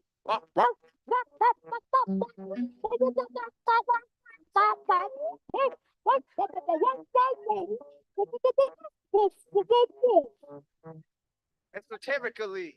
Esoterically, a big round of applause. We only have 3 more minutes. I will ask you, sir, to draw the next one. This is the lightning round. We are asking for no more than 10 to 15 seconds of a thing that happens. Of a thing that happens in the present moment. Excellent. I love when this happens. You did read what? Write and sing a song about Roxy.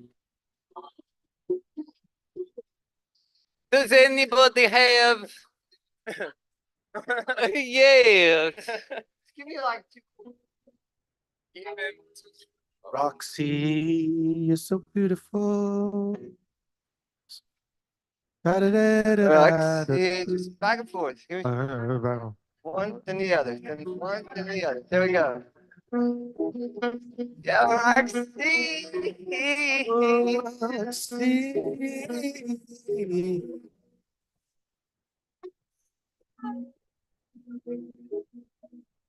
And she spends her time.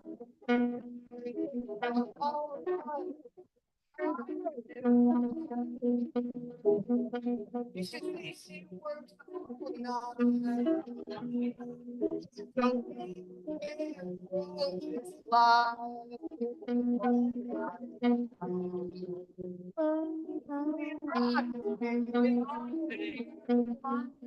We love you, Roxy.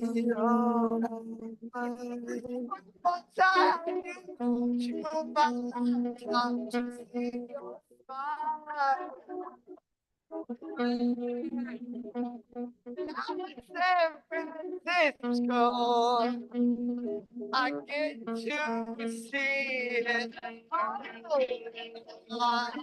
Roxy, thank you for coming to school this Roxy. Oh, Roxy, thank you for dedicating yourself to helping us grow this community so bright.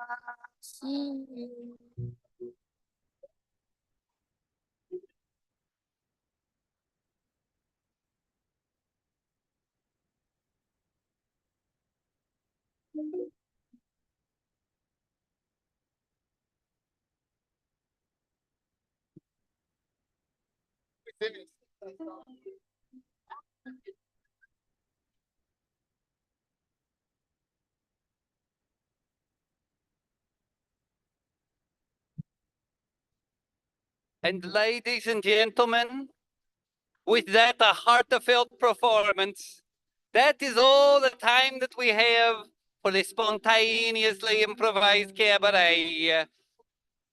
So a big round of applause to each and every one of you for stepping up into the unknown. And there are many more things in the sphere of mystery. So who knows, that maybe a future moment we might get to play together some more. And now I turn it back to our dear master of ceremonies, our bear, Yorkis. Not suspicious. Very suspicious. Colombian Lithuanian, also with a strange accent. So suspicious as it gets. Bueno. Beautiful human beings, we had promised dance. We had promised dance. And I know that BC, you're going to invoke some of the rhythms of the Orishas. Is that right? Not listening to me, and now my ego is wounded. We're going to get very beautiful music from him indeed. But before we say goodbye with dance, can we get one big round of applause for everybody that showed up? Can we get a big round of applause to everyone who put their effort in? Can we get another round of applause for Timmy and Ari and John? That's right. Can we get a big round of applause for Harlan as well? Yeah. Can we get a big round of applause for Mark? Yes, indeed. Can we get a big round of applause for Sarah? Yes. Yes, indeed. Who are we missing? We're missing nature as well. Can we get a big round of applause for nature? Yes. Can we get a big round of applause for Scratch?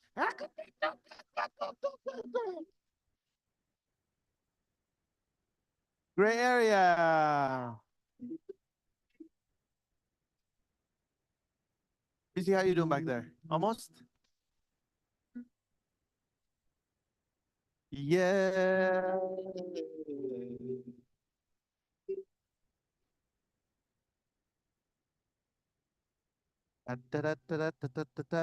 Is it wonderful that I love killing time?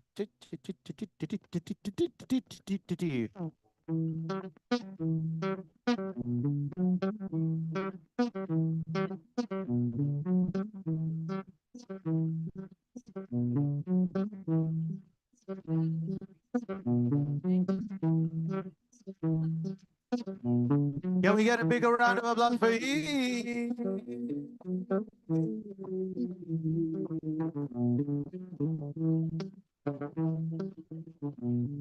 For Pamela.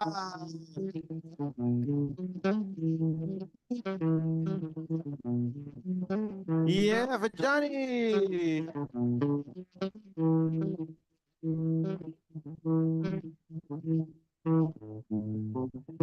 For Andre. Yeah.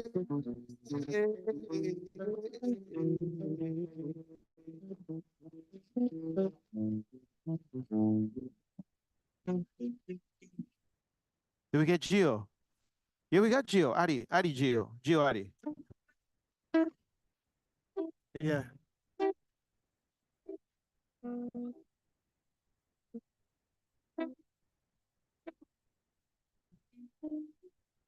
Um, we got Mark. We got Mark. And so.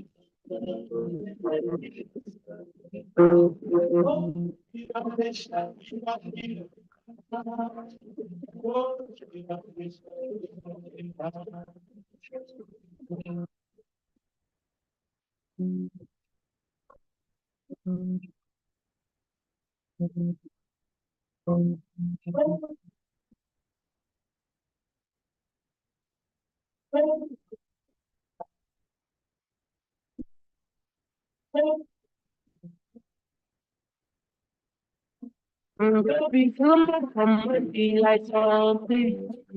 But I know me, we drop that body.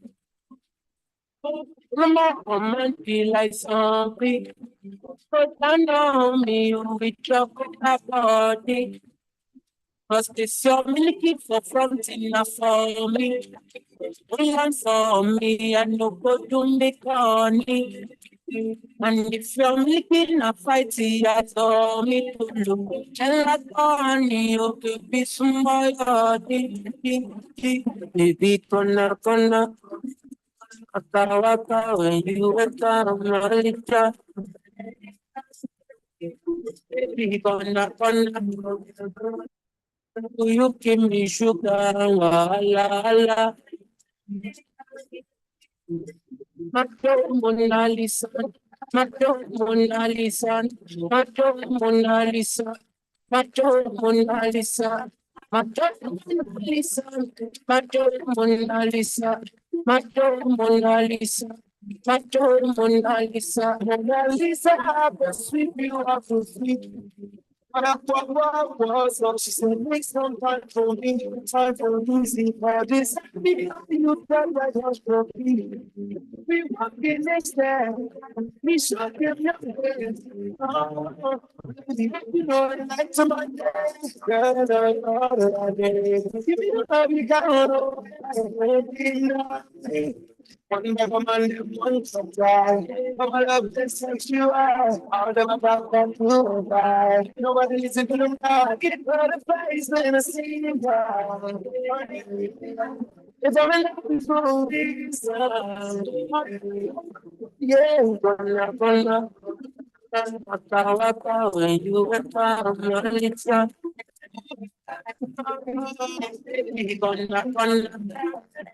will you give me sugar? La, la, la.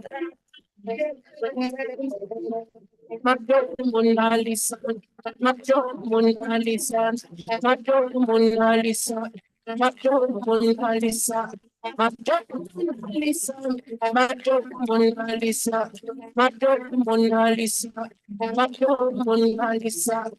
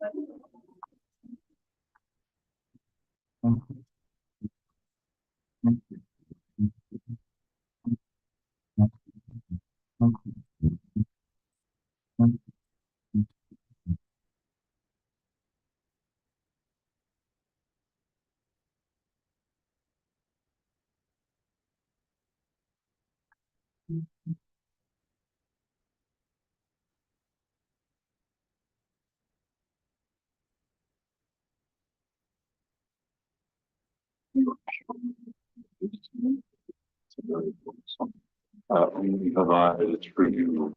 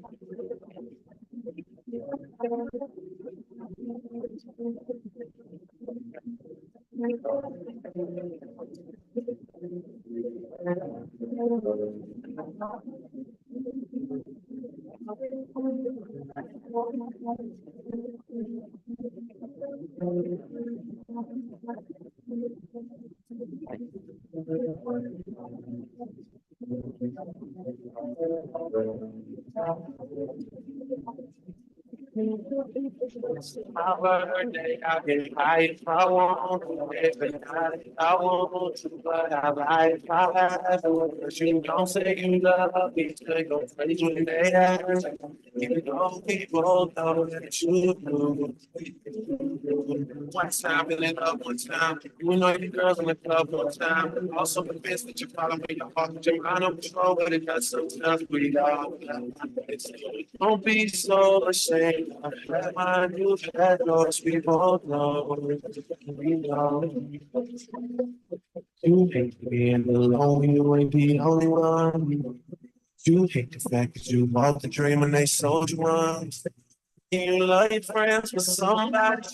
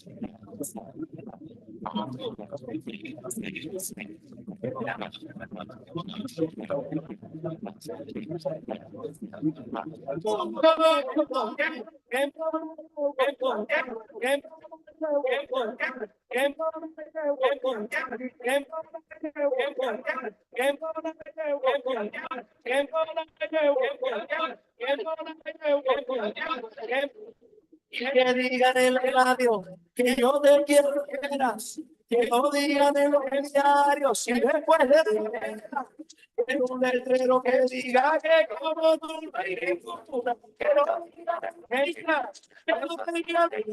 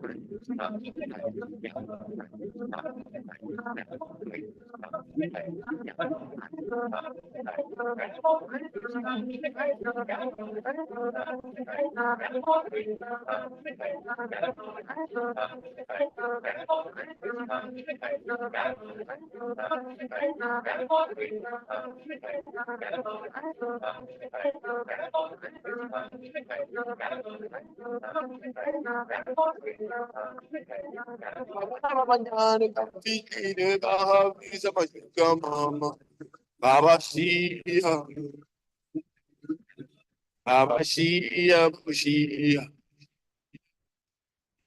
Ibabana babanyane bastimela bamalaisha. Moseri aishia. Ati puto huriana. Baseri angondo gandiana washiwa. Shia. Shia, Shia.